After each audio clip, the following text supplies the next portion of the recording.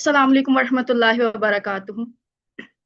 Respected guests, distinguished speakers, honorable panelists, and esteemed participants joining us from across the globe, it is with great pleasure and heartfelt gratitude that I extend a very warm welcome to all of you at the third Global Halal Industry Summit 2026. Organized by the Center for Halal Awareness Research and Training, Chart Minhaj University, Lahore. This This prestigious platform brings together renowned scholars, policymakers, regulators, and industry leaders from around the world, united by a shared commitment to advancing the global halal ecosystem. Today's summit serves as a vital forum for meaningful dialogue, knowledge exchange, and strategic collaboration. With this year's theme focusing on sustainability in the halal ecosystem, digital integrity, and green innovations, we aim to explore forward thinking solutions that integrate ethical values with technological advancements, ensuring transparency, trust, and long term sustainability in the halal industry. As your moderator, I, Riba Muzaffar, Manager Education and Training, will be guiding you through today's session. I'm truly honored by your presence and participation, and I look forward to engaging discussions and impactful outcomes. Thank you, and once again, welcome. We now begin with spiritual blessings. It is my honor to invite Qari Ikram Rabbani, a respected reciter of the Holy Quran, known for the soulful and melodious recitation, to present Tilawat-e-Quran Pak. He will open this blessing gathering with the kind words of Allah Almighty, bringing peace, reflection, and barakah to our proceeding. Please, sir, you may proceed now.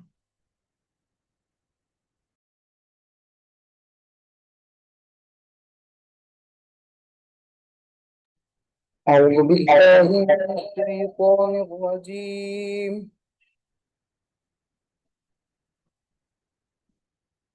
بسم الله الرحمن الرحيم.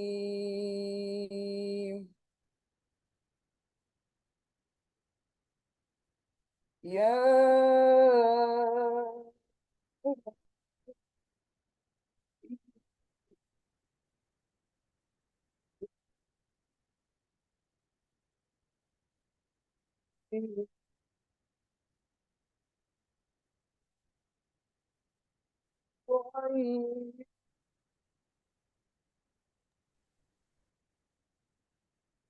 ولا تتبعوا خطوات الشيطان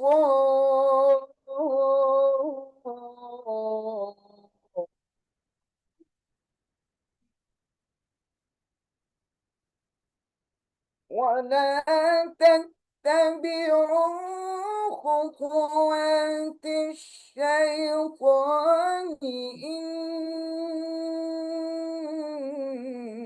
إنه لكم عدو مبين.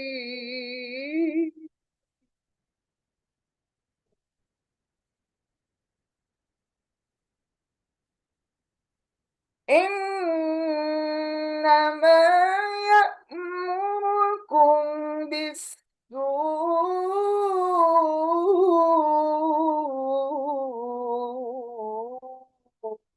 والفحشاء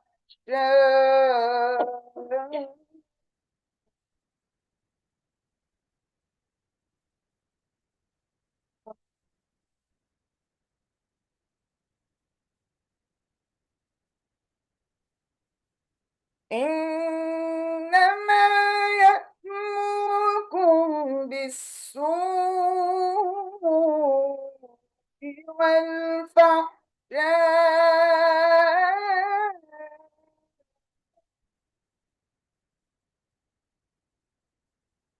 فقولوا على الله ما لا تعلمون.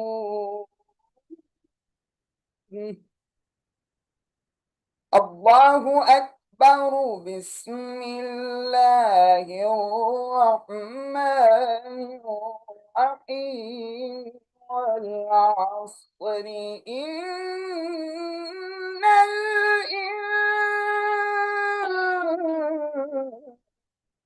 الإنسان لفي خسر إلا الذين آمنوا وعملوا الصالحات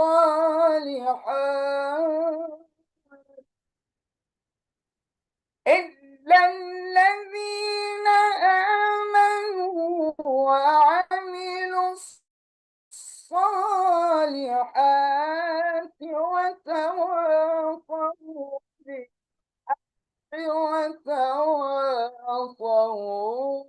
بالصبر وتواصوا بالحق وتواصوا بالصبر صدق الله العلي العظيم.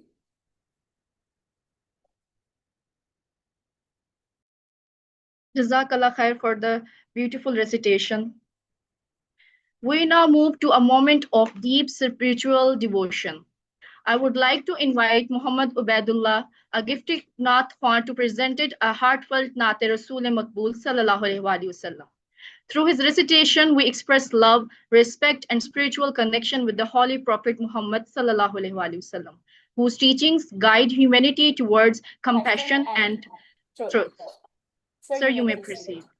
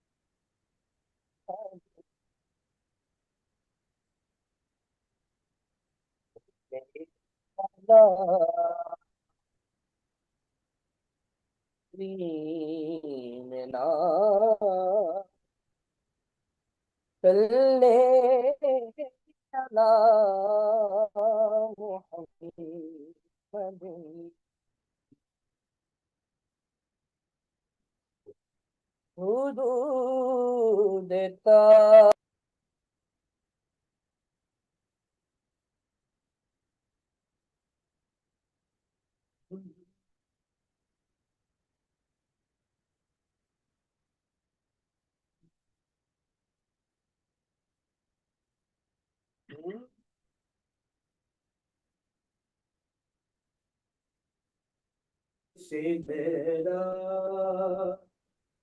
हुजूर जानते हैं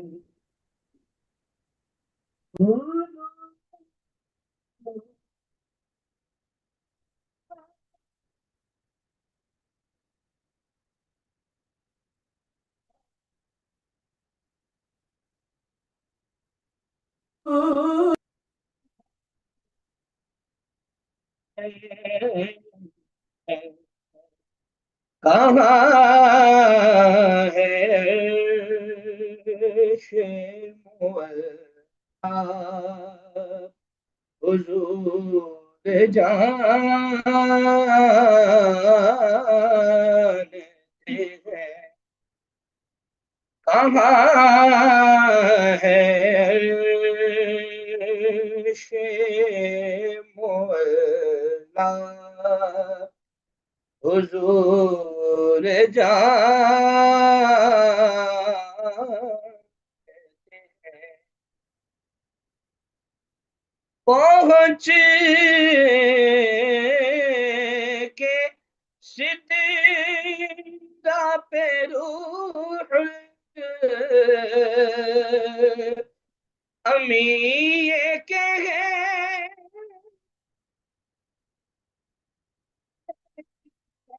लगा पहुँच के सिद्दा पे रूह हमी ये कहने लगे यहाँ से आगे का रास्ता हुजूर जानते हैं और सिखाई बात ये से बड़ी हमेशा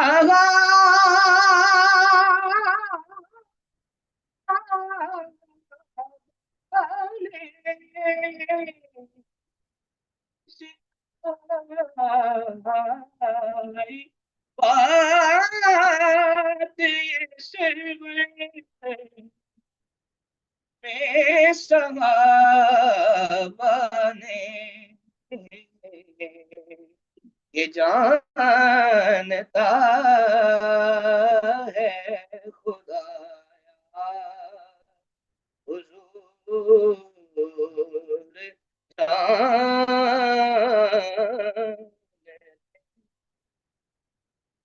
कहाँ है मुअल्ला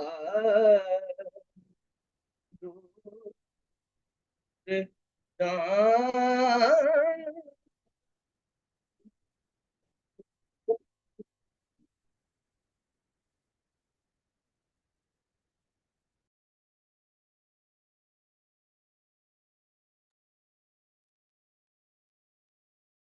Thank you so much for your soulful and inspiring presentation. We now proceed to the formal academic opening of the summit.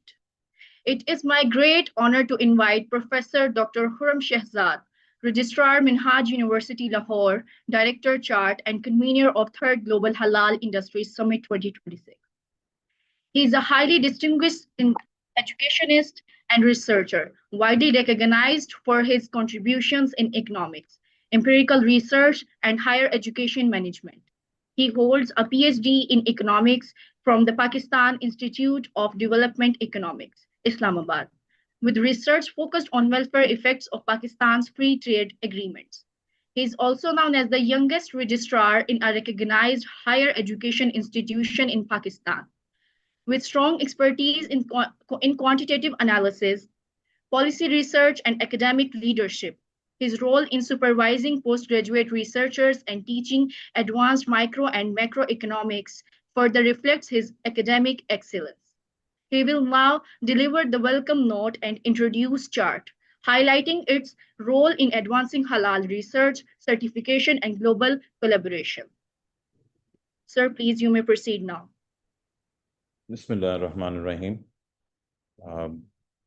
Hopefully I'm audible.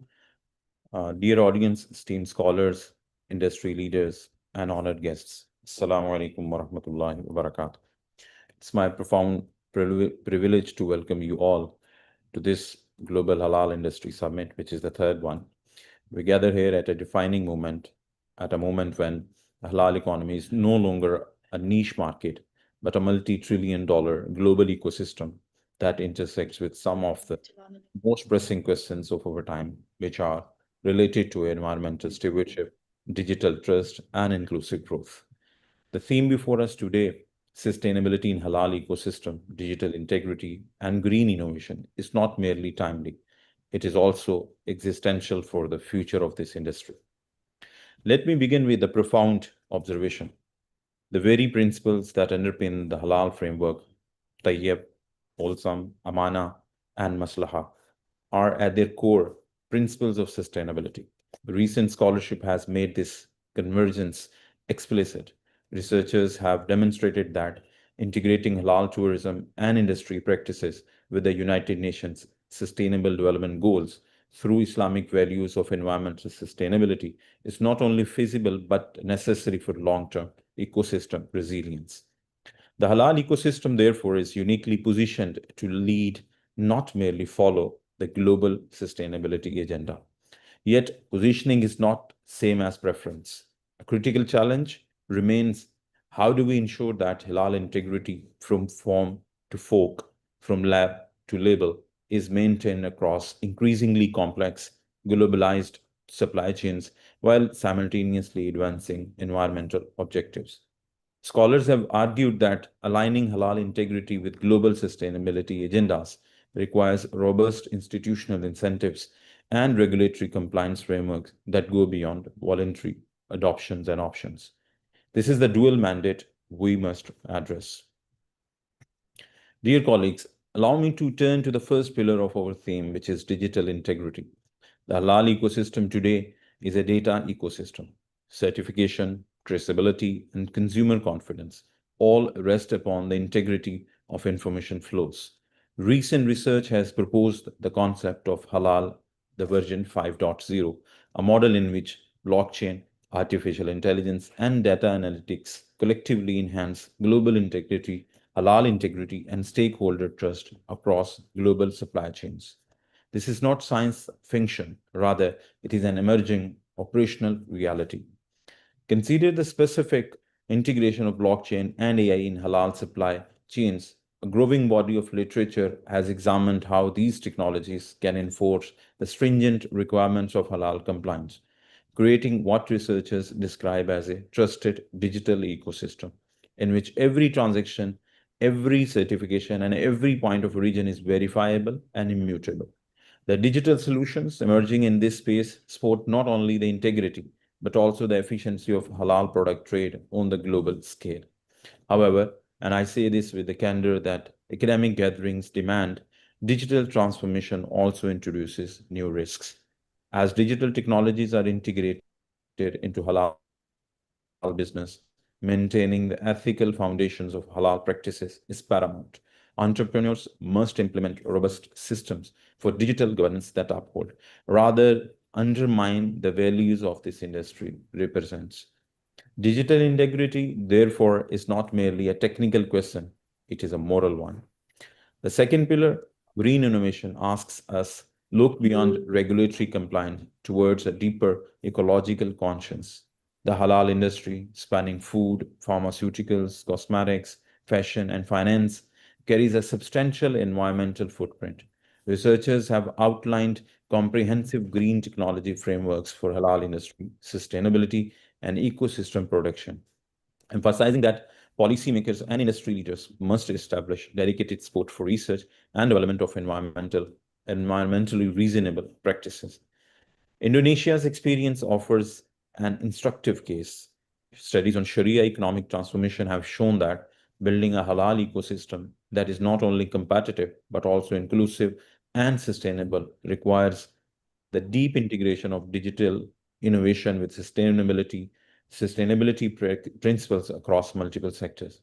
The lesson is clear. Green innovation in the halal space cannot be siloed. It must be systematic. Distinguished colleagues, what emerged from the current research landscape is an integrated vision, one that connects open innovation, theory, digital ecosystems, and sustainability to enhance competitiveness in the halal industry. Particularly, ASEAN and other regional blocs deepen economic integration. The halal industry of tomorrow will be one where digital traceability and green production are not added costs, but they are added competitive advantages, where integrity is the innovation. I wish to close with the three propositions for this summit to carry forward. Number one, invest in interoperable digital infrastructure, blockchain enabled traceability, AI driven quality assurance, and open data standards that make halal integrity verifiable across borders. Number two, embed green metrics into halal certification so that environmental sustainability becomes as non negotiable as the halal standard itself. And the third, foster cross disciplinary research, bringing together Islamic scholars, data scientists, environmental engineers, and economists to co design a halal ecosystem for 2030 and beyond. The world is watching, the consumers are demanding transparency, the planet is demanding responsibility, and our faith demands excellence, which is ihsan. Let this summit be the place where those demands converge into actions. I invite each of you to researchers, regulators, entrepreneurs, and thought leaders to engage boldly over the coming days, challenge assumptions, share evidence, and build partnerships. Welcome once again, all of you, to the Global Halal Industry Summit. May our deliberations be fruitful, our conclusions rigorous, and our impact lasting. Thank you very much. Thank you very much, sir, for your insightful opening. We now move to our opening keynote address. It is my great honor to invite Mr. Ehsan Awad, Secretary General of the Standards and Metrology Institute for Islamic countries. He is a globally respected authority in standards, quality infrastructure, and halal conformity assessment systems. He plays a vital role in harmonizing halal standards across OIC member states, strengthening international cooperation, and improving mutual recognition systems. He works significantly, contributes to building trust in a global halal trade through standardized certification systems and regulatory alignment. He will speak on digital integrity and smart halal technology. Sir, you may proceed now. Thank you very much. Bismillah ar-Rahman ar-Rahim. Honorable participants, distinguished representative of Minhaj University, Lahore, management of this university, dear brothers and sisters, Assalamu alaikum wa rahmatullahi wa barakatuh. At outset, I would like to thank the Minhaj University, Lahore, for organizing the third Global Halal Industry Summit 2026 and for the kind invitation. It's a great pleasure and honor to address to you today. As we explore together how principles of halal, long rooted in the ethics, purity, and trust, and can and must evolve into digital halal and smart halal ecosystems, serving as a driving force for innovation, environmental and social responsibility, and resilient technology-enabled food systems across our member states. Today, halal represents something far greater. It embodies trust, ethics, quality, and responsibility. Is expected to reflect not only what is permissible, but also what is tayyib, that which is pure, safe, ethical, and sustainable. One that is digitally secure, environmentally responsible, and globally harmonized. Distinguished participants, at the heart of any halal system lies trust between producers and consumers, trust in certification bodies, trust in authenticity of claims. In today's interconnected and digitized global market, this trust must be reinforced through digital means, which refers to ensuring that all halal-related data and certification process are authentic, secure, and traceable. It means that halal is not only declared by verifiable. This is particularly critical in a global halal market where supply chains span continents and involve multiple actors. However, digital integrity cannot exist in isolation. It requires a common language, a shared framework, and mutual recognition. This is precisely where the Standards and Metrology Institute for Islamic Countries, SIMIC, plays a central role. Through OIC SIMIC standards, SIMIC is building a unified backbone for halal ecosystem, ensuring that the systems are not fragmented, but aligned and credible across in Ummah, between across the OIC member states. By embedding digital solutions within the unified standards, we can ensure that technology strengthens the halal system. The key here is to have a unified standards.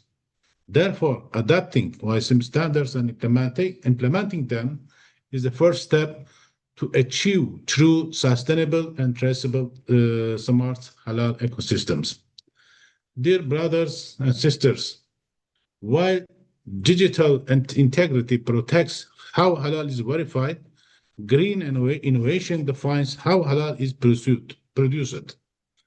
Green innovations in the halal ecosystem represent the integration of environmentally sustainable practices into every stage of the value chain.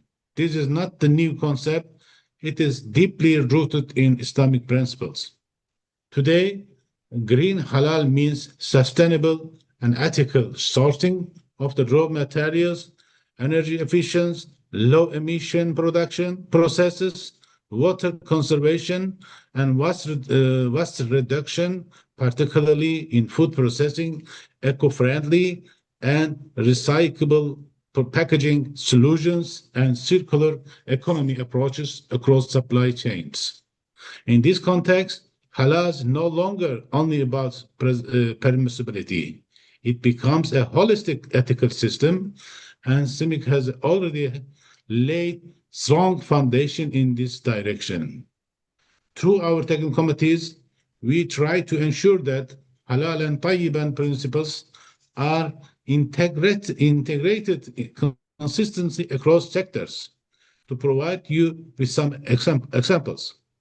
As part of this responsibility, TC1 is developing standards that directly support green halal objectives, including halal packaging, general requirements, which set rules for safe and suitable food contact packaging, including the use of the recycled materials and migration limits. The other important standard is on halal food prepared by bioprocessing techniques. General requirements.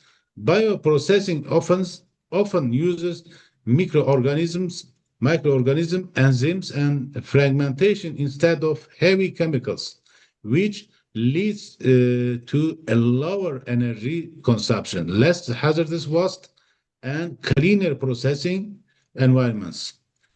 Bioprocessing techniques in this standard aim to ensure halal integrity of ingredients and processes.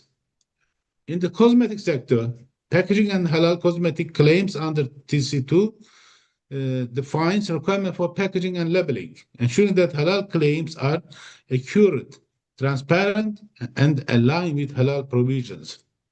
Furthermore, within the TC6, all standards related to agriculture have the priority to reflect Islamic rules, which also reinforce environmental sustainability, and the project on Islamic farming concept has a clear direction in integrated faith-based values and sustainability, animal welfare, and ethical food production. Islamic teaching promote the protection of the environment by recommending no excess use of water, land, and energy, avoiding soil degradation and pollution, and maintaining biodiversity and ecosystems. They all align with the regenerative agriculture. TC10, on the other hand, focus on halal supply chain standards.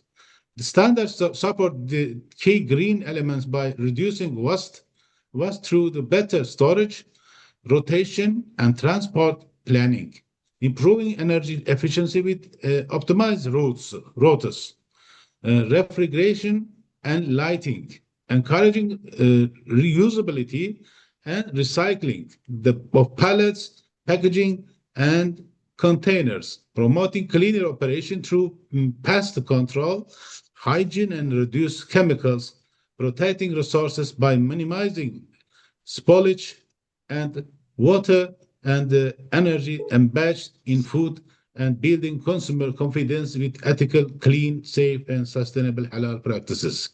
The halal management system provides a framework for managing halal and quality through leadership, risk management, risk assessment, operational controls, documentation, training, and continual improvement. Management systems strengthen halal integrity, product safety, and environmental responsibility. They reduce waste, improve resource efficiency, and support green halal by promoting clean, controlled, and sustainable operation. We have dedicated technical committee for energy efficiency and renewable energy, and it has published more than 20 standards that play a critical role in guiding industries toward reduced emissions, responsible energy use, and environmental aligned operations. These efforts demonstrate that sustainability is not an external addition to halal. It is embedded with it is every essence. Distinguished dear brother and sister and participants, the true transformation happens when digital integrity and green innovation converge. Such a system aligns naturally with global sustainability agendas, including the Sustainable Development Goals, while remaining firmly rooted in Islamic values. As the official standardization body of the OIC, CIMIC holds a unique responsibility and opportunity. Its mandate goes beyond harmonization. It is about shaping the future of halal ecosystem. Through its consensus-based, inclusive approach, bringing together regulators, industry experts, scientists, and Sharia scholars, CIMIC aims to ensure that science and Sharia work hand in hand. Standard, both technically robust and religiously sound. Member states benefit from a unified, credible, and globally recognized system. Looking ahead, CIMIC is well positioned to advance a comprehensive halal and tayyib and green model where halal ensures permissibility, tayyib ensure quality, safety, and ethics. Green ensures sustainability and environmental responsibility. This integrated approach will not only strengthen consumer confidence, but also enhance international trade, competitiveness, and global positioning of halal industry.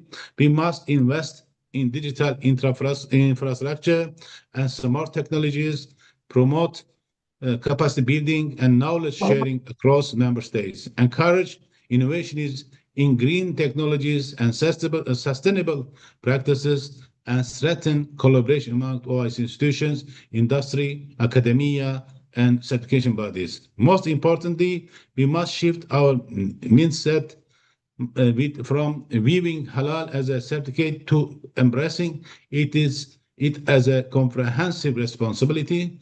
Let us work together to build this future, one that honors of our values, serves our communities, and protects our world for generation to come. I want to thank again for your kind attention and cooperation and invitation. Inshallah, this global activity will be very successful and benefit all Ummah. Thank you very much again. Assalamu alaikum wa rahmatullahi wa barakatuh.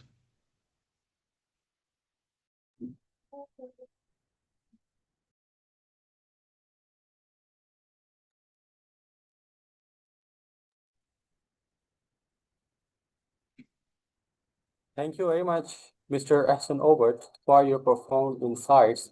Your focus on digital integrity truly sets a visionary roadmap for the future of the global halal infrastructure. Dear audience, here is Huzaifa Shubir working as a research scholar at Center for Halal Awareness Research and Training. And I am truly honored to take the pivotal session forwards as your moderator.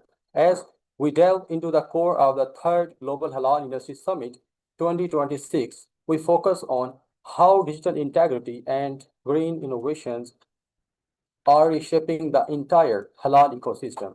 Our keynote speakers today are world-renowned global leaders who are effectively bridging the gap between traditional halal values and modern industrial standards for a better tomorrow.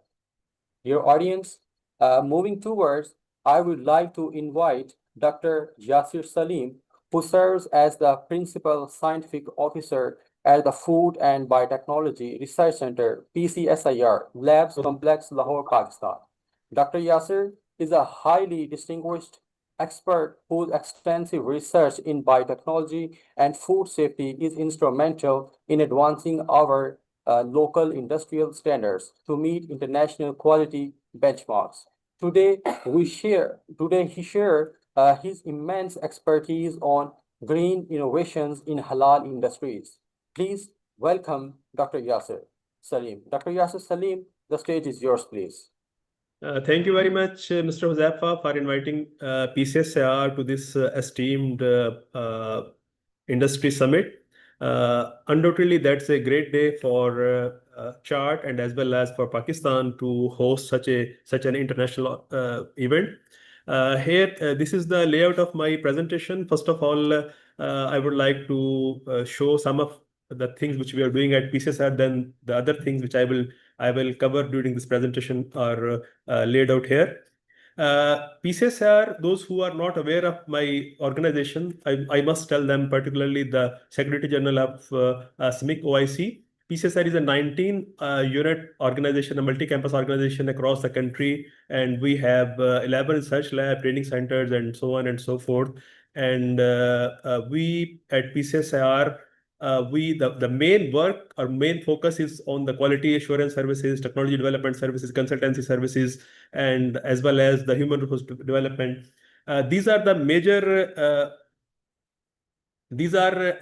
activities which we are performing, and we have almost several international recognitions, including ISO 17025 and many other international recognitions.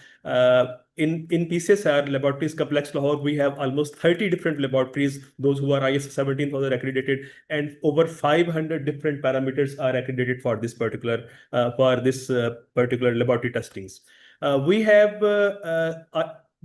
our presence in almost all industrial sectors, including industrial chemicals, laboratory equipment, specialized materials, energy sector, nutraceuticals, as well as nanotechnology, cosmetics, design and fabrication, building material, insulating materials, and as well as we have our presence in the industry of Pakistan in standardization, agrochemicals.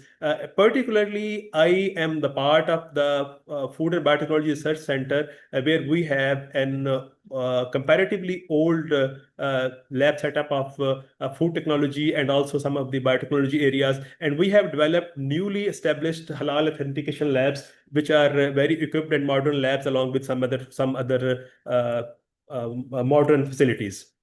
Now come to the point, the green halal, as the Professor Khurram Shahzad as well as Ihsan Obert, they mentioned the core pillars of halal. And this is generally considered that the halal is generally considered as the tayyib. The concept of tayyib is not much included in the particular understanding of halal. Here, I want to mention the need of green innovation in the halal system, because the core pillars are the spiritual compliance as well as the social justice and the ethical responsibility toward the environment. So the halal industry worldwide must not only have the economic force, but also on ethical and religious values. So there are different drivers of green innovation. I would like to mention those briefly. Particularly, just see the Muslim population is rising very fast, and the young people, they are really eco-conscious, and that is the case of many things. And the second, not only this, the global non-Muslim consumer, they are also attracted towards the halal and green halal. So that is the major driving force. That will cause us to develop our halal economy into the with green innovation, so that we can compete the world. Though you see that nowadays there are growing concerns that there must be some carbon neutral halal meat production, and there are to control the carbon footprints. So these kind of certifications are required for export of many things. So here I just want to mention just a Bloomberg report. Bloomberg, those who are not aware of Bloomberg, that is actually a global financial and data software and media company that governs and that actually influences the planning as well as the database planning, and many governments and many organizations they actually use their data for policy making. So Bloomberg has reported that the world has spent trillions of dollars for converting the economy from the normal fossil fuel, using fossil fuel energy, into green energy. So the trillions dollars are being spent from year 2014 until 2024, and now they are expecting more and more to convert the traditional industry into green industry. So we cannot ignore to add green innovation in that particular scenario. Second is the case. We need to have some strict ethical compliance on halal. In many countries, the halal is, particularly in Pakistan also, halal is considered as voluntary, but we need to have some strict regulatory compliance. This is actually a kind of ecosystem which many people, those who are working in halal, they might have studied that. So we have also derived this from an Indonesian model.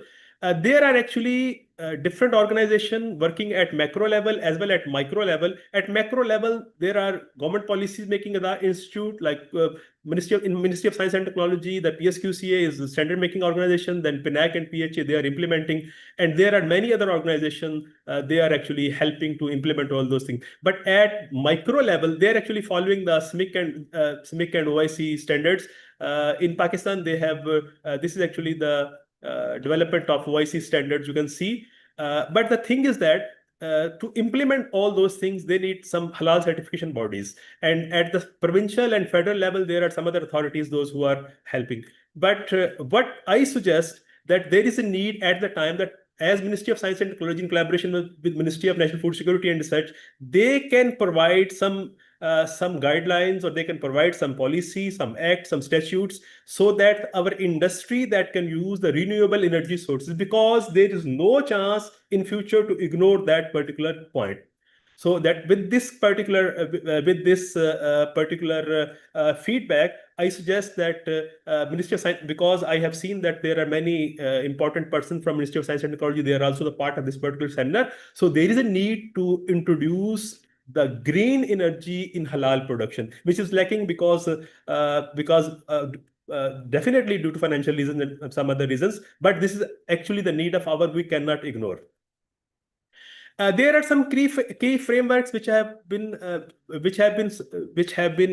laid down by the different organizations. Here, I just want to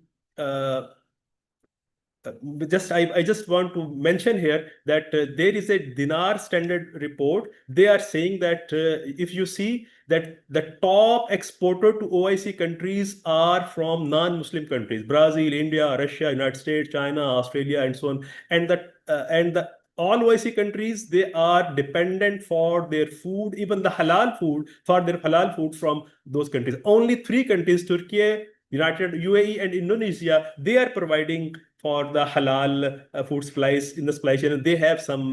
They are in top 10 OIC exporters. On the other hand, although for all the sectors, all the 4 sectors of halal, the growth in halal sector is definitely, there is a positive growth in halal food, halal pharma, halal cosmetics, but still they are not in a good position to export. They are not in a good position to sustain their own livelihood. The reason is because they have a very weaker system, weaker implementation system, and definitely weak production system.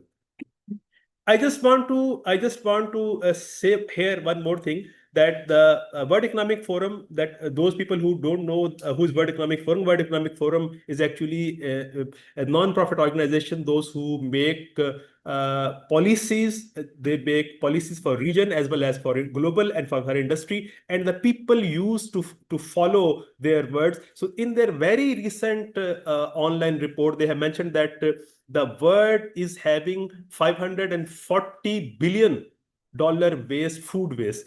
From that particular, you can see that the meat is only $94 billion, and the fresh produce at 88, as well as, and the bakery products are almost $68 billion. So that is actually not only an opportunity, that is also the part of the halal green ecosystem. So we have to control that. And this is the report for the world. And you know that the countries who are advanced countries or developed countries, for them particularly, the waste reduction is almost minimum. But for the sake of countries like Pakistan, our waste reduction, our waste is very huge. So I think in some of the industries, we have almost 40% post-harvest losses. So we have to specially control. If we want to come into green innovation or sustainable, so we need to, if we talk about sustainable agriculture or grain something, first of all, we need to reduce our waste. This is very important and very alarming that the world is, if the total exports of the all OIC countries is not even 1/5 of this $540 billion. So we have to very much considerate about that particular thing, that we have to reduce the waste. Then we need to add some sustainable agriculture practices like precision agriculture, solar power integration, the vertical farming, biogas digestion, and so on. So for really implementing all those things, we need some major shift from our conventional agriculture to precision agriculture and all those things. And ours must be some great, we need some great funds. We need to motivate the people for doing some kind of. Similarly, we need to add some eco-friendly buildings, although this is very expensive, but this is the need of ours. We cannot ignore it anymore. EVs, the electrical vehicles, although those are very expensive, and for the transportation purpose, people use them. But for logistics, this is not possible at this moment. But this we need to integrate somehow. We need to motivate our industrialists to work on that. Then, of course, as the Professor Ihsan Overt also mentioned, the eco-friendly packaging, we need to shift toward biodegradable, recyclable, and compostable, non-toxic packaging materials if we want to remain in the green ecosystem, because we need to save our carbon footprints, and also we have to ultimately change the system from conventional farming and conventional production to the modern green production system. Then there are some innovation required in product development. We need to use some alternative methods, particularly the fish for making gelatin, and also the eggshell, and we have to shift our production from the conventional meat production to lab grown, because we cannot stop this change. This is actually the scientific change, and ultimately that will come into force with the passage of time. So we have to change our industry from conventional industry to modern lines, and that is only the way to fight for the word. We have to compete for the word. Otherwise, there is no.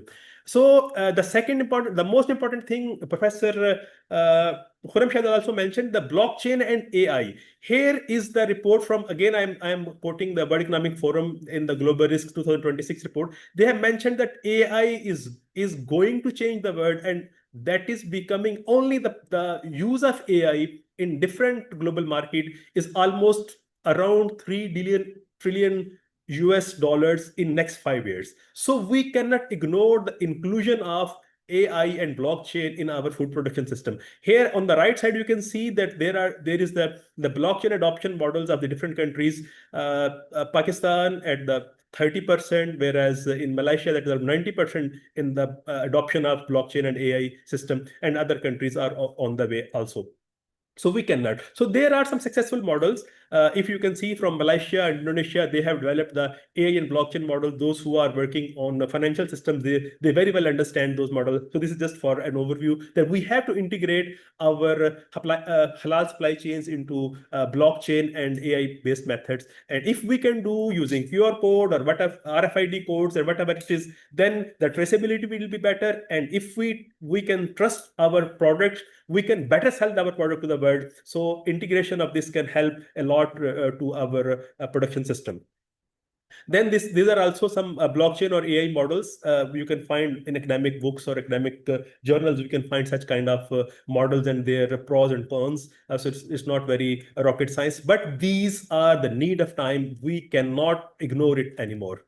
So the last thing which I want to mention here, that we need to provide some special green initiatives for financing the green sukuk. The Islamic, those who are from Islamic finance, they understand very well. So if we have that, if we can motivate our industry for green financing, then it is possible that they can integrate our system into that particular green innovation. And similarly, the green innovation funds, and only in that particular case, our financial, social, and environmental impact can be addressed from the conventional production to green production system.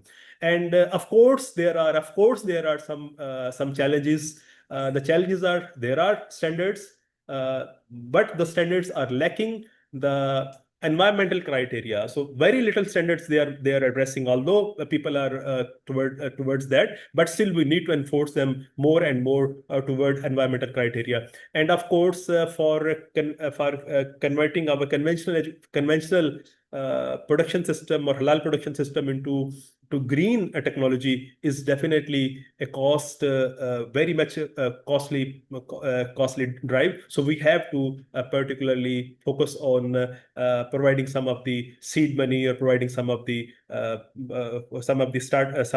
help to support them, particularly for converting it then. And in future, definitely we need to add our environmental practices, particularly the part of halal, because halal, as I mentioned in the earlier, also Professor Overt as well as the Professor Khurram Shahzad also mentioned that environmental practices are the part of halal. And the tayyib, the halal and tayyib, they are together. So we cannot ignore them anymore. So of course, for concluding them, just think that the halal, the green innovation is not an extra in the halal industry, but this is the major part. We cannot ignore them. And if we want to have our sustainable halal ecosystem, we need to make some of the major changes in our conventional production system. We need to add some digital integrity, and also we have to address our environment. And only with this we can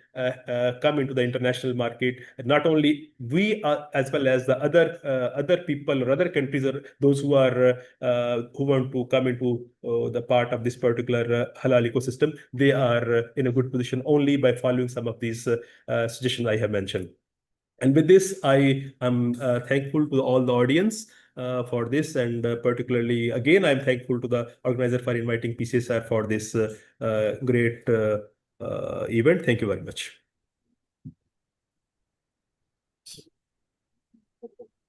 We are grateful for your precious time and wisdom, Dr. Yasir Salim.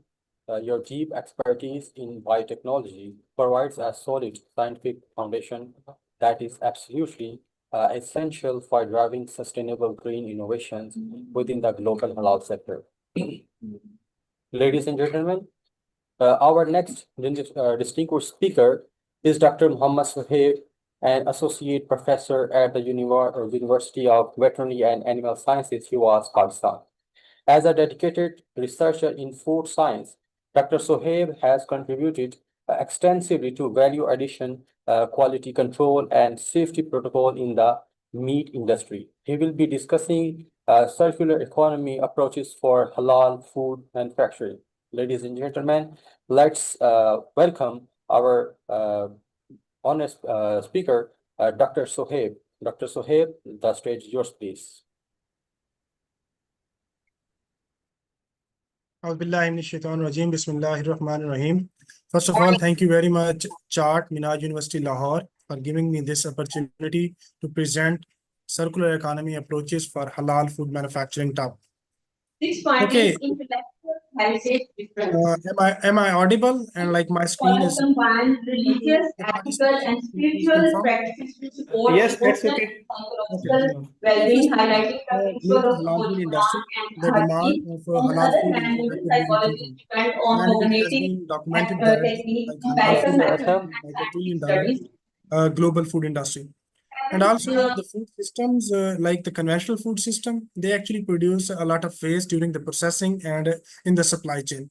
and they actually result in the resources inefficiency during the conventional food production system.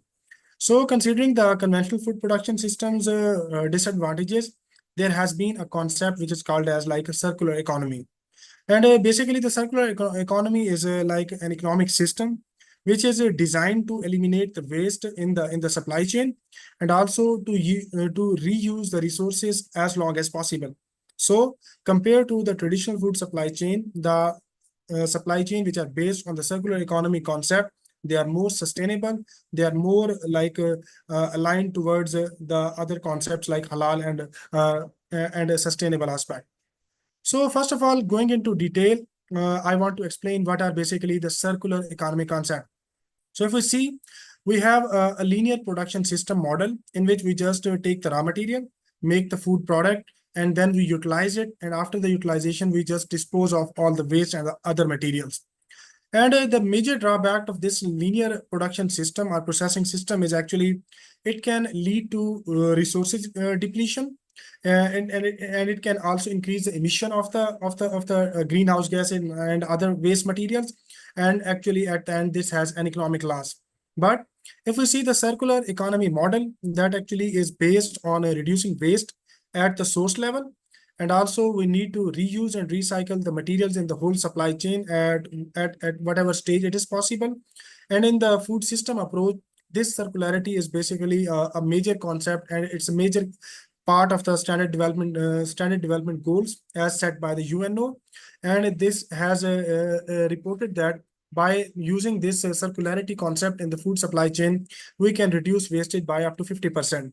So based on the circular economy concept in the food supply chain, you can convert the waste either into energy sources, maybe biogas and some other materials. You can convert them into like organic fertilizers. And the third most important concept is actually the development of different functional food ingredients. That is basically the major concept in the food industry or food supply chain. Okay, if we see the circular halal economy, what is the concept? Basically, if we merge the halal with the circularity.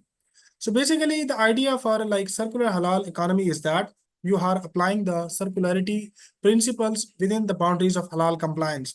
Because if you are certifying a food industry or food supply chain with halal, there are some basic rules. So in this concept, like circular halal economy, we will merge the circularity concept with the halal food production. And basically, in this concept, there are basically four major pillars. We will come up with the halal integrity, that is basically the ingredient permissibility. And also, what about the process? Either it is hygienic, non-hygienic. Second concept is about resources efficiency. That is basically based on the reduce waste as well as the reuse of material, if it is permissible, if it is halal. And the third concept is about ethical sustainability. That is more concerned towards environmental aspect as well as behavior of the people or social responsibility. But the major aim or overall concept of circular halal economy is we will produce halal food with almost zero waste and the maximum recovery of different valuable ingredients from the food materials. Okay, if we come up with the circular halal economy model, that is basically based on 5 different principles. And the first and the basic and the major principle requirement is every type of ingredient, every type of processes we are using that needs to ensure the halal compliance. And the second major concept is actually based on the reduction in waste as well as valorization of different kind of materials for the development of different food and food-based functional products. Third is based on the resources recycling. And the fourth important concept is actually the sustainable halal supply chain. That is actually one of the major concepts nowadays in the food industry. And also the every step will be traceability and also the transparency in the supply chain. So basically the circular halal economy model is based on these 5 basic principles. So if we see the circularity in the different industries, why we need the circularity model in the food industry? Basically, it has been reported that almost every food industry produces some kind of waste. And most of the time this waste is lost or it is gone into some other industry. But keep in mind, if we see the meat industry, they generate a lot of slaughterhouse waste in terms of bones, in terms of blood, in terms of other material. And also they could also generate wastewater. But keep in mind, in Pakistan, they also produce like a lot of waste. So the main idea for circularity is from slaughter to full utilization. Nothing should be wasted if it is a halal food material.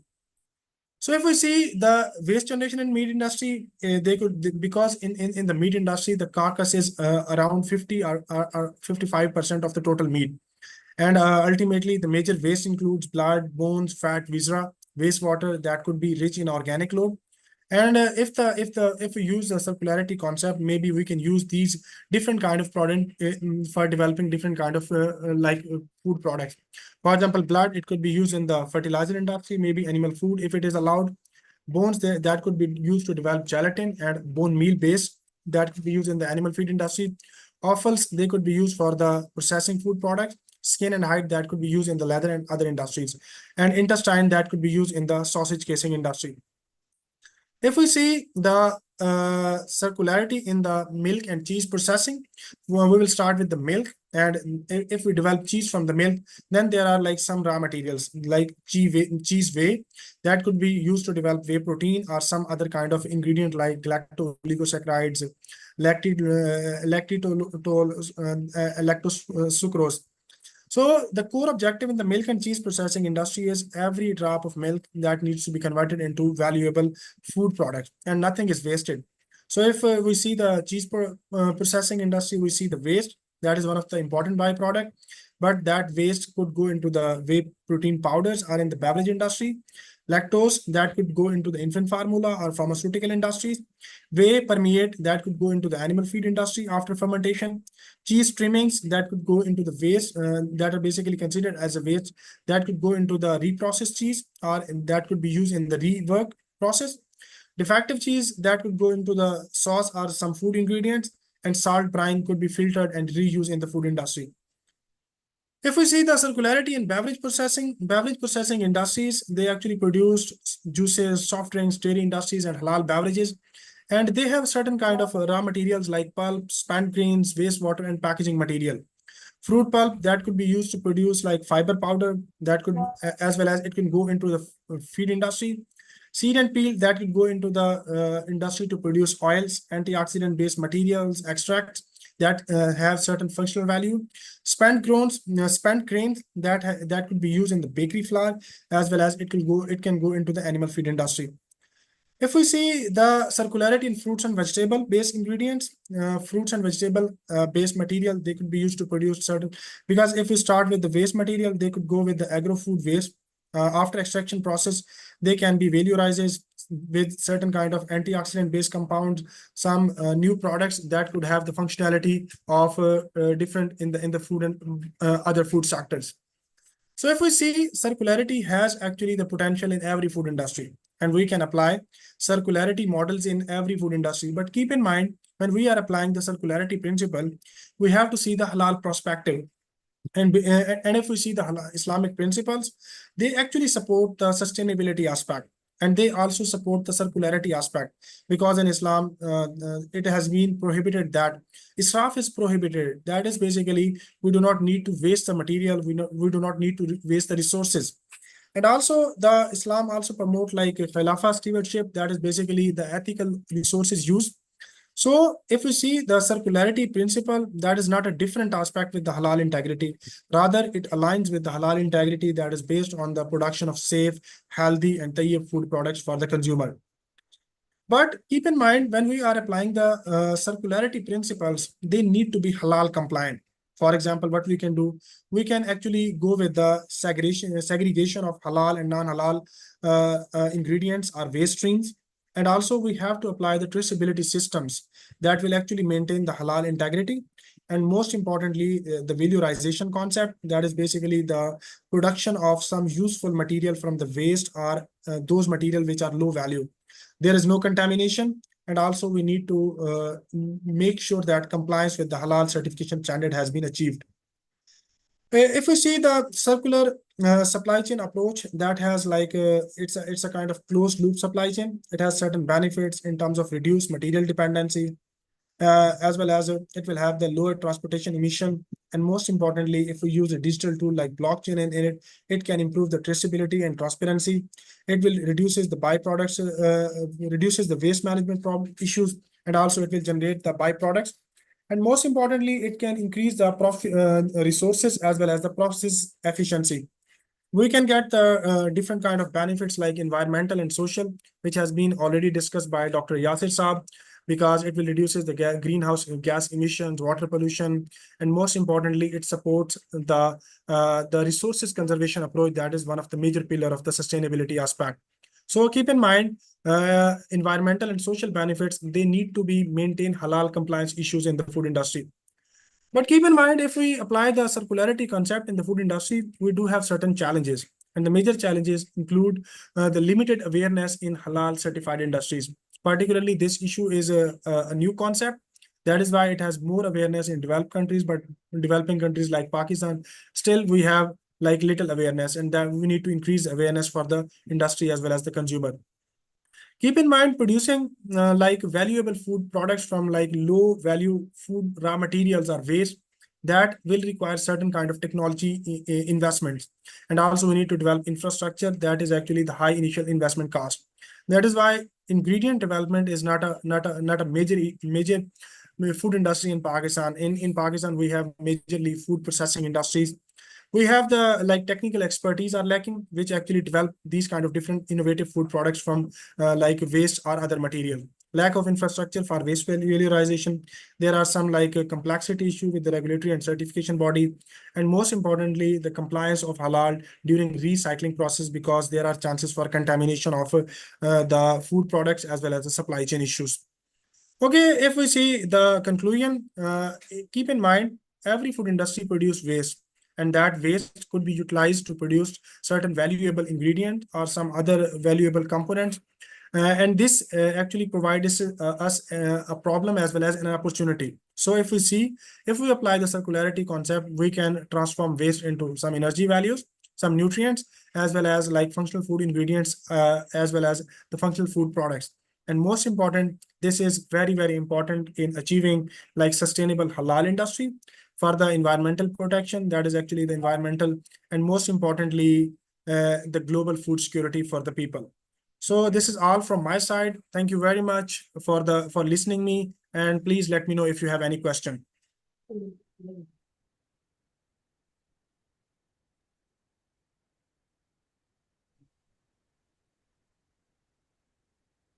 Thank you very much, Dr. Muhammad Sohaib, for that brilliant talk. Your presentation on circular economy provides a very practical and much-needed framework for significantly reducing waste in our modern food production system. Ladies and gentlemen, as we move into one of the most anticipated segment of our summit, the panel discussion. It is now my pleasure to hand over the moderation to our next moderator. Joining us today will be Ms. Tuba Khanum. With a strong foundation in human nutrition and extensive experience in academia, she brings a thoughtful perspective on sustainability within the halal ecosystem. However, reflects a commitment to bridging knowledge with practice, contributing to a future-focused halal industry. Please join me in welcoming Ms. Tuba Khanum to lead this dialogue. Thank you very much, Mr. Huzaifa. Bismillahirrahmanirrahim. Moses Mahmanan Garami, Mohtaram panelists, or Global Halal Ecosystem ke Moses Arakin. Assalamu alaikum rahmatullahi wa barakatuhu. It is both an honor and a responsibility to moderate this timely discussion at the 3rd Global Halal Industry Summit 2026. Today's panel sits at a very critical intersection where faith-based compliance meets technological disruption and environmental accountability. Halal industry is no longer confined to certifications alone. ठीक है? Halal industry अब महज certifications तक महदूद नहीं रही. ये एक multi-trillion dollar इंडस्ट्री बन चुकी है जो कि फूड, फार्मास्यूटिकल्स, कॉस्मेटिक्स, लॉजिस्टिक्स और फाइनेंस जैसे शोबों पे मुहित है. विद दिस एक्सपेंशन स्क्रूटनी में भी इजाफा हो गया है. क्या हलाल इंटेग्रिटी आलमी सप्लाई चेन्स में इंटीग्रेट की जा सकती है? क्या सस्टेनेबिलिटी को इस अंदाज में शामिल किया जा सकता है कि अफोर्डेबिलिटी और स्केलेबिलिटी मुतासर ना हो? और सबसे अहम सवाल जो कि आज के पैनलिस्ट से मैं उम्मीद करती हूँ कि वो उसको कवर जरूर करेंगे, क्या डिजिटल ट्रांसफॉर्मेशन को हलाल ऑथेंटिसिटी के जामिन के तौर पर काबिल एतमाद समझा जा सकता है? आज इन्हीं एजम्पशंस को आइडेंटिफाई करने के लिए और गैप्स को आइडेंटिफाई करने के लिए और मुस्तकबिल पर मबनी हिकमत अमली वज़ा करने के लिए हम जमा हुए हैं। इससे पहले कि मैं पैनलिस्ट का तारीफ करवाऊं, यहाँ ये बताना बहुत ज़रूरी है कि आज के समिट अटेंडीज में निज़ामुल मदारिस से अफराद भी शरीक हैं। इस वजह से हम पैनल को बाइलिंगुअल रखेंगे, उर्दू और इंग्लिश दोनों को इनकॉर्पोरेट करेंगे। मैं अब अपने मोअज़्ज़िज़ पैनलिस्ट का तारुफ उनकी मुनफरिद महारत के हवाले से पेश करती चलूँ। सबसे पहले आज के पैनल के चेयर जनाब अख्तर अली बुगियो, जो कि पाकिस्तान हलाल अथॉरिटी के डायरेक्टर जनरल हैं। He brings a critical regulatory and governance lens to this discussion. Sir, you are very welcome to this summit. हमारे अगले पैनलिस्ट हैं जनाब इजहारुल हक साहब, जो कि पाकिस्तान और अफगानिस्तान पेप्सिको के सप्लाई चेन और कमर्शलाइजेशन ऑपरेशंस की निगरानी कर रहे हैं। डॉक्टर इजहारुल हक साहब के बाद मोहम्मद उस्मान गनी साहब, जो कि आज के नेक्स्ट पैनलिस्ट होंगे, और वो डायरेक्टर हैं technical drug testing laboratory Lahore के। Sir, welcome abroad. आज के आखिरी पैनलिस्ट हैं डॉक्टर मोहम्मद कासिम, जो कि सीईओ हैं certification training and capacity building Pakistan के, और वो गुफ्तगू करेंगे एकेडेमिया से related.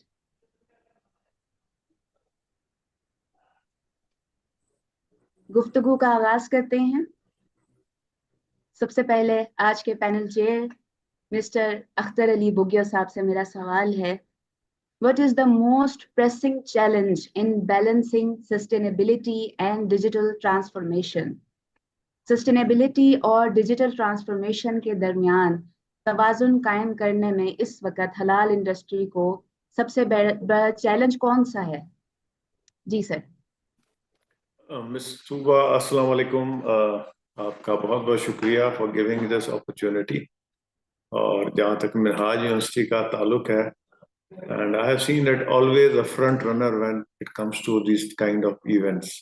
So the day one when I started as a director general, so I have been to this university and I've seen them doing so many innovative things. कभी वो कोई हलाल का डिप्लोमा शुरू करा रहे होते हैं, कोई सर्टिफिकेशंस करा रहे होते हैं, और बहुत इस तरह के हलाल के हवाले से वो करते रहते हैं।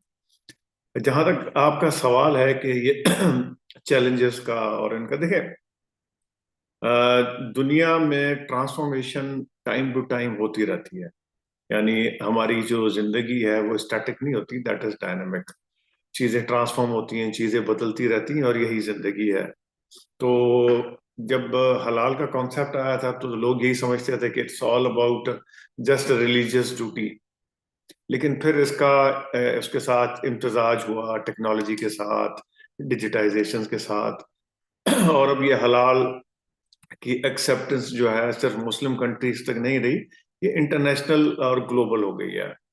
तो इस वक्त हमें इन सारे चैलेंजेस को मीट करने के लिए हमें वो सारी जो ग्लोबल प्रैक्टिसेस हैं उस पर जाना पड़ेगा। डिजिटाइजेशन का जो प्रोसेस है, इसकी सबसे बड़ी खूबी इट इज ट्रांसपेरेंसी। ये ट्रांसपेरेंसी लेके आती है, कन्फ्लिक्ट ऑफ इंटरेस्ट को खत्म करती है, डुप्लीकेशंस खत्म होती हैं, ईज ऑफ डूइंग बिजनेस होता है, और हम एक ही फोरम पे जाके इन सारे जितने भी स्टेक होल्डर्स हैं उनके साथ हम राब्ते में होते हैं और उनके साथ हम कनेक्ट हो जाते हैं। और उस डिजिटाइजेशन की सबसे बड़ी मिसाल इस वक्त आप मेरे सामने बैठी हुई हैं, मैं इधर इस्लामाबाद में बैठा हूँ, आप लाहौर में है, and so are the other participants. को कोई शायद जैसे एहसन ओवर्ट साहब थे, वो इस्तांबुल से थे और बाकी पाकिस्तान के मुख्तलिफ शहरों से, यानी कि not even by disturbing our day to day activities और वेयर वी आर वर्किंग।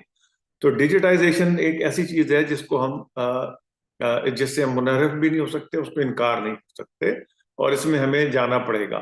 और डिजिटाइजेशन की वजह से जिंदगी भी आसान हो गई है, हर चीज जस्ट अ क्लिक अवे। अब आप कोई सा भी उठा लें, हलाल तो एक फिर भी इसकी सर्टिफिकेशंस और इस तक महदूद है।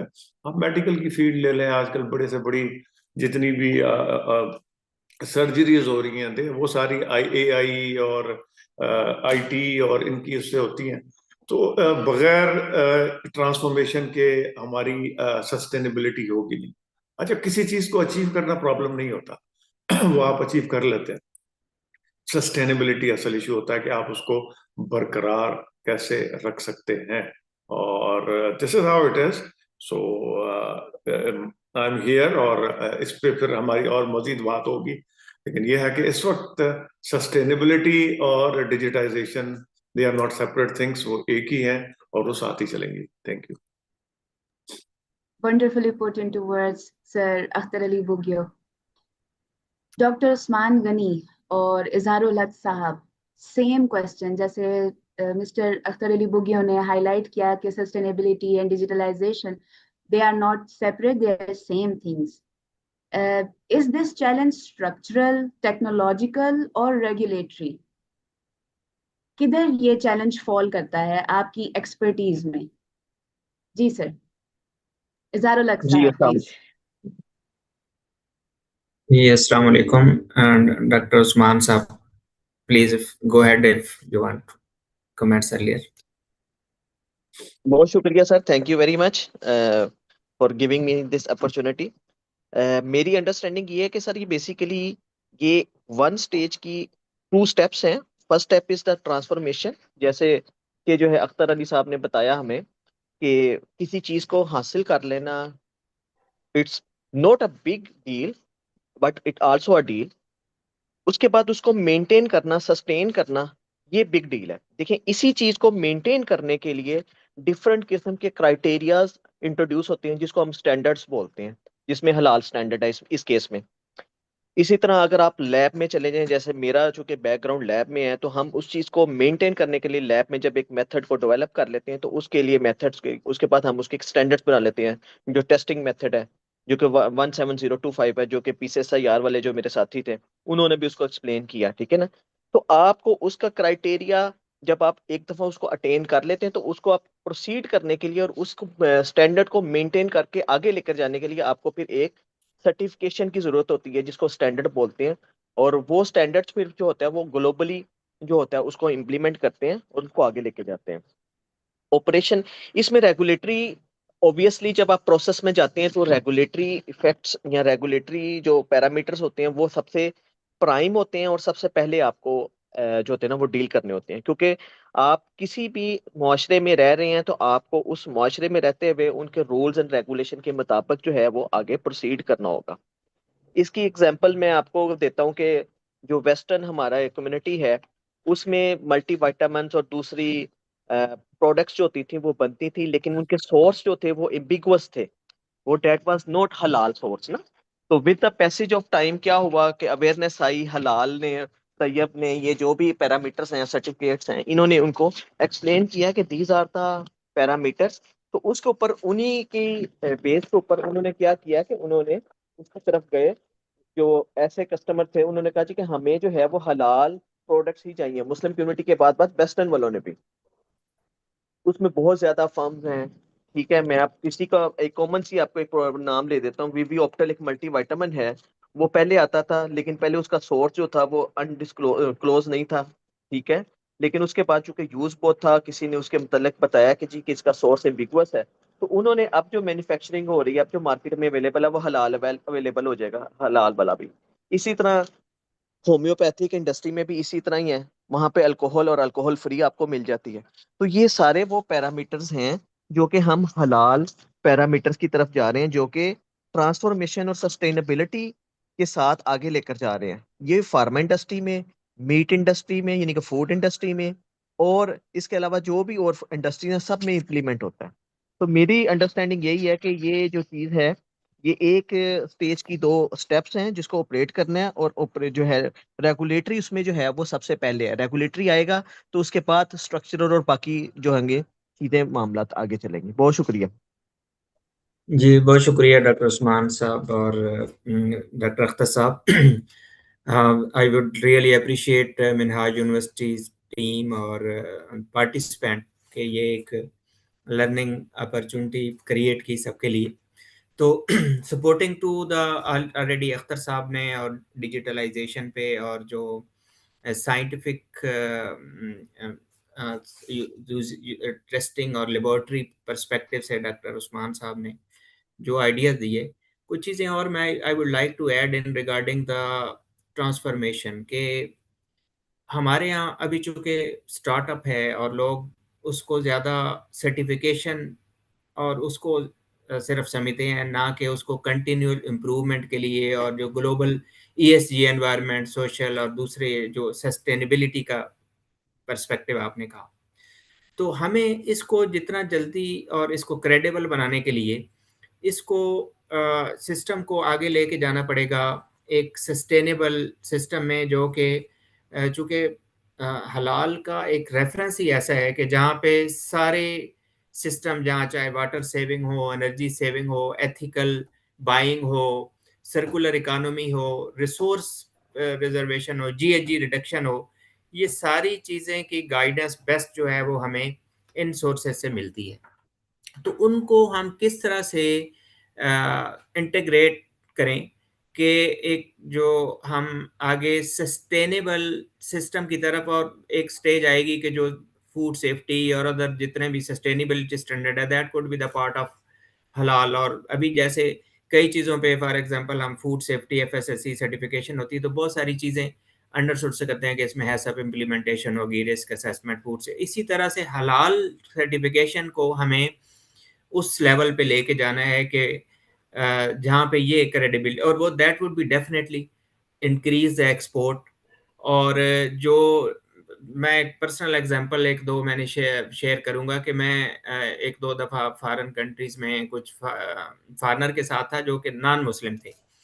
तो मैं जब रेस्टोरेंट में उनको बता रहा था कि मुझे वो चेक कर रहा था, तो they were asking better question than me. तो मैंने कहा ये आपको कैसे इतनी डिटेल पता है वो जो सोर्सिंग पे? तो वो कह के हमने हलाल सर्टिफिकेशन कोर्स किया है फॉर इंडस्ट्री। तो मैंने फिर क्वेश्चन किया कि उसके बाद कहते हैं कि उसके बाद हम प्रेफर करते हैं कि हम हलाल फूड जहाँ पे prefer, they also order the हलाल फूड फॉर देयर सेल्फ। तो ये एक ऐसा एस्पेक्ट है कि हम इसको और डेफिनेटली जब ये कंसेप्ट और लोगों को अंडरस्टैंडिंग होगी कि जो हलाल फूड्स हैं these are the superior, they are the superior standard. लेकिन इसके पीछे जो पार्टिसिपेंट हैं, जो हमारी हलाल सर्टिफिकेशन बॉडीज हैं, हमारे कोलीग्स यहाँ मौजूद हैं, they could better present this concept is well, कि वो कैसे इसको क्रेडिबल बनाते हैं। ये क्रेडिट उनको जाएगा जो लोग इसको लेके चल रहे हैं। तो I think these are concept in this perspective and we can go further with the other comments. Thank you, Dr. Izharul Haq and Dr. Usman Ghani Saab. Dr. Qasim Saab, your turn. हमने Malaysia की example दी, हमने बात की कि Pakistan has recently taken on the challenge of being a leader in global halal industry. जाहिर बात है इसके स्टैंडर्ड्स मलेशिया से तो अभी निस्बतन डाउन ही हैं. It is trying to cope up with the global standards. हमने क्रेडिबिलिटी की बात की, हमने स्टैंडर्डाइजेशन की बात कर ली. Are we moving too fast in digitalization? अभी हमारे स्टैंडर्ड्स भी अप टू द पार नहीं हैं बहुत सी इंडस्ट्रीज में. जैसे कि सर इजहार साहब ने बात की कि कुछ चीज़ों में कुछ इंडस्ट्रीज जो हैं वो अपनी सोर्सेज को नहीं बताती, नहीं डिस्क्लोज करती. फूड लेबलिंग में भी यानी इशू है. तो are we moving too fast in this scenario? Please इस पे जरा रोशनी डालिएगा. अस्सलाम वालेकुम रहमतुल्लाह. सबसे पहले तो तमाम पार्टिसिपेंट को अस्सलाम वालेकुम. अख्तर बोगिया साहब को खिदमत में अर्ज़ और तमाम पार्टिसिपेंट को अस्सलाम वालेकुम. I appreciate the efforts of Minhaj University for arranging this third Global Halal Industry Summit. चूंकि मैं एक हलाल सर्टिफिकेशन बॉडी के सेक्टर में लास्ट 18 ईयर से इस सेक्टर में हूँ और सर्व कर रहा हूँ, मैं समझता हूँ एक क्रेडिबल, एक अथेंटिक और एक सस्टेनेबल सर्टिफिकेशन बॉडी के लिए जो डिजिटलाइजेशन है, ये ट्रांसफॉर्मेशन है, it's not longer optional but it's strategic needs and necessity. अगर हम हलाल सर्टिफिकेशन के पर्सपेक्टिव में बात करें, एक हलाल सर्टिफिकेशन बॉडी के लिए चैलेंजेस कौन से पेश आते हैं, तो उसमें अगर हम देखें तो सर फहरिस्त जो है वो रॉ मटेरियल की वैल्यूएशन होती है। उसके बाद अगर हम एंड टू एंड ट्रेसेबिलिटी को डिस्कस करें कि जो कि बैकबोन है किसी भी मैनेजमेंट सिस्टम और हलाल सर्टिफिकेशन के ऑडिट्स के लिए। इसके बाद अगर हम जो सर्टिफाइड क्लाइंट्स हैं उनके डेटा के हवाले से बात करें, या जो एक्रीडेशन की रिक्वायरमेंट्स होती है उनके कंप्लायंस के हवाले से अगर हम बात करें, तो ये वो चैलेंजेस हैं जो किसी भी सर्टिफिकेशन बॉडी को पेश आती हैं।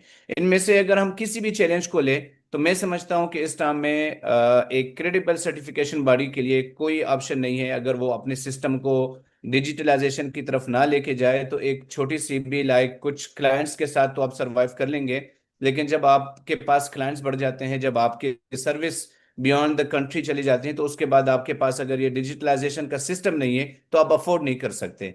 अगर मैं आज इस प्लेटफॉर्म को से फायदा उठाते हुए अगर मैं सर्टिफिकेशन के ऑडिट्स में अगर रॉ मटेरियल इवैल्यूएशन की बात करूं, तो आज हमारे पाकिस्तान में मोस्टली जो सर्टिफिकेशन बॉडीज हैं उनका मेथड क्या है कि हम ट्रेसेबिलिटी बेस्ड ऑडिट्स कर रहे होते हैं, क्योंकि दुनिया के अंदर दो मेथड हैं, एक ट्रेसेबिलिटी मेथड है और एक कंप्लायंस मेथड है।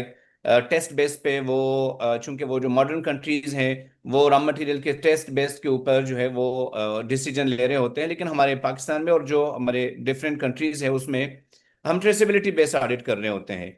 हम किसी भी इंडस्ट्री में जाके उनके रॉ मटेरियल्स को लेते हैं, उनके रॉ मटेरियल्स की इवैल्यूएशन कर रहे होते हैं।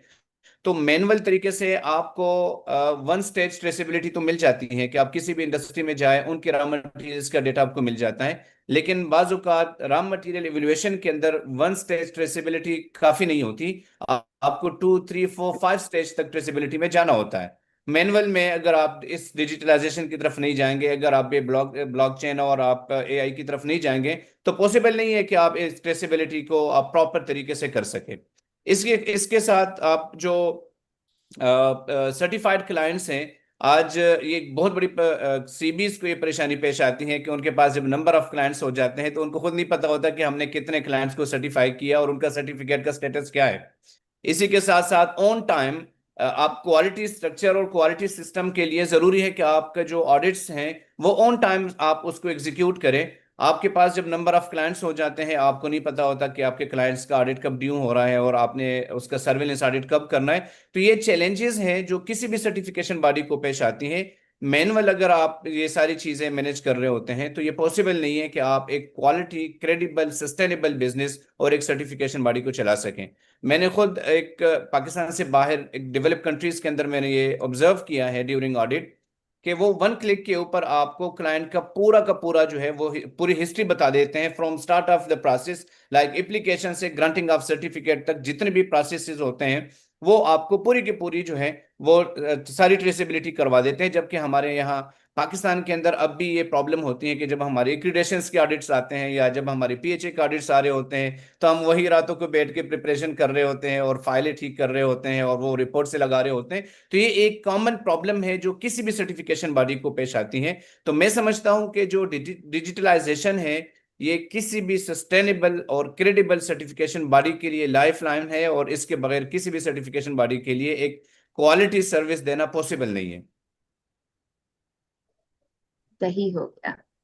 Thank you doctor Mohammad Qasim ji. Mister Akhtar Ali Bughio sir, your input जी जी, थैंक यू। अच्छा देखिए, मैं क्योंकि पैनल है and we have so many people listening to us, और हम यहाँ बैठे हुए हैं अपनी इंफॉर्मेशन को डिसमिनेट करने के लिए कि लोगों को पता चले कि ये है क्या। तो सबसे पहले कुछ चीज़ें मैं जो अभी मैंने सुनी है अपने आप से भी और दूसरों से, तो एक तरफ से एक स्टेटमेंट आई कि हमारे जो स्टैंडर्ड्स हैं वो एट पार नहीं हैं। सो ऐसा कुछ भी नहीं है, ऐसा कुछ भी नहीं है। और हमारे जितने भी हम पहली बात यह है कि हमारे जितने भी स्टैंडर्ड्स हैं जो हमने अडॉप्ट किए हैं और जिनको हम फॉलो करते हैं, वो सारे सिमिक के स्टैंडर्ड्स हैं, OIC के स्टैंडर्ड्स हैं कंप्लायंस में। और मेरी और आपकी एक्सपर्टी में फर्क आ सकता है, लेकिन उन स्टैंडर्ड्स में कोई प्रॉब्लम नहीं है। दूसरी बात यह है कि थोड़ा सा जैसे अभी एक बात निकली कि जी मलेशियन स्टैंडर्ड्स हमसे बेहतर नहीं है, ये भी तो एक मिसकॉन्सेप्ट है। एक तो हम जो हमारे जो अपने एक्सपर्ट्स लोग हैं ना, हमने उनको अंडर एस्टिमेट बहुत किया हुआ है। Let me be very honest to you, like मैं बाहर पढ़ा भी हूँ, बाहर मैंने रहा भी हूँ, मैंने काम भी किया है। आप यकीन करें, हमारी जो हलाल सर्टिफिकेशन बॉडीज हैं, बिकॉज हम उनको सर्टिफाई करते हैं, मैं ये नहीं कहता कि सारी, लेकिन most of them at par है। और जो बाहर की भी जो सर्टिफिकेशन बॉडीज हैं, ये उनसे बेहतर काम करती हैं, I can assure you that. हमारे जो मुफ्ती साहबान हैं, इनको भी हम अंडर एस्टिमेट करते हैं, क्योंकि उन्होंने अपने आप को एक लेबल किया हुआ है, शलवार कमीज टखनों से ऊपर। आप इस पे ना जाएं, आप उनकी एक्सपर्टीज देखें। जब आप उनसे सब्जेक्ट पे बात करते हैं और वो जब आपको अपनी एक्सपर्टीज बताते हैं कि हम इन चीजों को कैसे अचीव करते हैं, असल चीजें ये होती हैं। हम अभी तक पाकिस्तान, यानी हम अभी तक, ये ग्लोबल वॉर हो रही थी, और जब पाकिस्तान ने ऑफर किया जी हम इसको मीडिएट करेंगे, हमारा जो बेवकूफ ऑडियंस है, व्हाट वर दे सेइंग, ओ इन्होंने क्या करना है, हमारा क्या। Now you see what's going on, where Pakistan stands. हलाल में भी हमारा यही हाल है, किसी भी में। हाँ, टेक्नोलॉजी और उसके अंदर हमारे अंदर एक गैप है, और उस वजह से हम जो है ना, अब जैसे उसमें, अब फॉर एग्जांपल अगर कोई हमारा, मैं अक्सर ये मिसाल भी देता हूँ, मैं अपने अगर पड़ोस की मस्जिद में जाता हूँ नमाज पढ़ने, I don't have any right to question that इमाम साहब, कि इमाम साहब जरा मुझे दुआ कुनूत सुना दें, सूरह फातिहा सुना दें, इसमें कितनी रकात। नहीं नहीं नहीं, मेरा ये बिलीव है कि जिस इमाम साहब के मैं पीछे खड़ा हुआ हूं, वो उस ड्यू प्रोसेस से होके गुजर के वहां पहुंचे हैं। All I can do is yes, जिस तरह मैं डॉक्टर से उसकी डिग्री का पूछ सकता हूँ कि आपने डिग्री कहाँ से ली है, उनसे मैं ये जरूर पूछ सकता हूँ कि आपकी एजुकेशन कहाँ से है और आप कहाँ से अपॉइंट हुए हुए, दैट्स आई कैन डू। लेकिन उसकी क्रेडिबिलिटी को चैलेंज करना, नॉट एट ऑल। हम तो अभी तक, मैं हैरान होता हूँ, हमारे अपने जो लोग हैं, एक्सपर्ट्स हैं, they don't even as of today differentiate between standard क्या होता है, स्टैंडर्डाइजेशन क्या होती है, एक्रेडिटेशन क्या होती है, सर्टिफिकेशन क्या होती है, रेगुलेशन क्या होती है, कंफर्मिटी असेसमेंट क्या होती है। मैंने अच्छे खासे लोग दे मिक्स इट अप। ऐसा नहीं है, ये सारे के सारे एक्सपर्ट एरियाज हैं, यहाँ पे भी लोग मौजूद हैं, लेकिन बस थोड़ा सा अनफॉर्चुनेटली हमें ना एक दूसरे के काम के अंदर ट्रस्ट पास करने का बहुत शौक है।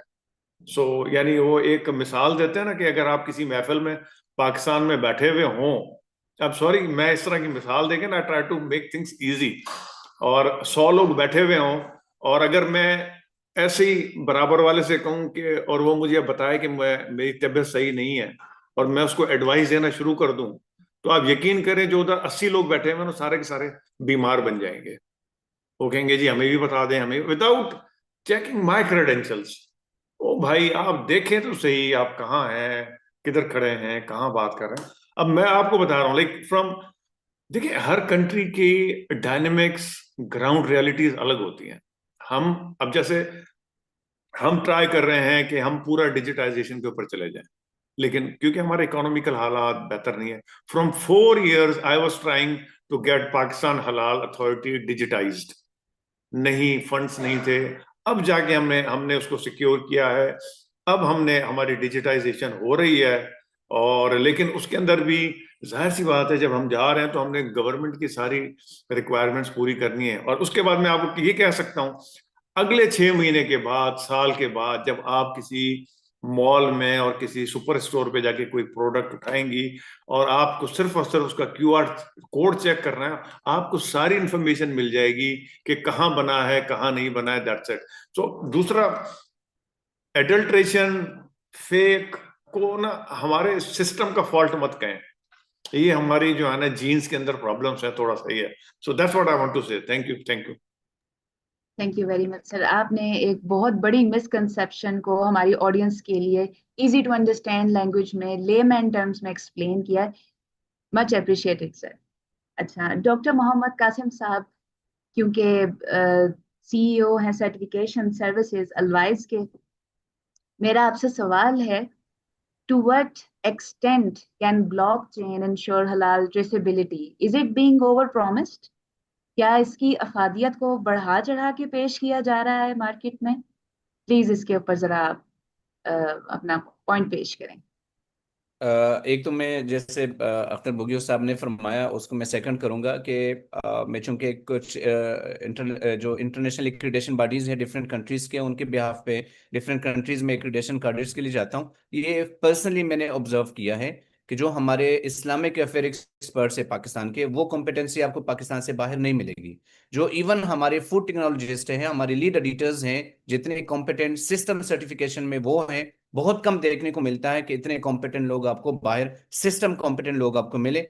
हाँ, हम एक चीज में अभी जो पीछे हैं वो ये है कि हमारे पास अभी टेक्नोलॉजिकल उतनी एडवांसमेंट नहीं है, और हम अपने आप को up to the mark technological जो एप्स हैं या जो इंस्ट्रूमेंट्स हैं उनके साथ हम उस तरीके से अपडेट्स नहीं है, जो कि हमें ये करना है। ये हमारे लिए ज़रूरी है कि हम जितनी जल्दी अपने आप को अपग्रेड करें, हमारे एक सिस्टम के लिए और हमारे क्वालिटी इंफ्रास्ट्रक्चर के लिए ज़रूरी है। ट्रेसेबिलिटी की जैसे आपने बात की है, पर्सनली जब हम ये देखते हैं, हमारे पास जैसे मैंने जिक्र किया कि 1 स्टेज 2 स्टेज ट्रेसेबिलिटी तो मिल जाती है, लेकिन जब आप हलाल पर्सपेक्टिव में बात करते हैं, सम टाइम आपको 4-5 स्टेज बैक जाना पड़ता है। मैं अपना पर्सनल एक एक्सपीरियंस आपके साथ शेयर करता हूँ। 2017 में एक पैकेजिंग इंडस्ट्री को ऑडिट करने के लिए हमने प्रोसेस स्टार्ट किया। तो हमारे पास चूंकि इनिशियली रॉ मटेरियल की डिटेल आ जाती है फर्स्ट स्टेज में, लाइक स्टेज 1 में हमारे पास जो इंग्रेडिएंट की सारी डिटेल हैं वो आ जाती हैं। तो उसको जब हमारी साइंटिफिक कमेटी ने, जिसमें फूड टेक्नोलॉजिस्ट भी हैं और एक शरीय एक्सपर्ट भी हैं, उन्होंने जब उसको एवेल्युएट करना शुरू किया तो पता चला एक रीजन है जो कि एक मुस्लिम कंट्री के अंदर उसकी प्रोडक्शन हो रही है, उसके अंदर जो उसके MSDS है और जो उसका टेक्निकल डेटा शीट है उसके अंदर ये मेंशन है कि जी हम मेक श्योर कर रहे हैं कि हमारे जो within the organization, like जो पोस्ट पोलिमराइजेशन के अंदर, इस पोलिमराइजेशन के अंदर हम कोई सस्पेक्टेड या नॉन हलाल इंग्रेडिएंट यूज नहीं कर रहे हैं। तो जब ये हमारी कमेटी में बात आई तो इसमें आप ये क्वेश्चन आया कि जी पोस्ट पोलिमराइजेशन में तो ये क्वेश्चन है कि ये लोग इंटेंशन ये डिक्लेयर कर रहे हैं कि कोई चीज ऐसी ये यूज नहीं कर रहे हैं, what about the primary polymerisation जो कि स्टेप बियॉन्ड वो इनके प्रेमिसेस में नहीं हो रही। तो उनसे जब हमने कांटेक्ट किया कि जी हमें अब डिटेल आप प्राइमरी पोलिमराइजेशन की डिटेल दें कि उसमें कौन से आप रॉ मटेरियल यूज कर रहे हैं और उसका क्या स्टेटस है, तो उन्होंने कहा जी वो तो हम अपनी प्रेमिसेस में कर ही नहीं रहे, वो तो जो मैन्युफैक्चरर है वो दूसरा है। चुनांचे इसको हम फिर जब स्टेप बैक गए और हमने जब उस कंपनी के साथ कांटेक्ट किया तो उन्होंने कहा जी हमारे पास with in organization during primary polymerization भी हम डायरेक्टली कोई एनिमल डेरिवेटिव यूज नहीं कर रहे। हाँ, हम कुछ केमिकल यूज कर रहे हैं जिसके मैन्युफैक्चरर हम खुद नहीं है, वो भी हम आउटसोर्स कर रहे हैं, वो हम परचेस कर रहे हैं। तो जो केमिकल प्राइमरी पोलिमराइजेशन के अंदर जो केमिकल यूज हो रहे हैं उसके मैन्युफैक्चरर भी अब कोई और निकला। तो अब ये 3 स्टेप्स हम पीछे गए। जब उन केमिकल्स को एवेल्युएट किया गया तो पता चला उसके अंदर वो टेलो यूज करते हैं फॉर क्रिस्टलाइजेशन, और वो टेलो आल्दो के बाद में हमें वो वेरीफाई हुआ कि जी वो प्लांट बेस्ड टेलो है। लेकिन ये नॉर्मल प्रैक्टिस है कि ड्यूरिंग द इंग्रेडिएंट एवेल्युएशन आपको वन स्टेप जो ट्रेसेबिलिटी है वो सफिशिएंट काफी नहीं होती। और मैं हमेशा ये कहता हूं कि हलाल audit start from the raw material and and on the raw material, क्योंकि रॉ मटेरियल की बेस पर ही हम डिसीजन ले रहे होते हैं। अगर एक इंडस्ट्री 50 रॉ मटेरियल से 10 फाइनल प्रोडक्ट्स बना रहे हैं तो हमने फिजिकल ऑडिट के अंदर जस्ट कंप्लायंस को चेक करना है कि कोई यहाँ पे कोई अडल्ट्रेशन तो नहीं हो रही है और कोई कंटेमिनेशन तो नहीं हो रही विद रिस्पेक्ट टू नजिस। लेकिन जो असल रॉ मटेरियल इवैल्यूएशन है वो हमारे फर्स्ट स्टेज में इसी ट्रेसेबिलिटी के अंदर हम उसको कवर कर रहे होते हैं। तो मैं समझता हूं कि ये जो डिजिटलाइजेशन है या ब्लॉकचेन है, इससे हमें ये फायदा मिल सकता है कि हम 2-3-4 स्टेज बैक ट्रेसेबिलिटी ये इस डिजिटलाइजेशन के साथ मुमकिन हो सकता है, जो कि हमारे लिए बैकबोन भी है और बहुत जरूरी भी है। Wonderfully put, sir. Mr. Usman Ghani, since you are the director of the Technical Drug Testing Laboratory, Lahore, same question. To what extent can blockchain ensure halal traceability? Just like Mr. Mohammed Qasim put it in words, who owns this data and does it affect trust? क्या ये एतमाद को ठेस तो नहीं पहुंचा रहा? जी madam, बहुत शुक्रिया आपका। और कासिम साहब ने बड़ी अच्छी डिस्कशन की, उससे पहले जो थे अख्तर साहब ने भी बड़ी अच्छी बातें की। तो मैं दोनों की कुछ बातों के साथ एग्री करूंगा और कुछ के साथ एग्री नहीं भी करूंगा। जो एग्री करूंगा वो ये करूंगा कि जो अख्तर साहब ने कहा था कि स्टैंडर्ड में कोई मसला नहीं है, स्टैंडर्ड हमारे अप टू मार्क है, हमें किसी के साथ कंपेयर करने की जरूरत नहीं है। और हमारे स्टैंडर्ड जो है ओआईसी और सिमिक के साथ जो है वहीं से हम ले रहे हैं। हाँ, ये ज़रूर हो सकता है कि किसी की प्रैक्टिस, जिसमें हम मलेशिया की एग्जांपल दे रहे हैं, तो मलेशिया जो है वो हमसे इस इंडस्ट्री में काफ़ी टाइम पहले आ गया है, जिस वजह से उसकी जो डेवलपमेंट है वो हमसे बेहतर होगी। लेकिन इसका ये मतलब नहीं कि वो हमसे आगे होगा, हम भी उनसे बेहतर भी हो सकते हैं और उनके बराबर भी हो सकते हैं, इसमें कोई इशू नहीं है। दूसरी बात जो उन्होंने की थी, जो हमारे असेसर हैं, लीड असेसर हो गए या टेक्निकल असेसर हो गए, वो बड़े कम्पिटेंट हैं, इसमें कोई शक और शुबे वाली बात नहीं है। देखें, कुछ मेरे जो दोस्त होंगे वो बाहर से पढ़े होंगे, कुछ पाकिस्तान में पढ़े होंगे। तो मैं ये समझता हूँ कि जो पाकिस्तान में पढ़ा है ना, वो एक उसने एक जिहाद किया, मैं वर्ड उसके लिए यूज करता हूँ जिहाद, उसकी वजह कि यहाँ पर आपने हर चीज़ अपने लिए अरेंज करनी है और फिर आपने जो है वो काम करना है। बाहर आप जाते हैं तो आपके लिए काफ़ी चीज़ें एस्टेब्लिश हुई होती हैं ऑलरेडी, आपने सिर्फ उस प्रोसेस में जाकर इन्वॉल्व होना होता है और आपने वहाँ से उस प्रोसेस से गुजरना होता है। तो तीसरी जो बात है डिजिटलाइजेशन वाली, मैं ये समझता हूँ कि डिजिटलाइजेशन ही बेसिकली जो है हमारे जो इस वक्त ये हमारी जो थर्ड चार्ट की जो डिस्कशन है इस वक्त, इसमें डिजिटलाइजेशन बेसिकली जो मेन ऑब्जेक्टिव है जो कि होना चाहिए। क्योंकि जब आप डिजिटलाइजेशन कर देंगे ना, तो वो जो कासिम साहब ने कहा था ना कि वो रात को बैठकर हम फाइलें बनाते हैं, तो उससे काफ़ी हद तक हम बाहर आ जाएंगे। उसकी वजह कि जब आपकी तमाम चीज़ें डिजिटलाइज होंगी ना, तो आप ऑडिट, आपका सर्विलेंस ऑडिट है कल सुबह और आज आप कुछ करना भी चाह रहे हैं, लेकिन वो तो आपकी फाइल है, आपकी क्या कहते हैं कंप्यूटर बेस्ड फाइल है, ठीक है, उसमें आप चेंज करेंगे तो वो चेंज शो हो जाएगा। तो इस वजह से मेरा ख्याल है कि डिजिटलाइजेशन ही इस इशू का हल है, ठीक है। और तीसरी जो बात, चौथी जो बात है वो ये है कि लीगल इश्यूज जो हैं, वो मैंने पहले भी अपनी जो लास्ट डिस्कशन थी उसमें भी ये बताया था कि किसी भी कंट्री में आपने लीगल जो इश्यूज होते हैं उसको सबसे पहले एड्रेस करना होता है। तो लीगल इश्यूज एड्रेस करके डिजिटलाइजेशन करें, ठीक है, और उसके बाद जो है वो आप अपना प्रोसेस करें। अच्छा, इसमें एक चीज़ मैं अपनी पैरामीटर के हिसाब से बात करूंगा, 17 जो भी हमारा है 025 का, जब हम भी जाते हैं, इसमें मैं दोनों कंटेस्टेंट बल्कि तमाम कंटेस्टेंट्स को कहूंगा, जब हम एज असेसर के तौर पर जाते हैं तो हम वहां पर जो काम कर रहे होते हैं लोग, जो मैनेजर होता है, सीनियर जो मालिक है, वो उनकी बात नहीं कर रहा हूं, उनसे रिक्वेस्ट कर लेते हैं, भाई आप बताते हैं आपको यहाँ पर कोई इशू है कि नहीं है, इंस्पाइट ऑफ ऑल तमाम चीज़ों के अलावा ना, कोई आपको इक्विपमेंट की ज़रूरत है, कोई आपको फैसिलिटी नहीं मिलती। तो जब आप सर्टिफिकेशन लेने जाते हैं या सर्टिफिकेशन में आप आ जाते हैं, जैसे हाल ही है, तो ऑब्वियसली आपके ओनर को पता है, आपके बॉस को पता है कि यार ये अब सर्टिफिकेशन मैंने ले लिया है, इससे मुझे फ़ायदा ये हो रहा है कि मेरी जो है ना इम्पोर्ट जो है, इम्पोर्ट एक्सपोर्ट जो है, उसमें मुझे बड़ा बेनिफिट है, मेरे वजह से यहाँ से काफ़ी मुझे रेवेन्यू जनरेट हो रहा है, मेरा मुख्तलिफ कंट्रीज में जा रहा है, सामान जा रहा है बन के, इस वजह से। तो उसको पता होता है कि ये सर्टिफिकेशन अब मेरे लिए लाइफ लाइन है। जब वो उसकी लाइफ लाइन बन जाती है और आप उसको डिमांड देते हैं ना कि जी मुझे ये वाला इक्विपमेंट चाहिए, ये मैंने फलानी मलेशिया में देखा था या यूएसए में देखा था, इससे हमारा ये काम भी ईजी हो जाएगा और इसके रिजल्ट भी बड़े रिलायबल हैं, और इस तरह जब आप इस तरह बात करेंगे तो वो जो ओनर होगा या बॉस होगा, जो सेठ होगा, जो भी व्हाट्सएवर, वो उसको सोचेगा। अगर नहीं भी लेना ना, तो वो इवन देन 10 मरतबा सोचेगा कि इसको मैं किस तरह से इनकार करूं। और अगर जाहिर बात है उसको पता होगा कि इससे मेरा बिजनेस जो है वो फ्लरिश हो रहा है, तो वो जो होगा वो जरूर लेगा। ठीक है जी, मेरा तरफ से ये पॉइंट है, थैंक यू। आप आगे बाकी के कंटेस्टेंट से आप ले ओपिनियन, वो क्या कहते हैं।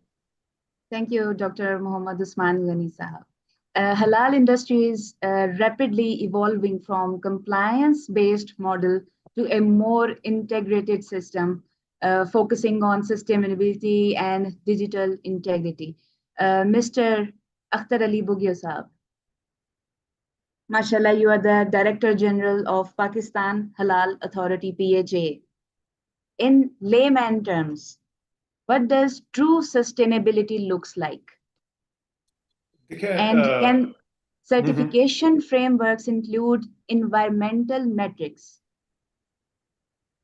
देखें, पहले चीज़ें बड़ी मैनुअल थी और इतने इश्यूज हमें नहीं आते थे, लेकिन अब हम सारे चले गए ग्लोबलाइजेशन के ऊपर। और अब जैसे तो अब हर चीज़ जो है ना, वो सब चीज़ें, क्योंकि अब हमने कम्पीट खाली किसी एक प्रोविंस में नहीं करना, एक कंट्री में नहीं करना, हमने ग्लोबल कॉम्पिटिशन में हम आ गए। तो वही प्रैक्टिसेस जो यूएसए में है, फ्रांस में है, दूसरी जगहों पे हमें वो अडॉप्ट करनी पड़ेंगी और हमें उसके ऊपर जाना पड़ेगा, उनका कंप्लायंस करना पड़ेगा, क्योंकि हमने उनके साथ compete करना है। अच्छा, तो हलाल जो है, हलाल एक वैल्यू एडिशन है, यानी there is no compromise on your quality. For example, अगर आप एक बिस्किट मैन्युफैक्चरर हैं, तो उस बिस्किट की को प्रोड्यूस करने के लिए उसका एक अलग स्टैंडर्ड है, जो आपको बताता है कि इसके क्वालिटी के पैरामीटर्स क्या होंगे, क्या नहीं होंगे। तो वो सारा आप कंप्लाई करते हैं। हलाल फिर एक डिफरेंट सिनारियो है, जिसके अंदर वो हलाल के हवाले से उसके अंदर रॉ मटेरियल और वो सारी चीजें उसके अंदर आ जाती हैं। तो ये सारी चीजें हमें जो भी बेस्ट इंटरनेशनल प्रैक्टिसेस हैं उस पे हमें जाना पड़ेगा। और ये डिजिटाइजेशन और ये सारी चीजें तो अब मैंडेटरी हैं, इसके बगैर आपका गुजारा ही नहीं है। अब आप सोचें कि किसी जमाने में लोग होते थे, जब उन्होंने शनाख्ती कार्ड या पासपोर्ट बनाना होता था, तो वो जाते थे और जो डेट उन्होंने डलवानी है डलवा लेते थे, जो मंथ लिखवाना है वो मंथ लिखवा लेते थे।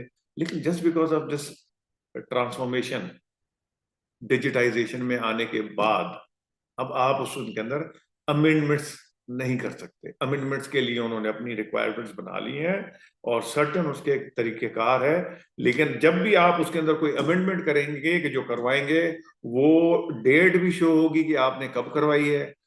मैं अगर पैदा हुआ हूं 1990 में और मैं अपनी डेट ऑफ बर्थ चेंज करवा रहा हूं 2012 में, सो व्हाई दैट हैपेंड। तो डिजिटाइजेशन के अंदर बेसिकली ट्रांसपेरेंसी आती है, और उसमें आपके, अब जैसे अगर आप ग्लोबल देख लें, जितनी भी हम इंजीनियरिंग कर लेते हैं और कोई और डिग्री ले लेते हैं, वो सारे सेंट्रलाइज सर्टिफिकेशन पे चले गए। यानी मुझे और आपने अगर कोई फाइनेंस के, आपने मिनहाज यूनिवर्सिटी से फाइनेंस में मास्टर्स किया है, मैंने जेबिस से कर लिया है, किसी ने आईबीए से कर लिया है, लेकिन उनका एक सर्टिफिकेशन का एक सिस्टम है। वो कहते हैं आप ठीक है, दिस इज योर डिग्री, आप आए और हमारी इस सर्टिफिकेशन का एग्जाम दे दें, and that's what it is. और वो पूरी दुनिया का एक ही एग्जाम होता है। अगर आप हमारे बोर्ड सिस्टम्स में और कैम्ब्रिज सिस्टम्स में फर्क देख लें, क्या फर्क है। हमारा जो आपका फैसलाबाद बोर्ड होगा, जो कराची का बोर्ड है, हैदराबाद बोर्ड है, लाहौर का बोर्ड है, इन सब के अपने अपने अलग अलग क्राइटेरियाज हैं, पेपर्स का तरीकेकार अलग है। लेकिन जब आप ओ लेवल की बात करती हैं, ओ लेवल की, ए लेवल्स की, पूरी दुनिया में एक ही टाइम पे पेपर होता है, एक ही पेपर होता है, वही सवालात होते हैं, और उसी के ऊपर हम सबको फिर जज करते हैं। ऐसा नहीं है कि आप फैसलाबाद में गए, उधर के बोर्ड से आपने एग्जाम दिया, उधर का पेपर ही अलग है। सिंध में जितने बोर्ड्स हैं उनके पेपर, हमें कंपीट करने के लिए सेंट्रलाइज सिस्टम पे आना पड़ेगा, और ये डिजिटलाइजेशन और इसके थ्रू ही होगा। अब आप देख रहे हैं कितनी सहूलत है, जितने भी एग्जाम्स होते हैं, वो जी पहले आप बैंक में जाके चालान भरवाते थे, लाइन में खड़े होते थे, फिर वो जो बैंक वाला जो बाहर जो गार्ड खड़ा होता था उसकी फरमाइशें आप पूरी करते थे। अब क्या है, इट्स एवरीथिंग इज ऑनलाइन। आप घर बैठे बैठे अपना सिस्टम ऑन करते हैं, पेमेंट भी आप वहीं से कर देते हैं, आपका फॉर्म भी जमा हो जाता है, आपका एडमिट कार्ड भी एक्सेसिबल होता है, आपकी मार्कशीट भी, रिजल्ट भी आपको एसएमएस, आपको मैसेज आएगा, उसके साथ आपका रिजल्ट आएगा। तो आप देखें कि जिंदगी कितनी आसान हो गई है। लेकिन आसान होने के साथ साथ इसके अंदर फिर थोड़ी सी मेहनत भी करनी पड़ती है, क्योंकि आपने उस सिस्टम के साथ कोप अप करना है, उसके साथ रहना है। सो इसके बगैर चारा है नहीं, क्योंकि हम अभी तक अंडर डेवलप कंट्री हैं। तो ये चीजें हमारे पास, इन चीजों की थोड़ी रफ्तार और स्पीड थोड़ी कम है। लेकिन इंशाल्लाह let's hope for the best, चीजें बेहतर हो रही हैं और होंगी। यानी sir digitalization, transparency of the data और उसकी ट्रेसेबिलिटी में क्रूशल रोल प्ले कर रही है। उसके बगैर चारा ही नहीं है, उसके बगैर चारा ही नहीं है। बिल्कुल बिल्कुल। जी जी, डॉक्टर मुनीर हुसैन साहब। मैं थोड़ा सा इंटरप्ट कर रहा हूँ आप लोगों को। अख्तर बोगियो साहब ने माशाल्लाह जो डॉक्टर साहब आपकी आवाज बहुत स्लो आ रही है। जी, मेरा क्वेश्चन है अख्तर बोगियो साहब से। क्वेश्चन थोड़ा सा है कि हमारी प्लानिंग क्या है फर्दर 5 ईयर या 10 ईयर, क्योंकि ये सब बातें जो हम कर रहे हैं, डिजिटल भी चीज़ें हो रही हैं अल्हम्दुलिल्लाह। 10-15 साल पहले से अभी बहुत जो सिस्टम है वो डेवलप हो गया है, स्टैंडर्ड भी बन गए, सब चीज़ें हैं। तो मेरे मुताबिक जो है ना वो पब्लिक को अवेयरनेस नहीं, क्योंकि आप जितना भी काम कर लें अगर इसको इंस्टीट्यूशन में आप करेंगे, लेकिन जब तक पब्लिक अवेयरनेस के लिए कोई ना कोई प्लान नहीं होगा पाकिस्तान की सतह पे, हलाल अथॉरिटी की सतह पे, तो ये चीज़ें आगे ट्रांसफ़र नहीं हो सकती। तो क्या 5 साल 10 साल का अगला जो PHA का क्या प्लान है कि हम लोगों को अवेयरनेस दे सके? तो अगर ये काइंडली आप इस पे थोड़ा सा। अच्छा देखिए, इसमें मैं थोड़ा सा अर्ज कर दूं कि मैं बड़ा प्रैक्टिकल बंदा हूँ। थोड़ा कॉर्पोरेट है, प्राइवेट है, मल्टीनेशनल है, गवर्नमेंट, मेरे सारे एक्सपीरियंसेस हैं। हर जगह का ना अपना अपना एक मिजाज है। अब मैं आपको एक छोटी सी मिसाल देता हूँ, जिससे आपको थोड़ा सा ना बिल्कुल क्लियर होगा कि हम खड़े हुए कहाँ पे हैं और हमें प्रॉब्लम क्यों आते हैं। अभी हमारे प्राइम मिनिस्टर साहब गए थे मलेशिया। हमने बहुत कोशिश की कि हमारी एक्सपोर्ट्स बढ़ जाएं। हमारे मलेशिया में जब हमारे प्राइम मिनिस्टर साहब ने उनके साथ बात की तो बात हुई कि जी $200 मिलियन का हलाल मीट हम एक्सपोर्ट करेंगे मलेशिया को। That's fine, excellent. अब हुआ क्या, अब सबसे बड़ा सवाल कि ये हलाल मीट एक्सपोर्ट कौन करेगा? मुझे पता है गवर्नमेंट ऑफ पाकिस्तान ने करना है। नहीं करना ना, नहीं करना। अब देखें, अच्छा अब फिर उसके अंदर आ गया जी हलाल meat, and everybody was after us. जी आप बताएं आपने हलाल मीट कितना एक्सपोर्ट किया? वो भाई हम यहाँ बैठे हुए हैं, हम उसको सिर्फ रेगुलेट कर सकते हैं, हलाल सर्टिफिकेशंस के अंदर उनको मदद कर सकते हैं, उनकी जो रिक्वायरमेंट्स हैं वो हम पूरी कर सकते हैं। हमने उनके साथ MOU भी कर लिया। हमारी आप इससे अंदाजा लगाएं, जैसे मैंने कहा हम एक दूसरे को अंडर एस्टिमेट बहुत करते हैं। अच्छा उसमें हमारे कुछ प्रॉब्लम्स भी हैं। जब तक हमारे right people on right jobs, right person at right place नहीं होगा, ये सारे मसले रहेंगे, गैप्स हैं, लेकिन we have to live with it. हम कहें कि मैं ये नहीं, क्योंकि मेरे पास स्टडी करने के लिए टेबल और नहीं है पढ़ने के लिए, तो इसका मतलब है मैं पढ़ाई नहीं करूंगा, ऐसा नहीं है। आई हैव टू कंटिन्यू, जो मेरे पास रिसोर्सेज हैं, आप चलें आगे, चीजें बेहतर हो जाएंगी। तो अब मलेशिया वाला मैं आपको मिसाल दे रहा था। मलेशिया में ये हुआ कि अब हमें बाद में पता चला जी हमारे जो प्रोटोकॉल्स हैं फुट एंड माउथ डिजीज वाले, कंपार्टमेंट्स वाले, एनिमल डिजीजेस वाले, हम उस वजह से हमारा वो जो है प्रॉब्लम हल नहीं हो रहा। फिर उसके पास गवर्नमेंट इसमें इन्वॉल्व हुई and it took us like government of Pakistan, मैंने पहली बार देखा था so serious about it.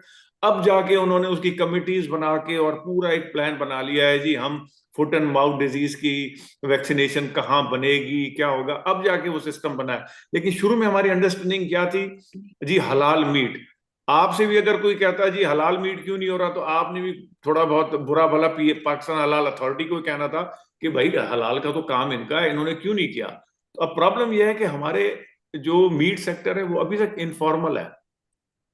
Malaysians को, इंडोनेशियंस को जो मीट की क्वालिटी है वो रिपीटेडली एक ही चाहिए, हम अभी तक इनफॉर्मल में है। अब और दूसरा बिजनेस आपने करना है, गवर्नमेंट ऑफ पाकिस्तान ने तो कट्टे खरीद के और मलेशिया को नहीं देना ना, बीच में B2B, B2G, G2G अरेंजमेंट्स होनी है। तो मेरा ख्याल है ये वो चीजें हैं जहां पे हमारा ना गैप है। लेकिन अब इतना कंपटीशन बढ़ गया है कि चीजें हमें समझ में आना शुरू हो गई हैं, अब इसके ऊपर काम करना शुरू हुए हैं। तो ऑनेस्टली लेट्स इनकरेज इट, हो जाएगा, थोड़ा टाइम लगेगा, लेकिन फिर अगेन मैं फिर उसी बात पे हूं कि हमारे जो लोग हैं दे हैव कैपेसिटी, कॉम्पिटेंट भी हैं, सिर्फ और सिर्फ उनकी थोड़ी सी अलाइनमेंट होगी और चीजें सीधी होंगी। होपफुली मेरा ख्याल है मैंने आपके सवाल का जो आपका था जवाब शायद दे दिया होगा। Yes, Mr. Akhtar Bugio, thank you so much, sir. Izhar Sahab, is digitalization diluting the spiritual foundations of halal? Are we prioritizing market expansion over authenticity? जैसे मिस्टर अख्तर अली बुगियो ने बात की, Pakistan being a developing country अभी initiatives ले रहा है, standards बने हुए हैं, they are not subpar, they are up to the par of global industry.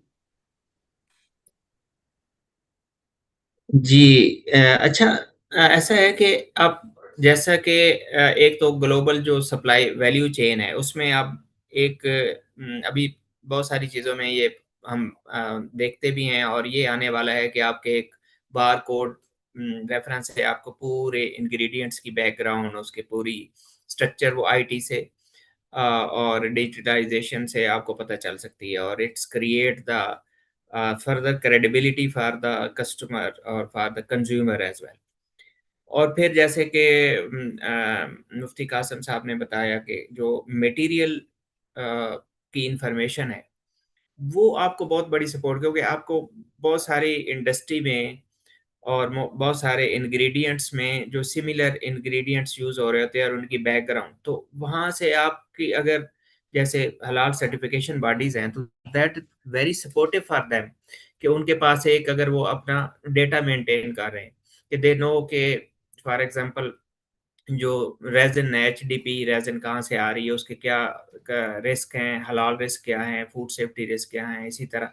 तो अगर वही एक इंडस्ट्री में मटेरियल यूज़ हो रहा है और दूसरी में भी वही यूज़ हो रहा है, जैसे मुख्तलिफ पैकेजिंग मटेरियल्स हैं, फिर इंग्रेडिएंट्स में कलरेंट्स हैं, कलरेंट की सोर्सिंग क्या है, और उनको वो डेटाबेस बना रहे हैं कि इसकी सोर्सिंग कहाँ-कहाँ से हो सकती है, कौन से जो हलाल सोर्सेज़ हैं और कौन से नॉन हलाल सोर्सेज़ हैं।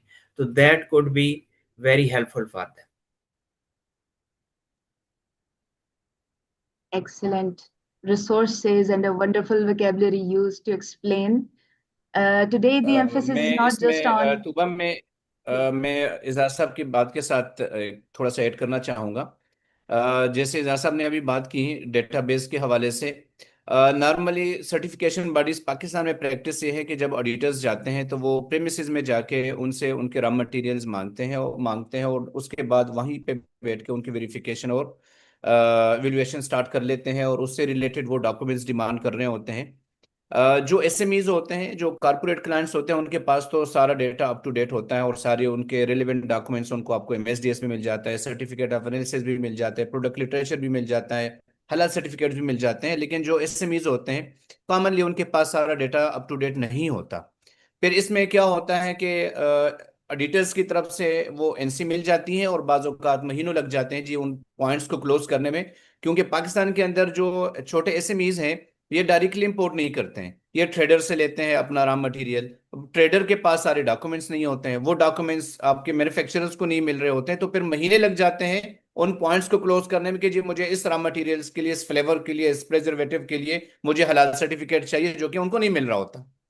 एक सर्टिफिकेशन बॉडी के पास अगर अपना डेटाबेस हो, अपना पोर्टल हो और रेगुलर बेस पे अगर आप रॉ मटेरियल की वैल्यूएशन करते हैं, लाइक अगर अलवाई सर्टिफिकेशन के डिटेल्स जाके किसी कंपनी में 50 इंग्रेडिएंट को रिव्यू कर रहे हैं और उनको अप्रूव कर रहे हैं, तो वो अपने पोर्टल में उनको वहां पे सेव करें। और उसके बाद आपका डेटाबेस जब आपके पास एक कंप्रिहेंसिव डेटा मिल जाता है और आपके पास बन जाता है, तो उसके बाद आप इंडस्ट्री को सपोर्ट कर रहे होते हैं। आप वहां जाके उनको कहते हैं मुझे जस्ट अपना रॉ मटेरियल की लिस्ट दे दें कि आप रॉ मटेरियल कौन से यूज कर रहे हैं, हम आपको एवेल्युएट करके बताएंगे कि उसमें से कौन से रॉ मटेरियल की जो है वो स्टेटस क्या है। हमारे पास इस टाइम में मोर देन 80% रॉ मटेरियल हम इटसेल्फ खुद अपने ऑफिस में अपने पोर्टल पे एवेल्युएट करके इंग्रेडिएंट वो दे देते हैं क्लाइंट्स को कि ये रॉ मटेरियल आपका हलाल सर्टिफाइड है, हलाल सूटेबल है, उसका ये फूड ग्रेड है नहीं है, क्योंकि रेलिवेंट डेटा हमारे पास मौजूद है, क्योंकि इतने क्लाइंट्स, इतने ऑडिट्स हमने किए हैं कि हम वो हर क्लाइंट, हर इंडस्ट्रीज से हम हर इंग्रेडिएंट के डेटा नहीं मांग रहे होते हैं। तो ये अगर एक ऑर्गेनाइजेशन के पास अपना ये पोर्टल हो और अपना एक डेटाबेस हो तो वो इंडस्ट्री को सपोर्ट करेगा और इस सर्टिफिकेशन प्रोसेस के अंदर ट्रांसपेरेंसी भी डेफिनेटली बढ़ेगी और ऑन टाइम डिलीवरी भी होगी, तो कंप्लायंस के अंदर भी आप उनको सपोर्ट कर रहे हैं। तो ये एक बड़ी बुनियादी चीज है जो मेरे ख्याल में ऑर्गेनाइजेशन और सीबीएस के पास ये होना चाहिए। Dr. Mohammad Qasim, wonderfully put. And again, आपने highlight किया कि halal data में traceability बहुत ज़्यादा matter करती है. अगर ये digitalize नहीं होगा तो data पीछे traceable नहीं होगा और halal का claim आप put नहीं कर सकते फिर for the industry. आप support नहीं कर सकते फिर industry को. A very good point. The emphasis is not just on halal certification, but on ethical sourcing, environmental responsibility, and transparent supply chains supported by technologies like blockchain and AI to enhance trust. The floor is now open for questions. I request the audience, while you're asking the question, please mention the name of the expert to whom your question is directed. And we have one question. Let me read it out for you by Ms. Mona Jamil. She's a participant. She says, "Hi, good team to such a good day to such an august team whose guidance matters the most at the moment.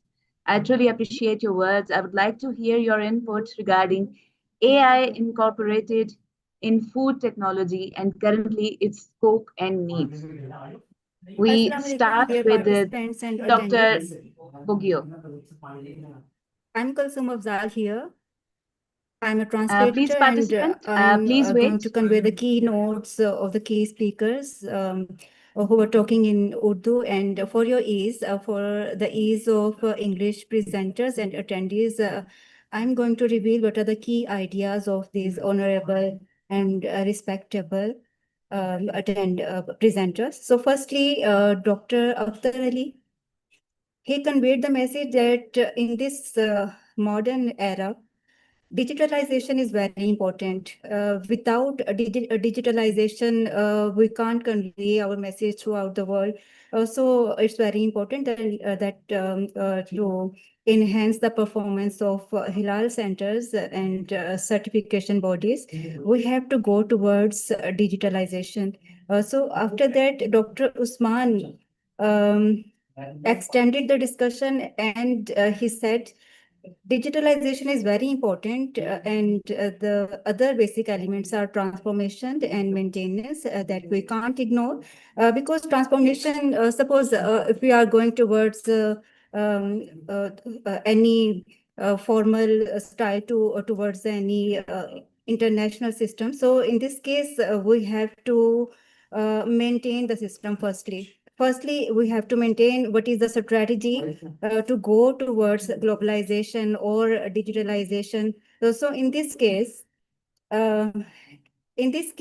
regulatory parameters are very important to follow. Social awareness is very important to convey. After that, Dr. Izharul Haq added the discussion and introduced their productive ideas, and they shared that firstly, after digitalizations and organizing methods, it is very important to maintain the category of concepts, that how would you convey the basic concepts and concepts, how would you regulate the concept. So there should be very integrate system to regulate and integrate the concepts about halal products, and should be mentioned there what are the materials that are halal and what are the non-halal elements and what are the elements that should be there in halal ingredients. So it's very important that you would spread awareness about halal elements and ingredients. So concepts are very important to add. After that, Dr. Qasim enhanced the discussion, and he argued that okay, halal certification credibility is very important. According to Dr. Izharul Haq, halal credibility is very important. And in this case, Dr. Qasim said that organized system is very important to develop a very beneficial halal certification body. So if we are going to organize any halal certification bodies network, so networking should be on equal basis. Suppose if you are going to introduce any new system, any specific integral system, so this system should be equally applicable to every branch of this institute. So it was a very productive discussion. And the core ideas were about digitalization, maintenance, regulations, and the systematic organization. So these are the keynotes that I am delivering on the behalf of Dr. Akhtar Ali, Dr. Usman, Dr. Izharul Haq, and Dr. Qasim. Thank you so much. Thank you very much, Ms. Kulsum Afzal. She was summarizing and translating the panel discussion held in Urdu to English for our international speakers and attendees. Audience, the floor is open for question and answer session. If you have any question, please post it in the question and answer tab, and please mention the name of the expert you want to ask the question to. We come towards the question by Ms. Mona Jamil. She asks, I would like to hear your input regarding AI incorporated in food technology and currently its scope and needs.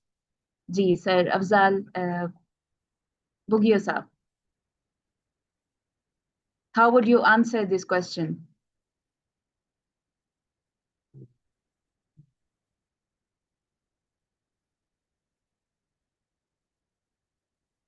Mr. Akhtar Ali Bugio Saab, I think he is busy. Mr. Izharul Hakawan, would you like to answer this question? जी जी अख्तर साहब भी हैं हमारे साथ. तो I think it's we have discussed a lot of ideas in the session कि किस तरह से आपको बैक एंड इंटेग्रिटी, जैसे अभी मुफ्ती कासिम साहब ने काफ़ी डिटेल बताई कि एआई से आपको वो इंफॉर्मेशन 1 मिनट में जो बहुत मुश्किल से इनको अवेलेबल हो पाती है कि उसमें क्या क्या इंग्रेडिएंट्स हैं, क्या कहाँ पे उसकी सोर्सिंग है. तो और ग्रेजुअली चीज़ें जो है वो बहुत ज़्यादा ट्रांसपेरेंट होती जा रही हैं एआई के साथ आने से, और चीज़ें डेटाबेस जो है वो बढ़ता जा रहा है. वो जो भी डेटा एआई को मिलता है तो वो आप पब्लिक के लिए अवेलेबल हो जाता है. तो इन लॉन्ग रन ये साइंटिस्ट के लिए, हलाल बॉडीज़ के लिए, ऑडिटर्स के लिए बहुत आसान हो जाएगा कि इस टूल्स को यूज़ करते हुए, और फूड साइंटिस्ट के लिए कि डेटाबेस को, उसकी रिस्क असेसमेंट को, और मुख्तलिफ पर्सपेक्टिव से जो लेटेस्ट टेक्नोलॉजीज और ऑप्शन अवेलेबल हैं, they can use it. If anybody further want to add something. जी, Mr. Akhtar Ali Bugio Saab, your input please on the same question. देखिए, ये जो एआई और ये जितने भी ये टूल्स हैं ना, basically they are to facilitate us. ये जितने भी स्टेक होल्डर्स हैं, इनको आपस में इंगेज करना और चीज़ों को आसान बनाना है. ठीक है ना. सो बेसिकली जब हम ट्रांसफॉर्मेशन टू डिजिटाइजेशन की बात करते हैं तो बेसिकली इट इज़ फैसिलिटेशन. यानी कि पहले अगर मुझे कोई बिजनेस स्टार्ट करना है, और if I have to start anything, I was, मैं कुछ addresses ढूंढता था. Then I used to see कि who is the right person with whom I can meet. But what this technology has done is it just on a click. AI के बाद तो जिंदगी इतनी आसान हो गई है कि even अगर मैं उसमें अभी जितने भी हमारे participant, I can see them. I just put their names and it will give me exactly what they have been doing, what they have done. तो चीजें आसान हो गई हैं, ट्रांसपेरेंट भी हो गई हैं. एडवांटेजेस इसके बहुत हैं, देन डिसएडवांटेजेस भी हैं, बिकॉज आपकी प्राइवेसी और वो चीजें उसमें वो खत्म हो जाती हैं. फिर ये मिसयूज भी होता है. तो जो सबसे बड़ा फायदा एआई और इसका ये जरूर होगा कि जब हम डिजिटाइजेशन के थ्रू कनेक्ट हो जाते हैं, तो ये जितनी भी सेल्फ क्लेम्ड हलाल सर्टिफिकेशंस हैं, यानी ये वो लोग हैं जिनका हो सकता है वो जेन्युइन, उनको वाकई उनकी रिक्वायरमेंट्स पूरी हों, लेकिन they are not allowed to do that. वो उनको उस चीज की इजाजत नहीं है, और उन्होंने अपनी तरफ से उसमें लिख दिया हलाल. यानी अगर मैं बगैर किसी यूनिवर्सिटी में गए और बगैर कोई कॉलेज अटेंड किए हुए और बगैर उसका रिक्वायर्ड एग्जाम दिए हुए अपने आप को इंजीनियर या डॉक्टर क्लेम करूं, तो आप मुझे उसकी इजाजत देंगे? कभी नहीं देंगे. और अगर फिर मैं बगैर एमबीबीएस की डिग्री और एक्सपीरियंस के एक क्लिनिक खोल के वहां पे मरीजों को भी देखना शुरू कर दूं, तो it will be a disaster. And that's what the disaster is over here in Pakistan. तो काफी सारी चीजें जो अभी हमने पहले बात की ना इथिकल वाली, वो थोड़ी सी बहुत मिस हो रही है। तो इंशाल्लाह थिंग्स आर गेटिंग, लेकिन फाइनल सोल्यूशन यही है इसका, ट्रांसफॉर्मेशन टू डिजिटाइजेशन, एआई और technology. Thank you very much, sir. We have another question from an anonymous attendee. He has left out the sessioner name. His question is how ISO 17025 implement in AI and also digitalization era means today a modern developed time. I think his question is directed towards Dr. Mohammad Qasim Saab. Sir, would you like to answer the question? I think ये ज़्यादा relevant question इसलिए नहीं है क्योंकि 17025 के बारे में पूछ रहे हैं, और 17025 के अंदर इटसेल्फ खुद डिफरेंट जो इंडस्ट्रीज है वो आ रही होती हैं, टेस्टिंग लेबॉर्टरीज भी आ रही होती हैं, इसके अंदर कैलिब्रेशन लैब्स भी आ रही होती हैं। तो ये चूंकि अतीक साहब मौजूद हैं और उनका फील है, तो वो ज़्यादा इस हवाले से बेहतर आंसर कर सकते हैं। Thank you. Dr. Mohammad Usman Ghani Sahab, same question, since it's related to lab and a standard. Your input, please. जी बिल्कुल। Does 170 digitalization of the era means a modern developed time? जी बिल्कुल, बहुत शुक्रिया। सबसे पहले हम बात करते हैं 17025 की। तो जैसे कासिम साहब ने बताया कि ये बेसिकली स्टैंडर्ड है जो कि टेस्टिंग को डील करता है, टेस्टिंग को। इसमें मतलब कोई एक स्पेसिफिक इंडस्ट्री इन्वॉल्व नहीं है, इसमें फार्मा, फूड, डेयरी जितनी भी आपकी हैं वो सारी हैं। जिन्होंने टेस्ट करना है वो सारी 17025 में आएंगी, ठीक है, ISO 17025 में आएंगी। तो टेस्टिंग की बेसिकली ये स्टैंडर्ड है। और सेकेंडली जो बात आपने की इससे पहले, बल्कि बात जो कर रहे थे, ये स्टैंडर्ड जो भी होते हैं ये स्टैंडर्ड हमेशा से आपको हेल्प कर रहे होते हैं। और स्टैंडर्ड ही बेसिकली देखिए, स्टैंडर्ड्स जब आप अडॉप्ट कर लेते हैं कोई भी टेस्टिंग फैसिलिटी है, तो आप ऑटोमेटिकली अब टेस्ट स्टैंडर्ड खुद हमें कहते हैं कि आपने डिजिटलाइजेशन की तरफ आना है, ट्रांसफॉर्मेशन टू डिजिटलाइजेशन होनी है। तो अगर पहले स्टैंडर्ड को, अगर आप आज से 10 साल पहले देखें, कोई भी स्टैंडर्ड देख लें, हलाल उस वक्त होगा ऑब्वियसली 17025, इसके अलावा जितने भी हैं, तो उस वक्त वो सारे मैनुअली चल रहे थे। लेकिन आज 2026 में ये मोस्टली जो है वो डिजिटलाइज्ड है। तो ऑब्वियसली डिजिटलाइज होंगे तो डाटा ट्रांसपेरेंट होगा, और डाटा ट्रांसपेरेंट होगा तो आपकी जो क्वालिटी होगी वो मेंटेन्ड होगी। अदरवाइज आपकी प्रोडक्ट कुछ और कह रही होगी और आपका डेटा कुछ और कह रहा होगा। Thank you. Thank you very much, sir. We have been joined by Mr. Atikur Rahman. He is the Director General of Pakistan National Accreditation Council, PNAC. Sir, if you would like to share your input on the same question. Thank you very much.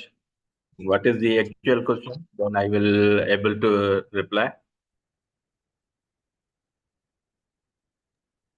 Yes, let me read it out. How ISO 17025 implement in AI and also digitalization era means today a modern developed time. Yes.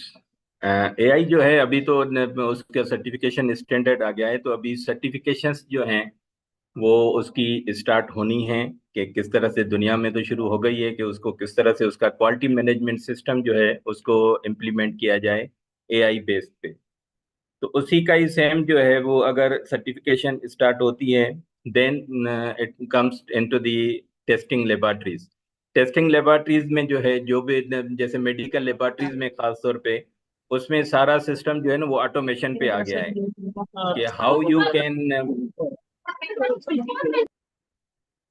how you can implement from the receipt of the sample and to the dissemination of the report and releasing of the report। सारी चीजें जो है ना वो endorsement होती है उसके through software through the. अभी उसमें किस तरह से एआई जो है वो उसमें इम्प्लीमेंट होती है कि उसको खुद ही जो है वो इंस्ट्रक्शन दी जाए।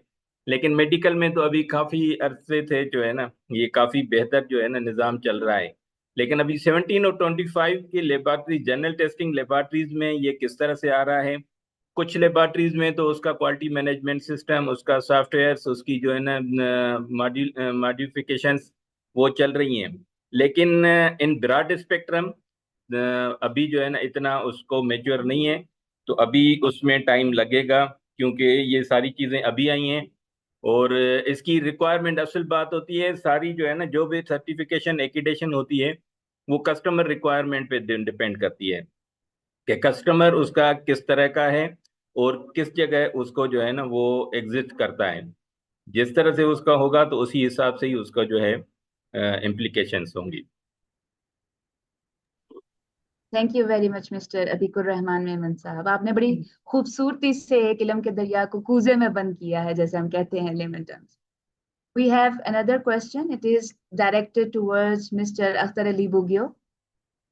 Participant is asking, from a regulatory standpoint, how can halal certification framework evolve to incorporate digital traceability and sustainability standards without excessive compliance burden?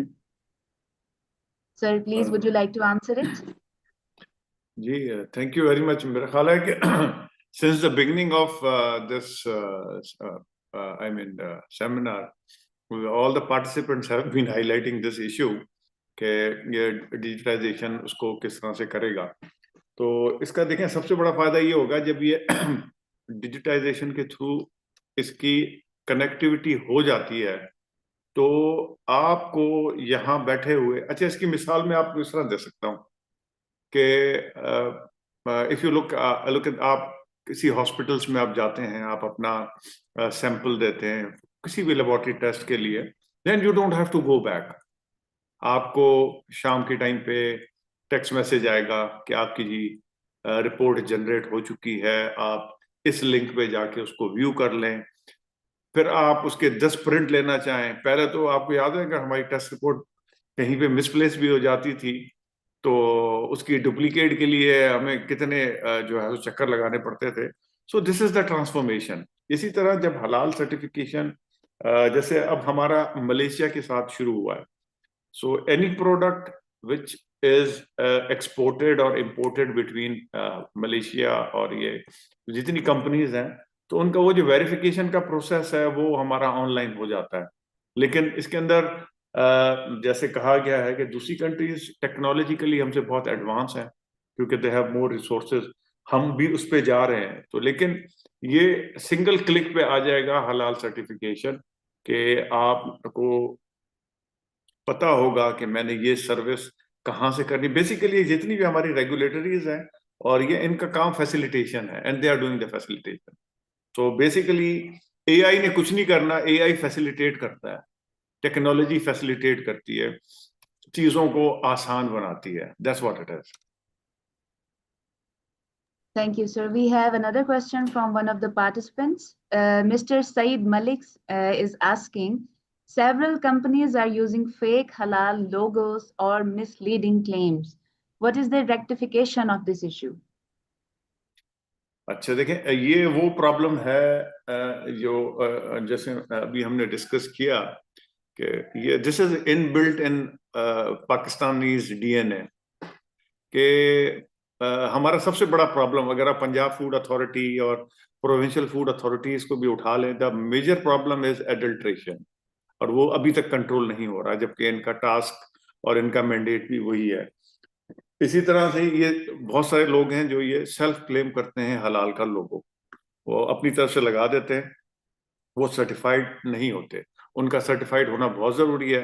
तो इसलिए आप अगर चाहें, अगर तो जो कंपनी ये क्लेम कर रही है कि मैं हलाल सर्टिफाइड हूं, तो उनसे आप पूछ लें कि भाई आपने किस हलाल सर्टिफिकेशन बॉडी के साथ सर्टिफिकेशन कराई हुई है, आप वहां से कर लें। और अगर वो हलाल सर्टिफिकेशन बॉडी खुद सर्टिफाइड है विद पीएचए, तो वो उसकी लिस्ट भी हमारी वेबसाइट पे होती है।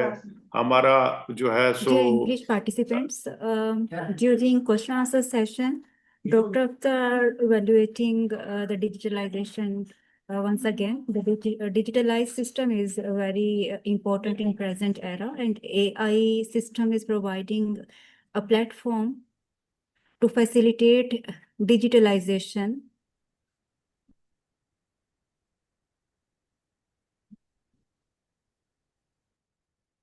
So who's going to speak? Should I continue or? Ji, sir, please continue. Acha. So this is what it is. I think these self-claimed halal logos is a big menace. Or what we have done, we are trying to get it हम इसको one country one mark पे आ रहे हैं, and Pakistan has already introduced one halal logo for whole country. So within 2-3 months, you will find one Pakistan halal mark on every halal certified product. तो उसमें आपका ये जो अबहाम है वो खत्म हो जाएगा कि whether it is authenticated or not. और अगर उसके बावजूद भी आपको कोई शक शुबा होगा, देन फैसिलिटेशन हमारी हेल्प डेस्क हैं, हमारे फैसिलिटेशन सेंटर है, दे कैन बी कॉल्ड, और हमारा अपना UAN का नंबर है 1111 हलाल। तो उस पर आप कॉल करके उसकी ले सकते हैं, क्योंकि हमारी बहुत सारी चीजें हैं, we are working on it and we are working, जो हमारी एक्टिविटीज हैं वो क्वालिटेटिव है। So we don't have figures to show. Quantitative तो बड़ा आसान होता है जी, आज मेरे 50 नंबर थे, कल मैंने 60 नंबर ले लिए। क्वालिटेटिव जो होता है वो आप देख के फिर आप उसके ऊपर बिलीव करते हैं। So these issues are being addressed, and inshallah in next 3 to 6 months there will be a one single halal mark for one country. Pakistan पूरे के अंदर एक ही halal mark होगा। Thank you, sir. We have a last question for Dr. Muhammad Usman Ghani. What are the risks of data manipulation or misinterpretation in digital systems? Sir, please answer on that query. जी madam, बहुत शुक्रिया आपका question जिन्होंने किया। तो आपस में चीज़ें कॉन्ट्राडिक्ट कर रही हैं कि मैनिपुलेशन और डिजिटल सिस्टम। जब हम डिजिटल सिस्टम की बात करते हैं तो उसमें मैनिपुलेशन मुमकिन नहीं है। और जैसे अख्तर अली साहब ने एक एग्जांपल दी थी और बड़ी शानदार एग्जांपल दी थी कि मैंने डेट ऑफ बर्थ चेंज करनी है 1990 से अब 2026 में, तो डिजिटल सिस्टम मुझे अलाउ तो करेगा चेंज करने के लिए विद रीज़न, लेकिन साथ में वो टाइम भी आएगा, वो वेन्यू भी आएगा, वो सारी डिटेल आएगी। तो once we have the digital system, transparent system, तो उसमें हम उसको एडिट करेंगे, कर सकते हैं, लेकिन विद लॉजिकल रीजनिंग, अदरवाइज हमारे लिए मुमकिन नहीं है। और एक बात जो कि चूंकि अब लास्ट क्वेश्चन है सेशन का, तो मैं इसमें ये भी करूंगा कि जो ज़बरदस्त बात की अख्तर अली साहब ने कि जनाब बिल्कुल AI जो है वो हमें सपोर्ट करने के लिए है। जितनी भी फील्ड में, अब हर फील्ड में AI आ गया है, तो AI इज टू असिस्ट अस। हम एक ही क्लिक के ऊपर वो इंफॉर्मेशन फौरी तौर पर ले लेते हैं जो कि हमें काफ़ी टाइम लगता था पहले, जो AI जो है हमें दे देता है। तो ट्रांसपेरेंट सिस्टम में, डिजिटलाइज सिस्टम में जो है वो डाटे को चेंज करना मुमकिन नहीं होगा और होना भी नहीं चाहिए, क्योंकि सिस्टम ही ऐसा है। तो मेरा ख्याल है कि ये मैं अपनी बात समझाने में कामयाब हो गया हूँ। बहुत शुक्रिया, थैंक यू।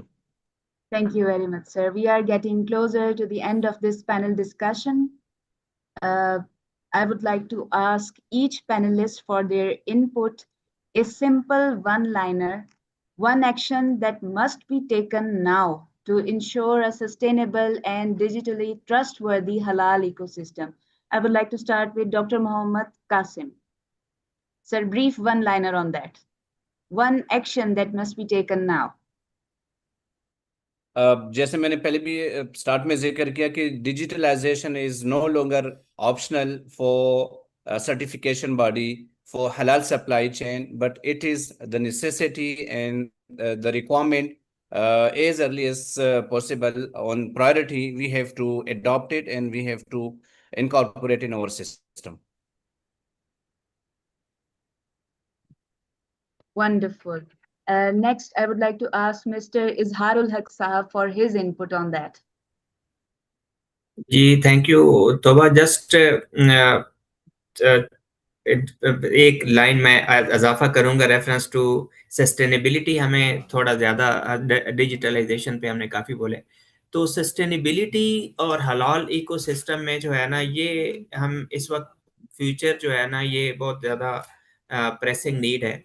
और इसमें जो बहुत सारी चीज़ें इंटीग्रेटेड हैं ऑलरेडी, जैसे एथिकल सोर्सिंग है, ह्यूमन ट्रीटमेंट है, फेयर लेबर लॉज हैं, फेयर प्रैक्टिसेस हैं, फार्मर्स डेली वेजेस मैनेजमेंट है, और फिर हलाल सर्टिफिकेशन सिस्टम में जो ह्यूमन राइट्स हैं वर्कर के, फिर रिसोर्स एफिशिएंसी है, वाटर सेविंग है, एनर्जी सेविंग है, जीएजी रिडक्शन है, सर्कुलर इकोनॉमी है। जो प्रैक्टिकल एग्जांपल, जैसे मैं अगर आपको कारपोरेट से दूं, तो मल्टीनेशनल का काफ़ी इसमें स्टेक है, और they are adopting these already. जैसे अभी लास्ट ईयर से कोई 50% तक हम रिसाइकल बॉटल यूज कर रहे हैं रिसाइकलेबिलिटी के हवाले से, that's the supporting the same cause. Similarly जो बोन सुक्रो सर्टिफिकेशन, उस हवाले से हम लोग जो सपोर्ट कर रहे हैं, तो उसमें जो फंडामेंटल ह्यूमन राइट, जो नो बडी वाज केयरिंग के फार्मर्स को डेली वेजेस कंप्लायंस हो रही है या नहीं, जैसे लेबर्स में इंडस्ट्री में होती है। तो और इसी तरह दूसरे जो बेसिक उनके फर्स्ट एड और बेसिक ह्यूमन नीड्स हैं, वो पूरी हो रही हैं कि नहीं। तो ये चीज़ें उन सर्टिफिकेशन में हो रही है। और एथिकल सोर्सिंग जब हम कहते हैं कि मल्टीनेशनल और जो इंडस्ट्री है वो वही सोर्स करे जो कि एथिकल हो, और तो वो सपोर्टिव, इसमें सपोर्ट देता है पूरा इकोसिस्टम को। तो thank you very much again to all participants और to Minhaj Halal certification bodies के ये इतना प्रोडक्टिव सिस्टम आप सेशन आपने किया। Thanks a lot. Thank you very much, Sir Izharul Haq Saab. Same question, Dr. Mohammad Usman Ghani. The critical action that needs to be taken now. 3 points है: open access, digitalization, sustainability. ये तीनों points जो हैं वो हमें हलाल certification ecosystem की तरफ लेकर जाएगी। Thank you. Very brief and very comprehensive answer. Mr. Akhtar Ali Bugio, same question. One action that must be taken now. And also please distill the learnings of today's panel discussion. Simply, no technology, no transformation, no development. और ये मैं आपको जो इस वक्त message दे रहा हूँ, ये भी अगर इस वक्त आप डिजिटाइजेशन और टेक्नोलॉजी में ना होते तो मैं आपसे इस वक्त बात भी ना कर पा रहा होता। और इस चीज और इसमें आप जितना डेवलप करेंगे आप उतना ही आगे जाएंगे। और अभी भी आपने देखा जो जिसमें जितना प्रिसाइज करेगा और अपनी एक्सपर्टीज बढ़ाएगा वो उतना आगे बढ़ेगा। That's it. Thank you very much, sir. Thank you to each of the distinguished panelists. The future of the halal industry will not be defined by compliance alone, but by credibility, transparency, and responsibility. Digital transformation must enable trust, not replace it. And one more thing that I would like to say, sustainability must become a non-negotiable operational standard. Thank you very much to the panelists. Thank you so much to the audience for their wonderful question. I would like to hand over the session to the MC from Minhaj Halal Center.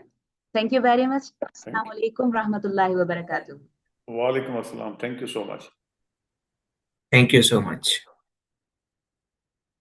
Thank you very much. Bismillahirrahmanirrahim. A very big thanks to you, our moderator, Ms. Luba, for your great and wonderful moderation, and all the panelists for such a wonderful and deep discussion. I mean, Mr. Ahsan Owert, Dr. Ijaz Ahmed, Mr. Akhtar Ali Bokio, and Mr. Izhar al-Haq, Dr. Usman Ghani, Dr. Qasim, Dr. Muhammad Qasim, and other all for your wonderful talk. And now, ladies and gentlemen, we will resume our keynote speeches to hear more from our global experts. These speakers will help us further understand the future of halal economy. Let's continue this journey of learning as I invite our next keynote speaker, But before I want to inform you that our one of the great speaker, Mr. Muhammad Asim Javed, the Director General of the Punjab Food Authority, will not attend this session due to some important reasons. So I will invite now Professor Dr. Muhammad Fauzi Abdul Hussain, representing the Academy of the Islamic Civilization at University Technology, Malaysia. He is a recognized expert in Islamic economic and Sharia compliance. He will share his profound insights on halal assurance for sustainable food security. We're truly honored to have you here with us, sir, and the stage is yours, please, now. Okay, thank you very much, Mr. Chairperson. Hold on, I should share my I want to share my slide, but okay, wait a second, because I have to do some setting here. Sorry for this, because I'm not frequent user of Zoom, so I need to do this setting. Can you see my slide? Yeah, you can see your slides. Okay, that's great. Okay. Okay. All right. Thank you very much, and very good afternoon, everyone. Okay. To our chairperson, Mr. Chairperson, Mr. Huzaifa Shabir, and Yes, sir. we have with us today all the distinguished speakers, as well as the Deputy Director of the Halal Minhaj University. We have Dr. Munir and all those other speakers that joining us for the third Global Halal Industry Summit 2026. I'm honored to be invited as one of the speakers for the today's program, and I prepared a very short slide discussing about the topics on the sustainable food security and how we can strengthen the ethical halal supply chain. All right, this is part of my work that I also discussed this while I was presenting my work in International Halal Conference in Kyoto last year. So what I'm trying to share my thoughts and ideas about these issues on the halal assurance for sustainable food security. It's particularly in the context of sustainability, governance, and global halal ecosystem, where let me begin with these critical questions, and we can see around the globe we experience global hunger in 2024, where around 673 million experienced hunger in 2024. And in 2023 itself, nearly 733 million people were impacted by hunger. And with the current situations on the the war and everything, so the global uncertainty, we might see people will experience catastrophic levels of acute food insecurity in the near future. So my critical question here is that can halal go beyond religious compliance and become a solution to global hunger? Some of places, some of the areas, lack of access to the food and etc. Although we have some resources, but we also have to make sure that all the resources that we feed to the society, the people in need, are first safe and assure that they are all halal. All right, today halal is no longer just about permissibility. It intersects with sustainability as well, food access and ethical productions, aligning into directly with what we call as the Sustainable Development Goals number 2, which is a zero hunger. Halal is no longer confined with religious observations. It has evolved into transformative force capable of addressing global hunger and promoting sustainability. As the world accelerates towards achieving UN Sustainable Development Goal, especially the goal number 2, where we aim by 2030, we might decrease the global hunger. The halal ecosystem stands in uniquely positioned to address this challenge. By integrating faith-based values, halal certification can go beyond compliance to becoming a strategic lever for food security, sustainable agriculture, and inclusive economic growth. But when we look into the data here, when this is data that I obtained from the what we call this dashboard, this initiative led by a researcher in Cambridge University, where they mapping the achievement of the current sustainable development or this SDG achievement right now, we can see that for the SDG number 1, no poverty, quite numbers of the Muslim countries are still lacking behind. If we look into like countries in Southeast Asia, Indonesia, for example, there are still a lot of challenges remain. And those are in the African countries. There are a lot of issues. Those are in the red colors here. They are still facing major challenges in reducing the poverty level of their people.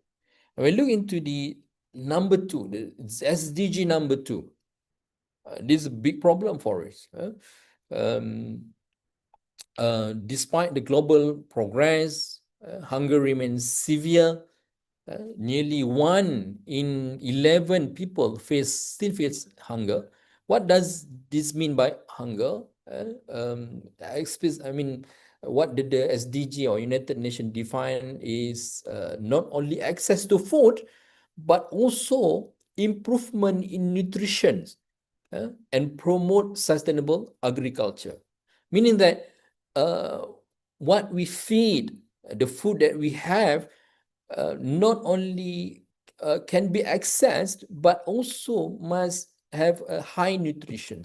The problem is our world today is that, and we can see from the achievement what we had right now, the food is there, but it might be low in nutrition, and we might have some of the indicator that they assess or the SDG assess is the use of pesticide.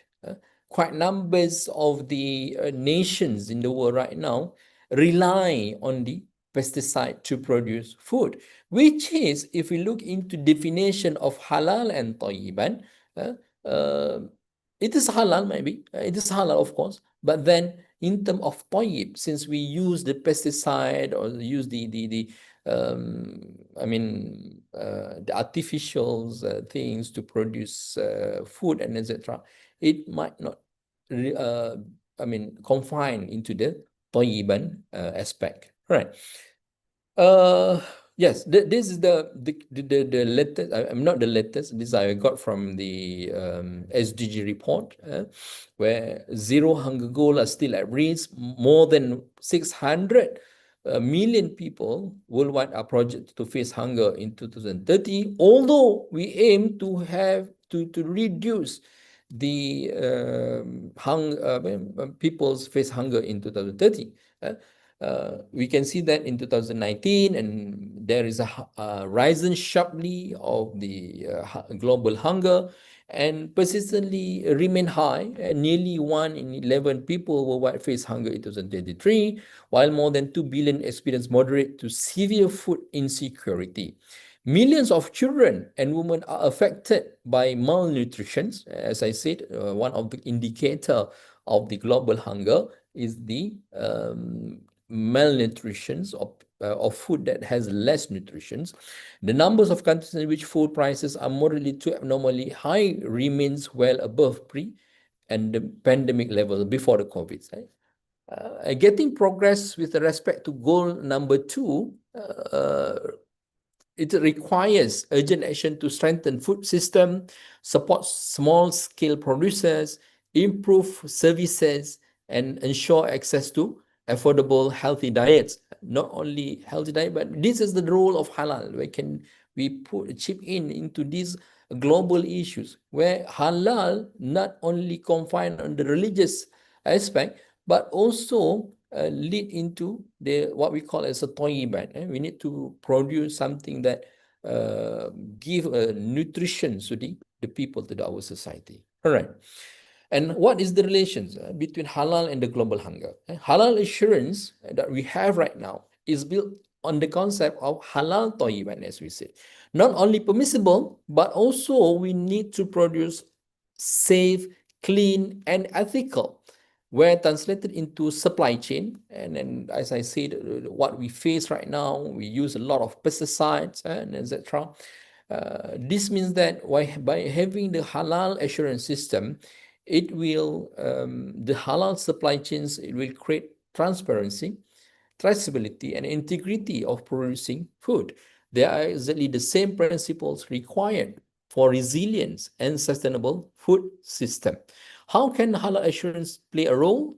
By empowering local, what we suggest is that empowering local producers with halal certification access, ensuring fair, traceable, and just halal supply chain, and also promoting food equity. Right. When we look into the global, Muslims' demand for the halal, it reached 1.27 trillion in 2021, but hunger remains as the major obstacle. When we look into the markets of the halal, it's now it's projected to the market size itself is projected to be like 3.3 trillion, and it is expected to grow in 2030 by 9.4 trillion. By the CAGR is expected around 12%. So looking into the drivers of halal market growth, we can see that there are rising Muslim populations, but the challenge remains, as I said before, rising Muslim populations, demand for safe and ethical foods. There are demands for the safe, not only halal, but also safe, ethical, and have high nutrition to the people. Expansion of halal certification. Nowadays, we have discussed about the halal certification just now. And last week we had a very good sessions with our Turkish counterparts, where they had these very good discussions on the halal accreditation, etc. In terms of halal certification or halal accreditation, I would say that we have a different model of running or giving or issuing the halal certification. Like in Malaysia, the government body has play a very vital role in issuing halal certification, while in other countries, they utilize the third sector or the private sector to issue halal certification, but with the halal accreditation by the government. There are different models in issuing the halal certification anyway. And we can see that we discussed just now about digital and etc. These are the key drivers of halal market. And looking into the concept of halal assurance, we all understand that halal not only permissible but also tayyib. That I related in the first discussions, where tayyib does not only confine with the religious definitions, but also in terms of the scientific definitions, where we provide the high nutrition food and etc. All right. So why halal matters for food security? Now we go into the halal and food security, where it's interrelated. Halal assurance contribute to food security through three key elements: compliance, integrity, and viability. Together, this strengthens supply chain reliability and ensure dignified access to food. My argument is access to food was one thing. Also, we have to assure that we can maintain the food security. According to FAO, food security means exists when all people at all times have physical and economic access to sufficient, safe, and nutritious food. It is another keywords that meets their dietary needs and cultural preference for an active and healthy life. Yes, despite global progress, millions, as we discussed earlier, still face hunger and malnutrition due to persistent inequalities and inconsistent access to safe and nutritious food. All right. So the actions what you need to do is to produce halal food security. Halal food security means consistent availability, access, and affordability of foods that complies with Islamic dietary standards. These standards prohibit certain foods like pork and alcohol, of course, and require human preparation methods such as zabihah, slaughtering, while preserving cross-contamination with non-halal items. But it's not only about nutrition, but also about both. And you have to balance between these two, nutritions, halal nutritions, food nutrition, and this spiritual integrity as well. Right. Well, looking into the case study a bit, what Malaysia has done to assure the food security in Malaysia. Food security is critical and has become a national concern in Malaysia. Despite strong system, the country relies heavily on imports. All right. This is what we are now doing. Most of our foods and etc. are imported from outside. This is where the halal assurance, halal supply chain come into place, where we do auditing through the Malaysia Religious Department. They actually doing the accreditation. They are actually certified, not only certified, but also they go to the supplier. If the supplier comes from Australia, they will go to Australia to do the auditing and etc. So we are the high dependence of these products, of this imported food. So what we do, of course, to assure that the food imported are shot as halal, and it's follow this dietary standard. Okay, all right. In terms of food security in Malaysia, we can see that Malaysia performed relatively well in food safety and quality, but sustainability remains moderate. This indicates gap where halal assurance can play a stronger role. We can see Malaysia rank number 41. Continuous initiative to reduce dependency. This is what need to be done to reduce the dependence on imports, focus on strengthening local production while maintaining international sources. And in terms of food inequality, we score quite reasonably moderate with 74.7 points. All right, so what's next? Strengthening food halal security in Malaysia through halal assurance. Halal assurance can strengthen food security through certifieds, not only meat but also the aquaculture. Fish only, also fish security is one of the things that we can explore. Another issue is that cultivation of grain, corn, animal feed. Where this is another issue where we import a lot of animal feed. Almost 30% are imports. And then what we suggest that participations among the local youth on the agriculture and etc. Right. Okay. Okay, sorry, I got a call here, so I need to. Right. Let me shorten my presentations. What remain here as challenge that to strengthening the halal supply chain is not without cannot be achieved by. There are a lot of challenges. First is the logistic risk, logistical infrastructure gaps. Limited dedicated infrastructure, weak traceability and monitoring, human capital gaps like of halal trained employees, especially in logistics and slaughtering, certification gaps and fraud, and the issue that we discussed and just now. But we need to have regional harmonizations and to have a capacity building. We also discussed about digital halal assurance. These are the things that we can explore in the future. All right, right. So my takeaway notes is that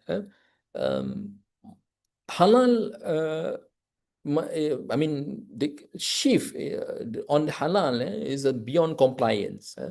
Halal must incorporate a few things, not only the certification itself, but also the food must have safety, must have nutrition, and then the access to the food. We have to take we discussed earlier that we face the global hunger, but how can halal actually, I mean, solve this problem?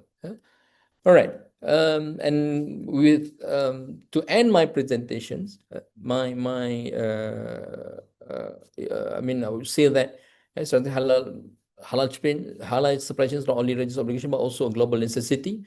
By integrating critical control points such as segregation, certification, logistics, and technology, we can ensure that halal integrity is preserved while addressing global food security challenges. That's all my presentation. I hope this idea can be discussed further for this session, inshallah. Thank you very much. I bring back to the chairperson.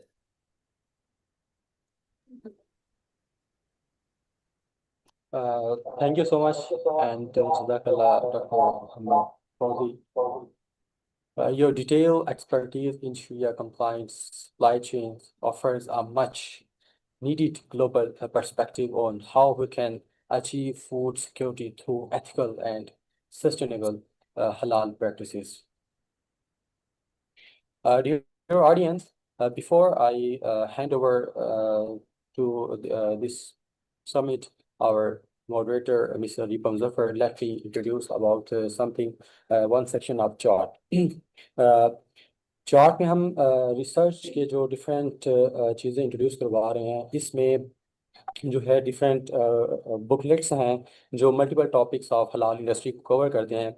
इसके अलावा जो हमारे researchers हैं उनके लिए एक बहुत ही अच्छी खबर न्यूज़ ये भी है कि आपके लिए हमने एक research journal with the name of Johar journal for हलाल एथिक्स एंड रिसर्च ये भी लॉन्च किया है, और इसका जो 3rd एडिशन है वो विद इन 2 मंथ्स जो है वो अपलोड हो जाएगा, पब्लिश हो जाएगा। हमारी वेबसाइट भी आप विजिट कर सकते हैं। तो जो भी अपने आर्टिकल्स वगैरह पब्लिश करवाना चाहता है हलाल इंडस्ट्री से रिलेटेड, तो आप हमें एक्सेस कर सकते हैं through WhatsApp, through email and through our you can visit our social media platforms on Facebook, on Instagram or YouTube and other, and also you can visit our website for submitting your articles. Thank you so much, and now I am handovering this wonderful event to our moderator, Ms. Ariba Muzaffar.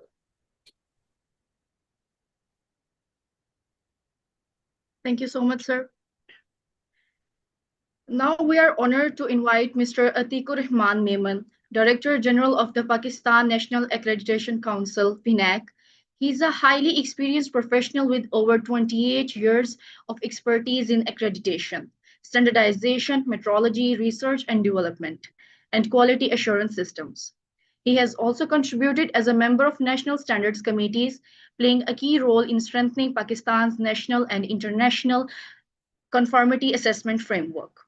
His expertise is crucial in ensuring credibility, transparency, and global acceptance of halal certification systems. He will speak on halal certification and global standards. Sir, the floor is yours.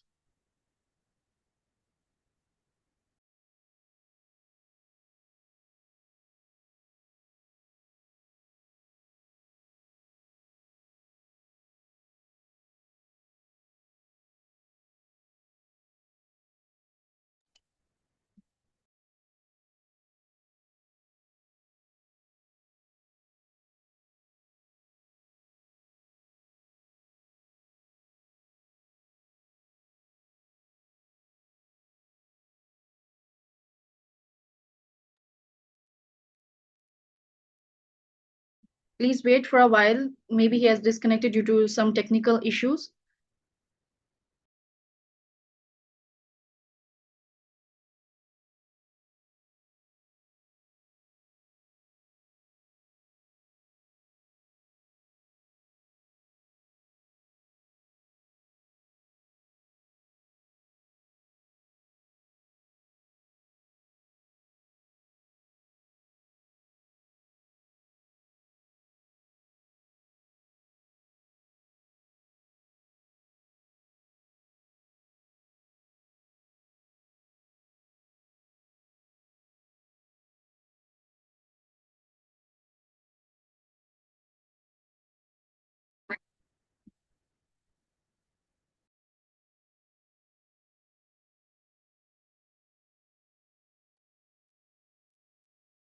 Mr. Atikur Rahman Mehman, sir, you can proceed now. Okay.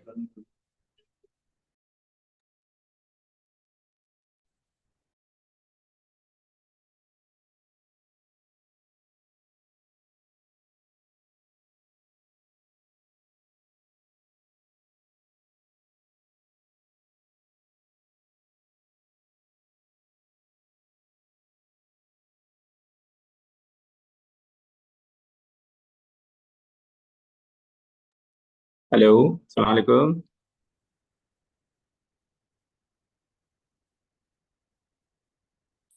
Hello.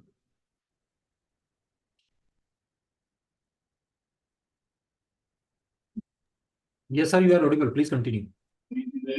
Okay.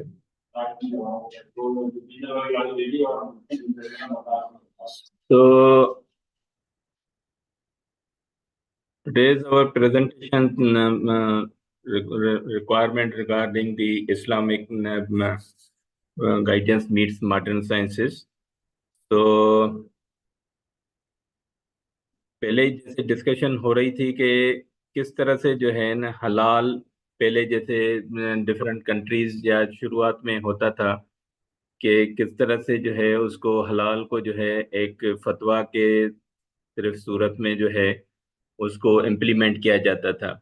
लेकिन उसके बाद फिर modern sciences जब आई उसके बाद फिर जो है वो उल्मा ने शरीय स्कॉलर्स ने और रेगुलेटर्स ने इसको ज़रूरी समझा कि इसके साथ जो है ना मॉडर्न साइंसेस के बुनियाद पे जो है ना हम फतवा दी जाए।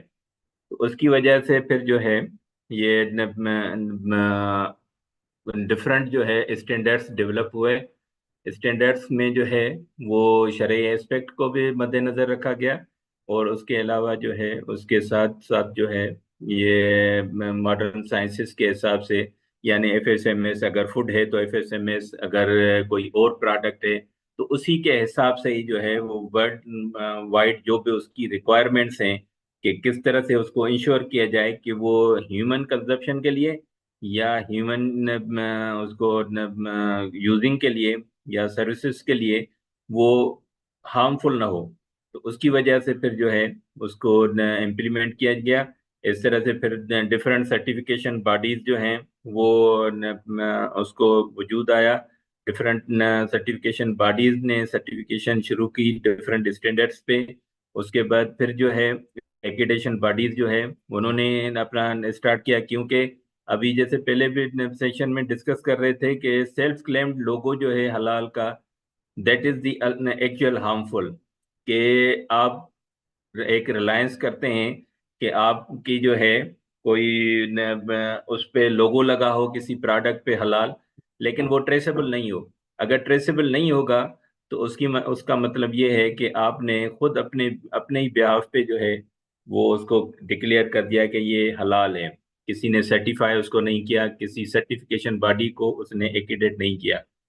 तो उसके बाद पाकिस्तान जो है वो फाउंडर मेंबर्स में से है जिसने हलाल एक्रेडिटेशन जो है वो उसका कंसेप्ट दिया और हलाल एक्रेडिटेशन जो है ना लॉन्च की इन बिग 2010। जिस वक्त सिर्फ जो है वो सर्टिफिकेशंस का अभी थोड़ा बहुत रवाज हुआ था लेकिन एक्रेडिटेशन का अभी सिलसिला शुरू नहीं हुआ था। तो पाकिस्तान ने जो है PN Pakistan is the founder members among the different countries who have launched who have established the actual halal standard with in collaboration with the PSQCA, then develop the standard PS 4992 for the halal accreditation. So this is the actual sequence that why this is requirement। और उसके बाद फिर जो है it is not only the Pakistan or the Muslim requirement, it is the worldwide requirement from the different countries that your system is, your product is actual meet the requirement or not।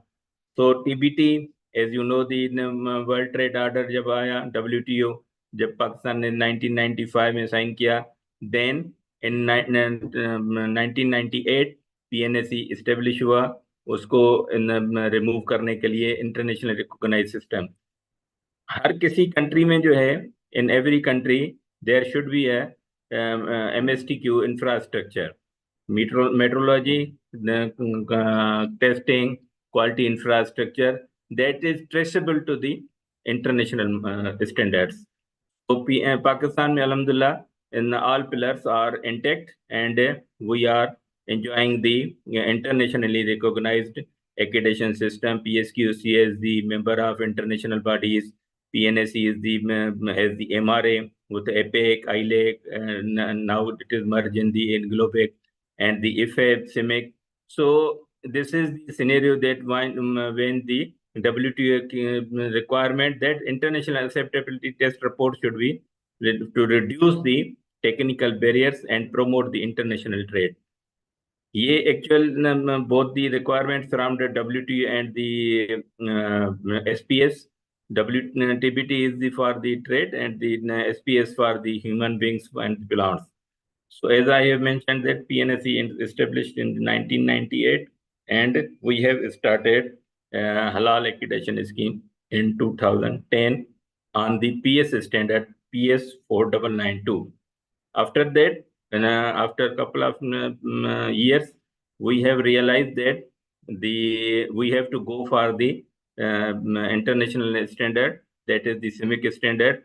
So we have using the international standard for the CIMIC and the PEC 2020. We offering the accreditation on the both standard, and after that in 2022 and 3 we have completely transferred our certification bodies on the CIMIC standard. So because of that, we have why we have used the CIMIC standard to establish an international recognized system, as already it is mentioned. So CIMIC standard is the worldwide usage. That's therefore we have started using that. Our certification body should be their certificate should be recognized in all world. So we have adopted the CIMIC standard. So actually the focus of the halal and the every accreditation certification to facilitate the trade.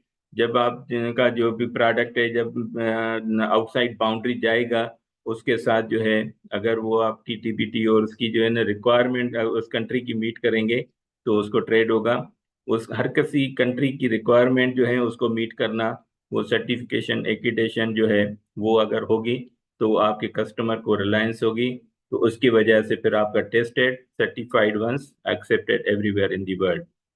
PNSE जो है अभी तक उसको 8 schemes जो है उसने launch की हुई हैं. टेस्टिंग कैलिब्रेशन लेबॉर्टरीज हैं, मेडिकल लेबॉर्टरीज हैं, product certification bodies, inspection bodies, halal certification bodies, personal certification, and proficiency testing providers. And in the future, we have intent to launch the accreditation and certification schemes of on the different standards. PNSE, as I have mentioned, that the PNSE has the international recognition. That is the from the APEC, ILEC, and IF, and we are enjoying the international traceability. जैसे different जो है ना I have mentioned that that is the APEC, ILEC, and IF requirement. In halal, there should be there is not the one harmonized standard throughout the world. Therefore, we are in the process that the newly established body, if have international forum on halal accreditation body, is newly established, and we are trying to take the MRA from the FAB. So the international standard and international MRA for the worldwide, that will be intact.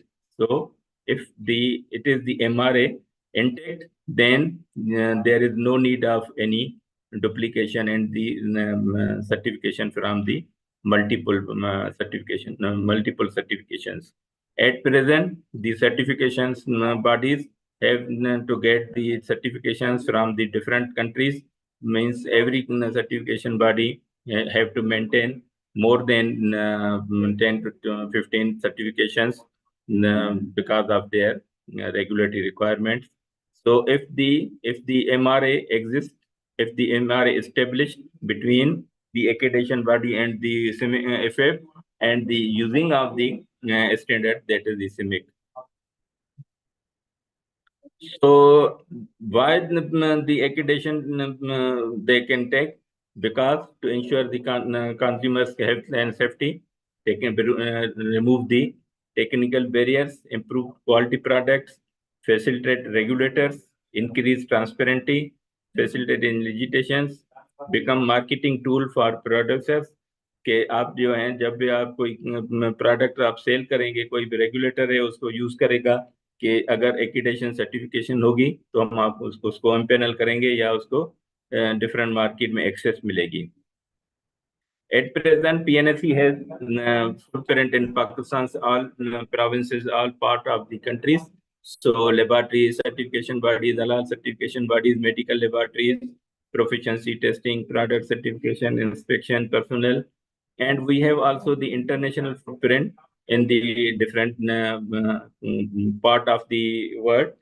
We have the halal certification body accredited in the Canada, USA, and we have some certification bodies application from the different parts. We have accredited the laboratories in Saudi, Qatar, Bahrain, and we have application of different other bodies also. So this is the actual accreditation process.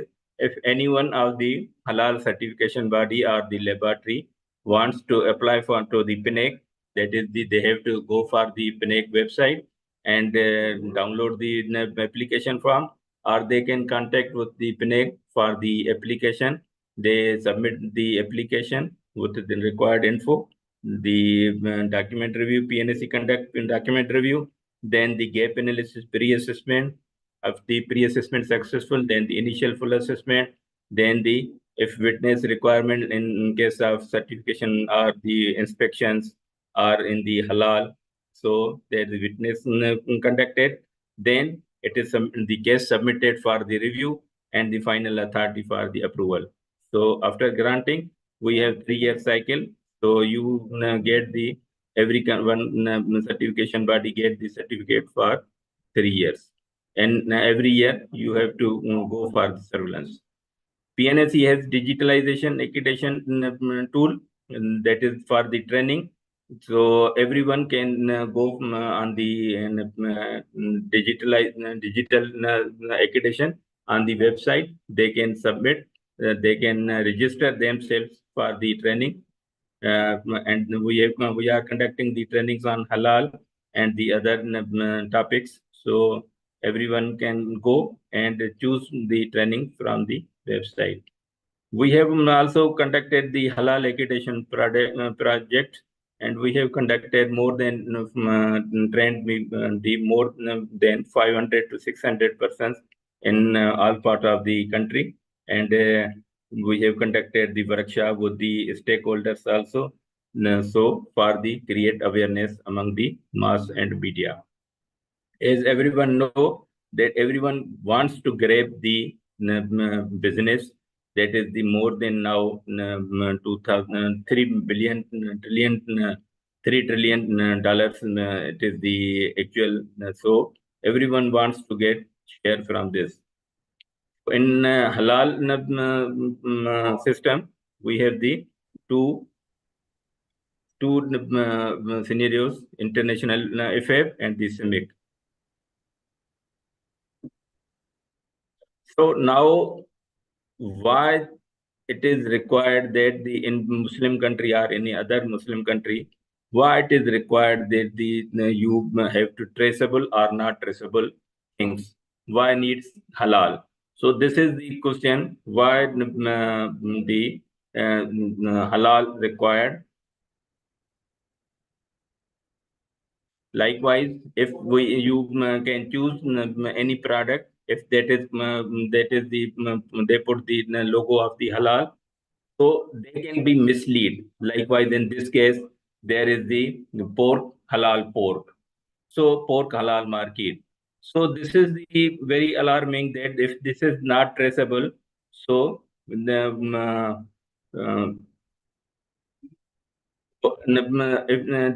should be a mechanism for the certification accreditation that if the logo is intact, then you have to see that from where it is certified and from where the certification body accredited.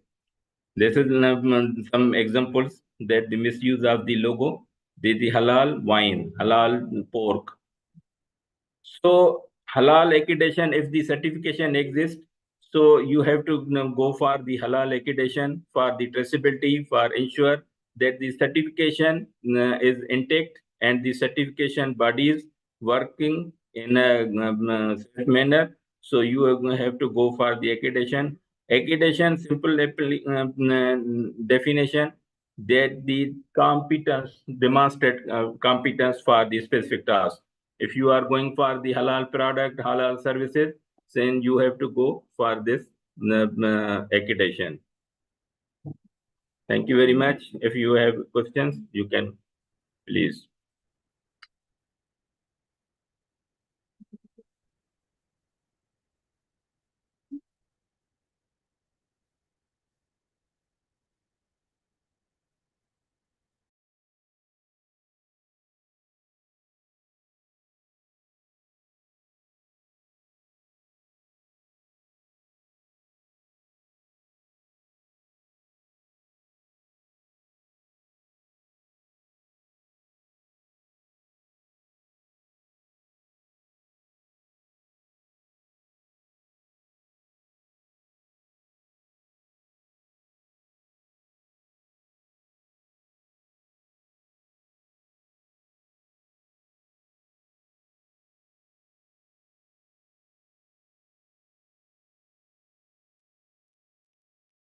Thank you so much, sir, for your important and insightful address. Now we are honored to present a recorded closing keynote address by Professor Dr. Hussain Mohiuddin Qadri, Deputy Chairman, Board of Governors, Minhaj University, Lahore, and Chairman Chart.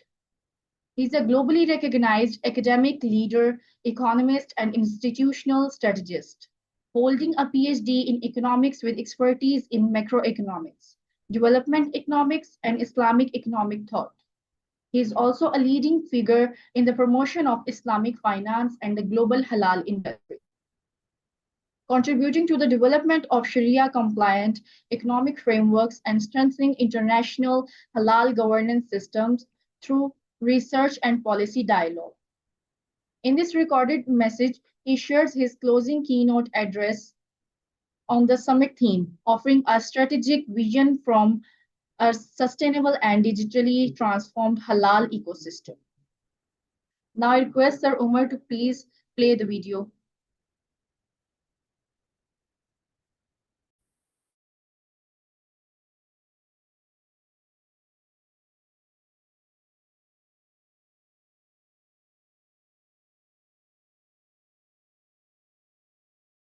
أعوذ بالله من الشيطان الرجيم بسم الله الرحمن الرحيم يا أيها الناس كلوا مما في الأرض حلالا طيبا ولا تتبعوا خطوات الشيطان إنه لكم عدو مبين صدق الله مولانا العظيم.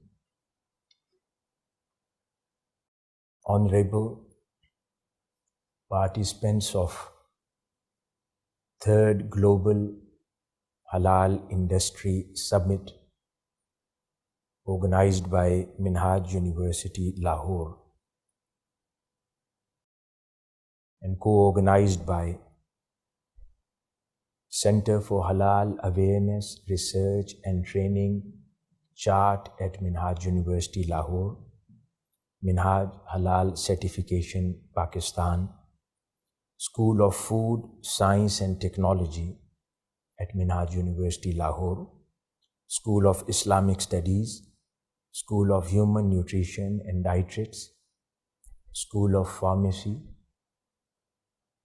and all other partners from Pakistan and abroad. This is by the grace of Almighty Allah that Minhaj University was able to organize this very important summit again this year for a very important and relevant purpose, which is to bring halal industry and its related studies into limelight, not just in Pakistan, but for all the Muslim world and countries where this subject is relevant today. This conference could not be possible without tireless effort of its team, such as Professor Dr. Khurram Shehzad, Dr. Muhammad Munir, Mr. Ziaur Rahman Zillaj, Dr. Muhammad Jawad Iqbal, Dr. Samra Rashid, Dr. Uswa Ahmed, and Dr. Kalimullah. May Allah Almighty accept all these great efforts you all have put in towards the success of this Summit 2026. Dear audience, the topic I have chosen to speak on today, it is very important, not just in terms of its content, but it will have a clear roadmap for halal industry in Pakistan. The verse of Quran which I have recited in the beginning of my talk, in which Allah Almighty states, O mankind, eat of what is lawful and pure in the earth, and do not follow in the footsteps of Satan. Indeed, he is your open enemy. Respected scholars, honorable guests, leaders of industry, and my fellow citizens of Pakistan. The verse I just recited is not simply a dietary instructions by Quran. It is the most compact and complete economic manifesto ever revealed. In just one sentence, Allah Almighty placed two words side by side that the world has been struggling to understand for 1400 years. Those two words are halal and tayyib, and they are not the same thing. Understanding halal, the law of ingredients, the word halal means permitted or lawful. It answers one question: what is this product? That is the question. Halal is the law of ingredients. It defines which source of food and drink are permitted in Islam and which are not. Free from pork, blood, alcohol, and animals not slaughtered in the name of Allah Almighty. Allah has stated in Quran, He has only forbidden you kerosene, blood, the flesh of swine, and that over which other than Allah's name has been invoked. These prohibitions are specific, defined, and fixed. This is the minimum standard given by Allah Almighty. A product either crosses the line of halal or it does not. There is no middle or gray area in between. Islamic scholars throughout the history have confirmed that halal is about the source and the composition of the product, such as Imam An-Nawawi, Ibn Qudama, and other scholars of all four major schools of Islamic law. They all agree that halal is the fundamental gate that a product must first pass through. Until it passes that gate, nothing else matters. Understanding tayyib, which is the second most important word in this verse of Quran, the standard of quality. Now, tayyib is something entirely different. The word tayyib comes from the Arabic root word tayyib, which carries the meaning of purity, goodness, cleanliness, and excellence. Tayyib answers a very different question. How was this product made? And is it truly good? Tayyib is the standard of quality, the standard of excellence, is how a product is produced, processed, handled, and delivered. The scholars of Quranic commentary, Mufassirin, they have interpreted this word tayyib in the context of food as meaning food that is not expired, not contaminated, not harmful, not produced through cruelty, and not damaging to the environment of the society. Imam Fakhruddin al-Razi, in his Tafsir al-Kabir, explains that tayyib refers to food that is acceptable to sound human nature and free from disgust.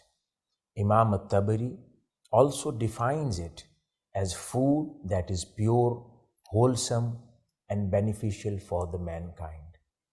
In Surah Al-Araf, Allah Almighty further clarifies this when He describes the Prophet ﷺ by saying, He makes lawful for them the pure things and makes unlawful for them the impure things.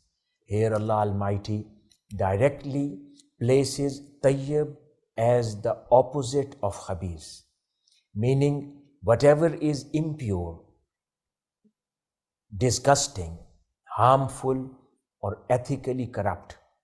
So this confirms that tayyib is a comprehensive quality standard, not merely a list of permitted ingredients. The critical difference: a product can be halal but not tayyib. This is the point that most people miss today. A chicken is halal in its source, but if the chicken was raised in a cramped, diseased factory farm, injected with harmful growth hormones, fed on contaminated feed, and processed in an unhygienic plant, the product is halal in its ingredients, but completely fails the standards of tayyib. As Oxford University's landmark study of Islamic law and halal industry confirms, that tayyib adds the dimension of quality and natural appeal. Both terms refer to lawful variety of food, yet tayyib goes beyond permissibility to encompass purity, cleanliness, and wholesomeness. Halal asks, can I consume this? But tayyib asks, should I consume this? The Prophet Muhammad ﷺ himself confirmed this hierarchy when he said, verily Allah is tayyib, He does not accept but that which is tayyib. Allah is pure and He demands purity, not just in what we eat, but in how it was grown, how the animal was treated, how the worker was paid, and how the environment was protected in its production plant. This is not a modern idea only. This was revealed 1400 years old as a quality management system in Quran. And this wasn't a thought came to people's mind only. This was something which was revealed by the creator of the universe. In summary, tayyib covers 5 dimensions of product quality that halal alone does not.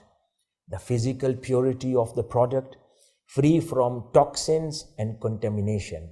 The nutritional value it provides, genuinely beneficial to human health.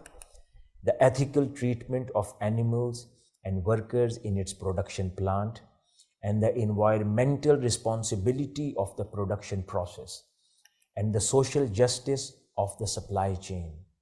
All tayyib food is halal, but not all halal food is tayyib. This distinction is where Pakistan must plant its flag, So what we understand from this verse of Quran is Islam does not just talk about halal standards. Islam also talks about quality standards. So halal standards include ISO 901 standards as well. So today, the world's smartest nations are building trillion-dollar industry around both of these words together. And Pakistan, with the second largest Muslim population on the planet Earth, sits on a golden opportunity it has barely touched. Today, I want to speak to you about three things.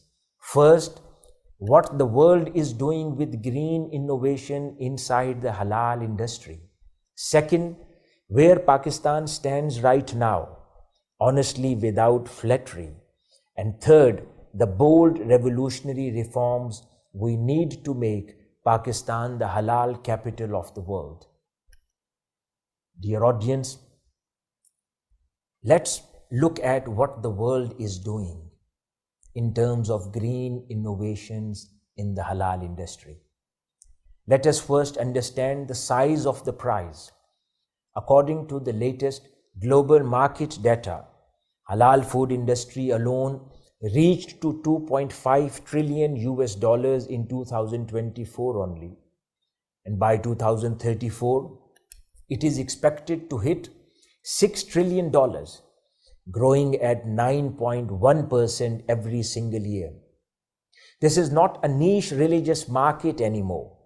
This is the fastest growing ethical consumption movement on the planet today. What is driving this growth? Two forces are merging into one powerful current: faith-based demand and global sustainability movements. Let me show you how the world's most innovative nations are riding this wave. Dear audience, Malaysia, the UAE, and Singapore are already using blockchain technology to track every step of halal product, from the farm where an animal is raised to the plate where it is served. Each step is recorded on an unbreakable digital chain. Consumers can scan a barcode and see the entire journey of their food in real time. This solves the biggest problem in the halal industry, which is fraud.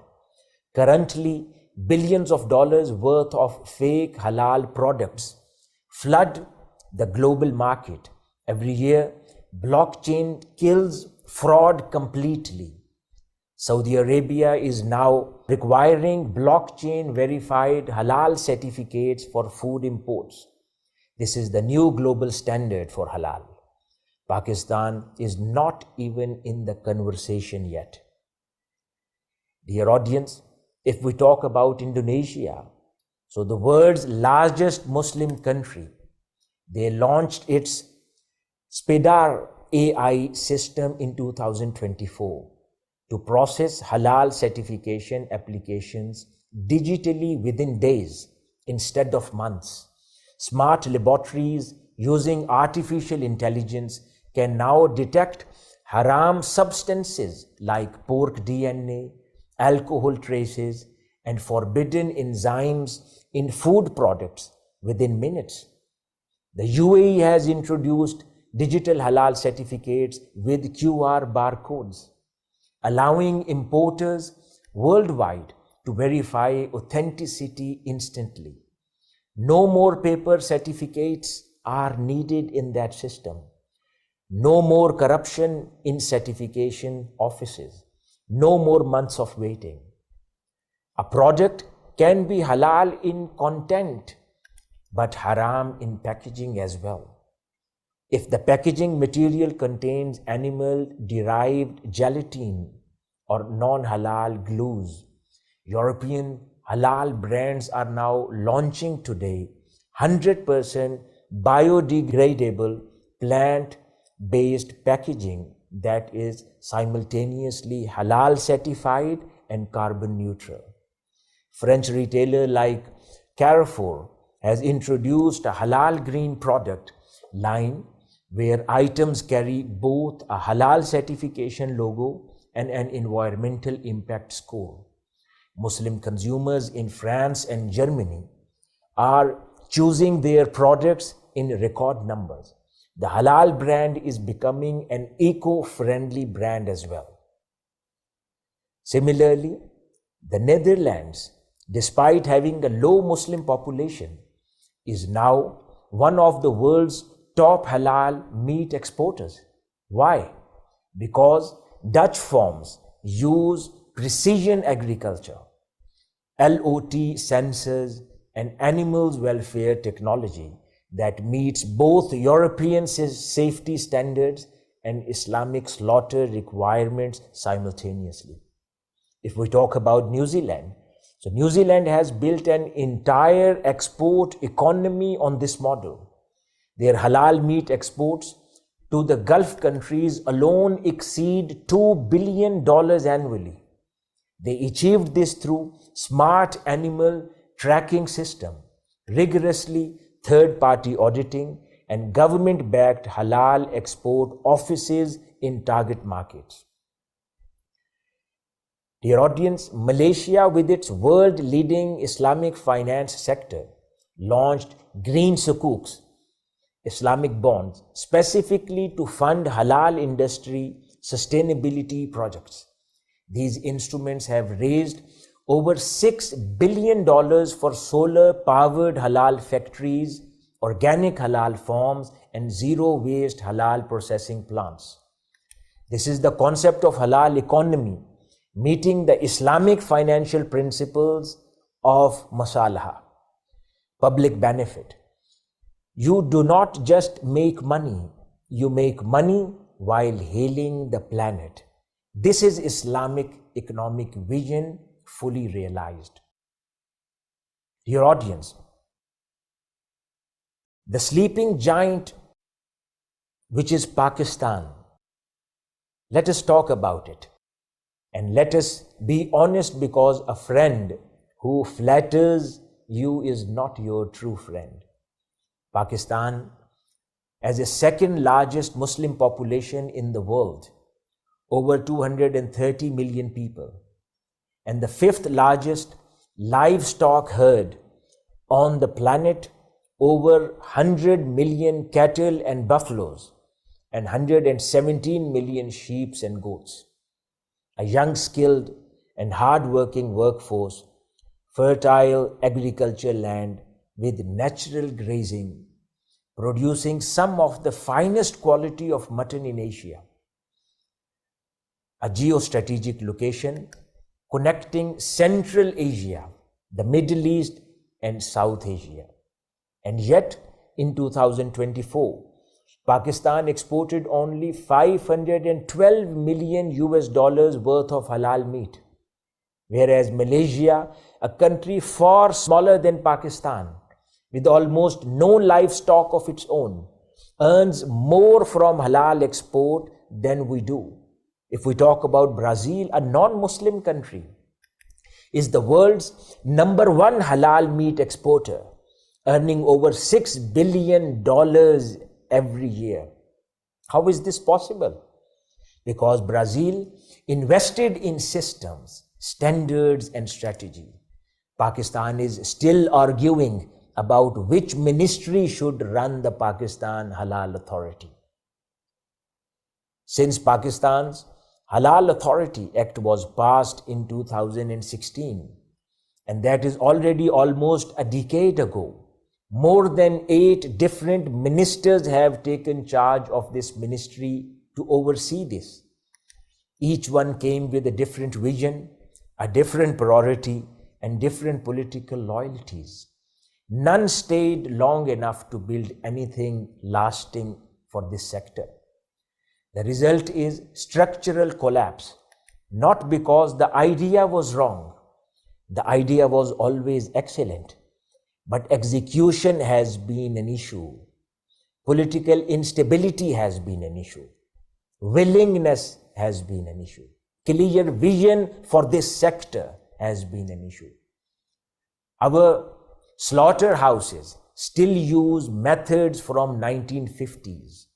Cold storage infrastructure is almost non-existent for export-grade meat. Food and mouth diseases, FMD, bars Pakistani beef from Gulf, European and East Asian markets. There is no national traceability system for livestock.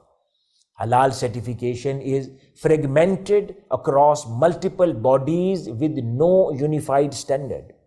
Small businesses cannot afford the cost and complexity of current certification processes.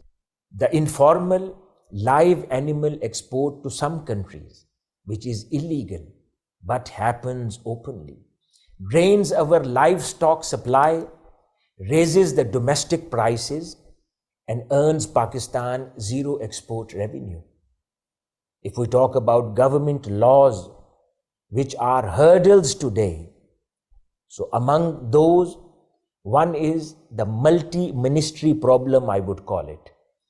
Halal regulation in Pakistan sits across at least 4 separate ministries: Science and Technology, which runs PHA, then Commerce, Agriculture, and the Federal Ministry of Religious Affairs.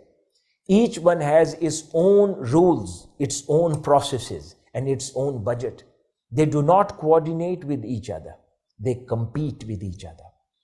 A halal meat exporter must navigate multiple approvals from multiple bodies in Pakistan, often receiving contradictory requirements. This is not regulation. This is bureaucracy and bureaucratic warfare against your own exports. The second main hurdle is the PHA Act of 2016, which lacks autonomy. The Pakistan Halal Authority is technically independent, but practically is not. Its leadership is changed with every change of government. Its budget is controlled by the Ministry of Science and Technology. It has no independent power to set halal standards without ministerial approval. This makes it politically vulnerable and strategically weak.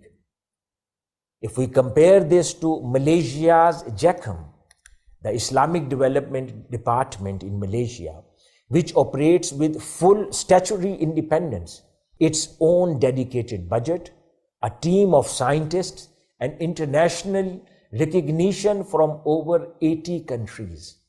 JECM's halal logo is accepted by importers across the globe. PHA's logo is not yet recognized by most target markets. The third important hurdle is outdated food safety laws.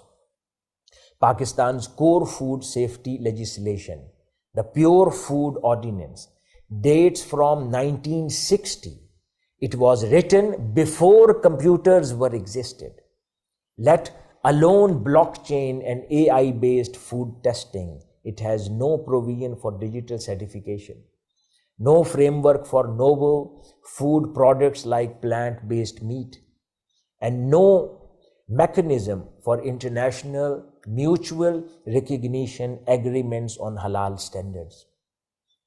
Exporters trying to meet modern global standards find that Pakistani law does not even have a vocabulary to describe what they are trying to do. Similarly, the fourth hurdle, no policy on emerging halal technologies. There is currently no government policy on lab-grown halal meat, halal certified biotechnology products, halal nutraceutical or halal cosmetics using new generation ingredients. The world is moving at speed. We have no framework even for the conversation. The fifth hurdle is the livestock export ban confusion. Pakistan periodically banned live animal exports to protect domestic supply. These bans are well intentioned but poorly executed. They happen suddenly without industrial consultation, and reverses just suddenly too. This unpredictability destroys investors' confidence in Pakistan. At the same time, the illegal live export to some countries worth hundreds of millions of dollars that also destroys the economy and this sector, and which continues.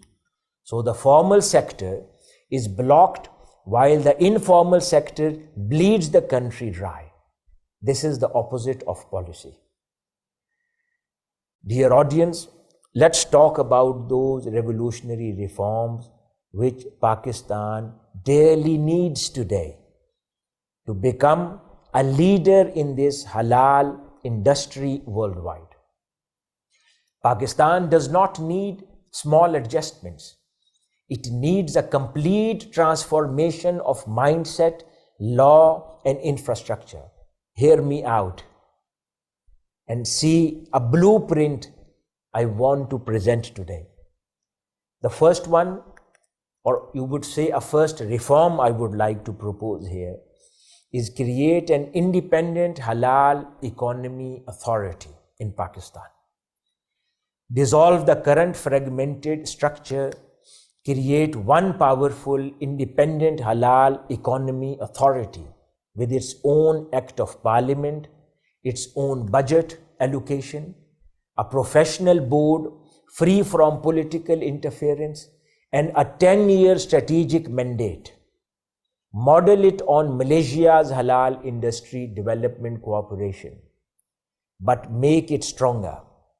This authority should have 4 wings in it: certification and standards wing, technology and innovation wing, export promotion and international accreditation wing.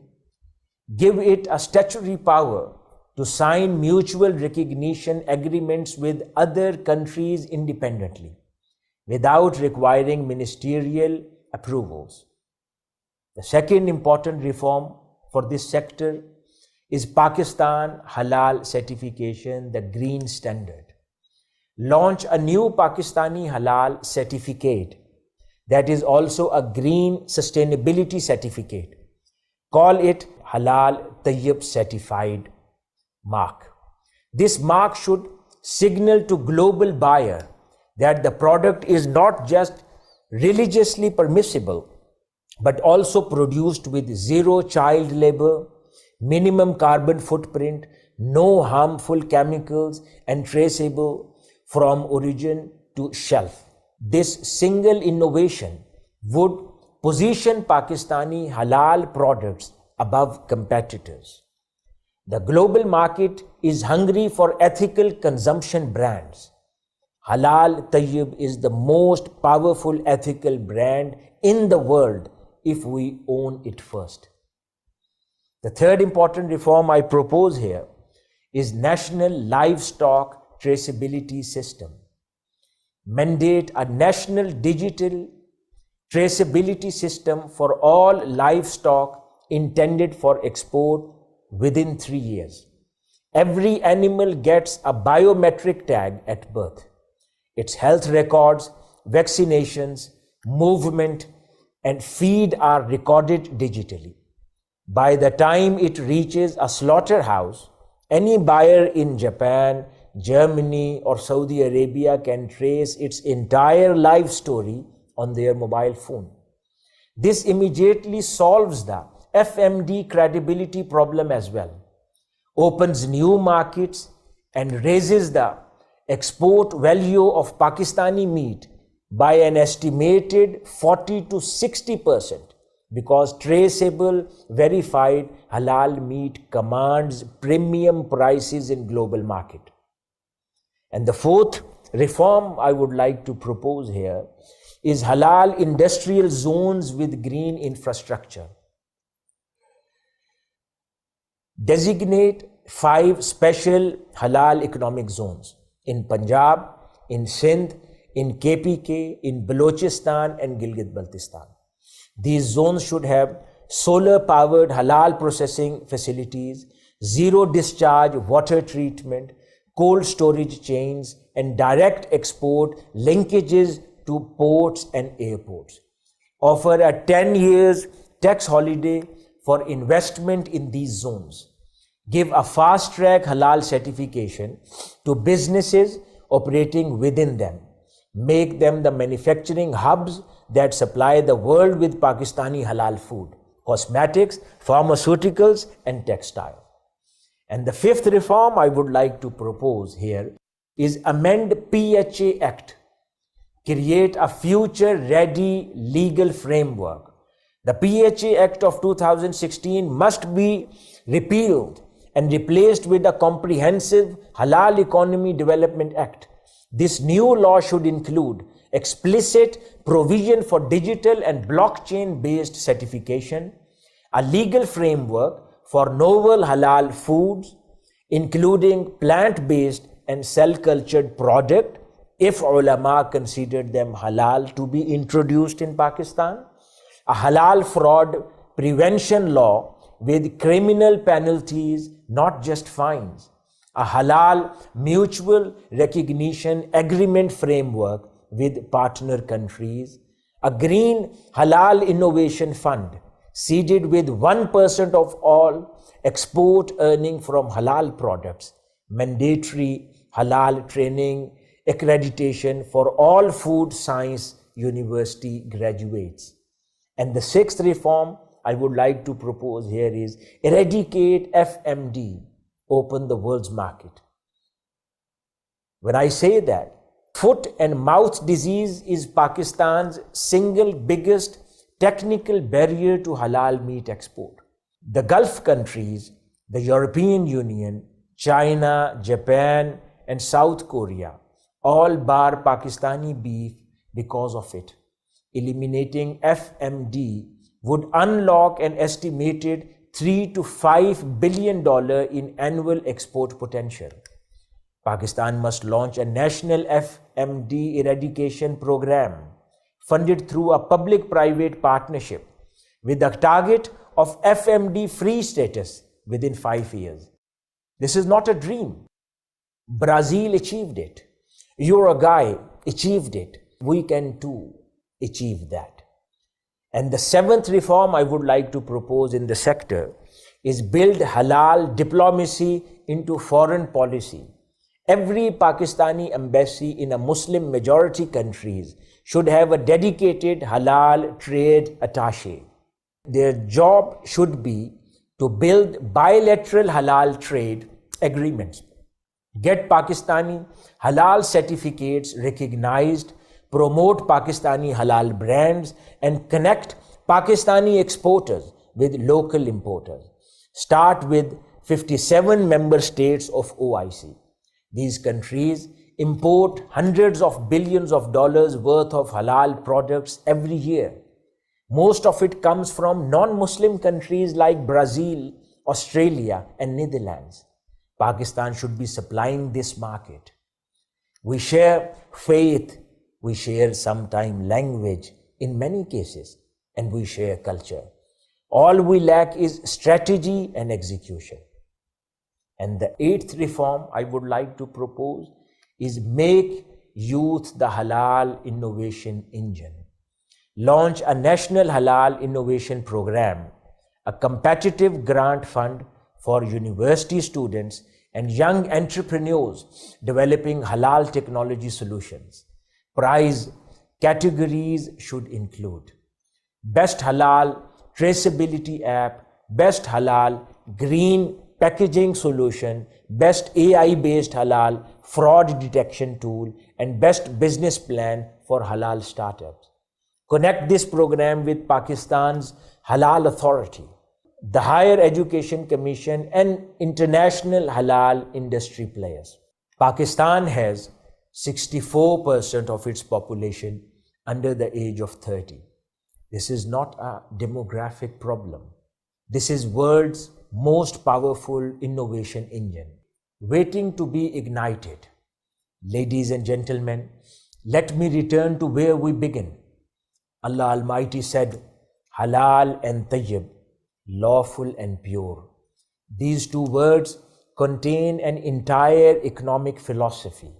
Halal means your process is transparent, traceable, and just. Tayyib means your product is clean, healthy, Put them together and you have the most complete sustainability framework ever articulated, revealed not by a modern economist, but by a creator of this universe 1400 years ago. This world is catching up to this wisdom today. Non-Muslim consumers in Europe and America are choosing halal products because they trust the standards. Green investment funds are pouring money into ethical food supply chains. Technology companies are building tools to serve this market. Pakistan does not need to invent something new. We need to implement what our faith has always commanded. We need legislation that is modern and institutions that are independent. We are a nation of 230 million Muslims, sitting on one of the world's great livestock resources, with a young population hungry for economic opportunity, in a world crying out for ethical food and products. This halal industry is not just a business opportunity for Pakistan. It is our calling, it is our contribution to the global economy, and it is quite simple an act of faith. If we build it right, clean, transparent, green, and traceable, the world will come to us. Dear audience, this was the message I wanted to give from this platform to all the stakeholders of this industry and all the policy makers who are there to introduce these suggested reforms in the sector. In the end, I would like to again congratulate Center for Halal Awareness Research and Training, which is CHART at Minhaj University, Lahore. This was established in 2022, dedicated to fostering understanding, achieving excellence within the dynamic halal industry, serving as a hub for knowledge, research, and expertise in halal sector. They are doing a tremendous job with innovative ideas and new vision. Similarly, Minhaj Halal Certification Pakistan, another sister entity of Minhaj University, Lahore, doing a wonderful job in this sector, along with all those schools who were co-organizers of this conference at Minhaj University, Lahore.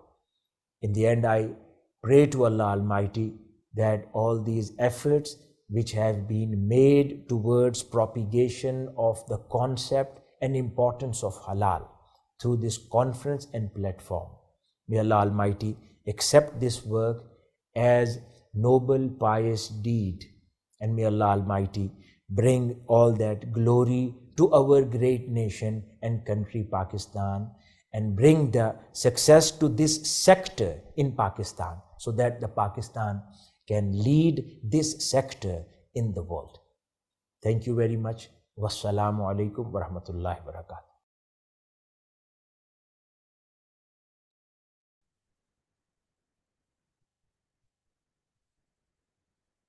Thank you so much, sir, for your insightful and visionary address.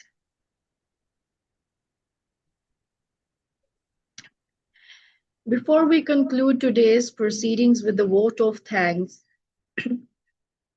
allow me to briefly introduce CHART. The Center for Halal Awareness Research and Training is committed to advancing research, professional training, and industry collaboration while bridging the gap between academia, industry, and regulatory authorities. CHART plays a vital role in promoting halal awareness and capacity building through structured programs, certifications, and scholarly contributions. It offers academic pathways such as MPhil in Halal Food Safety Management, which is an initiative taken only by Minhaj University, Lahore, and postgraduate diplomas, including 1-year postgraduate diploma in Halal Food Safety and Audits, 6-month diploma in Halal Standards and Quality Management, and 6-month diploma in Halal Sustainable Packaging and Safety. Along with that, CHART has also published its journal named Johar, Journal of Halal Ethics and Research.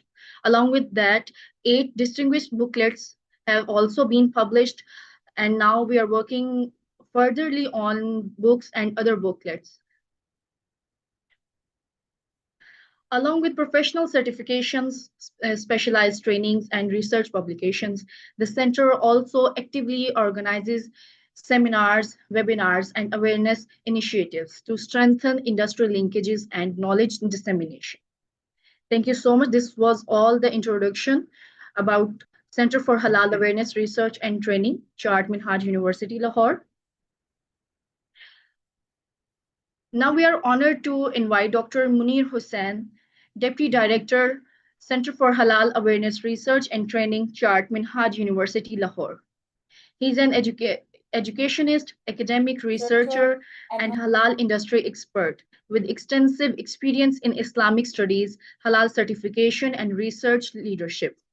He serves as managing editor of the Journal of Halal Ethics and Research, Johar, and works as a halal auditor and compliance expert with Minhaj Halal certification.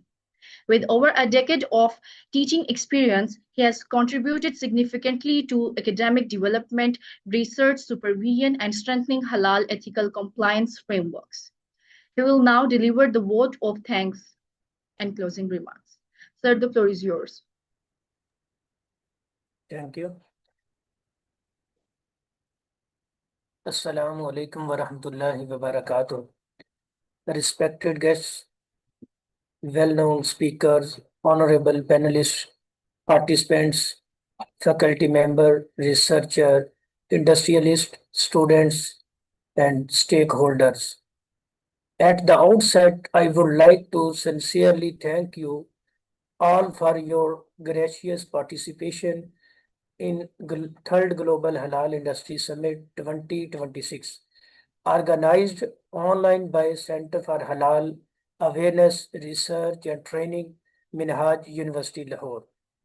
I am deeply grateful to our esteemed keynote speakers, panelists for joining us virtual and sharing their valuable insights on the panel discussions topic. Sustainability and digital transformation in the global halal industry, challenges, opportunity, and future directions, as well as the overall summit theme, sustainability in halal ecosystem, digital integrity, and green innovation. Your contributions have greatly enriched this event. I also extend my sincere appreciation to our national and international guests and representatives. CIMIC OIC, Food and Agriculture Organization of United Nations, University of Technology, Malaysia, Pakistan Halal Authority, Pakistan National Accreditation Council, Pakistan Punjab Agriculture and Drug Authority, PCSIR, PepsiCo, Pakistan and Afghanistan, University of Veterinary Animal Sciences, Punjab Food Authority, Al-Wise Halal, Al-Wise Certification and Training Services, Pakistan, International Services of Compliance, Pakistan, and other esteemed organizers for their virtual presence and meaningful engagement. A special thanks goes to our panel moderator and all panelists for an insightful, engaging discussion that brought together diverse perspectives from across the halal ecosystem. I would also like to express my sincere gratitude to our co-organizers whose valuable contribution and support were instrumental in the success of this summit, including Minhaj Halal Certification, Nizamul Madaris Pakistan, School of Food Science and Technology, H&D Pharmacy, and Islamic Study, Minhaj, University, Lahore. I would like to express my special gratitude to Professor Dr. Hussain Mohyuddin Qadri, Deputy Chairman Board of Governors, Minhaj University, Lahore, and Chairman Center for Halal Awareness Research and Training, Minhaj University, Lahore, for his visionary leadership and regular guidance, and to Professor Dr. Khurram Shehzad, a Registrar and Director, Chart, Minhaj University, Lahore, for his dedicated efforts and excellence coordination in successfully organizing this online summit 2026. My sincere appreciation also goes to Chart team, faculty member, organizing committee, volunteers, and technical team for their great support. Finally, I thank all participants for their active engagement and which made this online summit a meaningful and successful academic event. Thank you again. Wassalamu alaikum wa rahmatullahi wa barakatuh. Thank you so much, sir. All the participants and speakers, this concludes the third Global Halal Industry Summit 2026, organized by Center for Halal Awareness Research and Training, Minhaj University, Lahore. We sincerely thank all the speakers, experts, participants, and moderators for making this global academic gathering a success. May this knowledge lead us towards a more ethical, sustainable, and innovative future for the global halal ecosystem. Thank you so much, everyone. Wassalamu alaikum warahmatullahi wabarakatuh.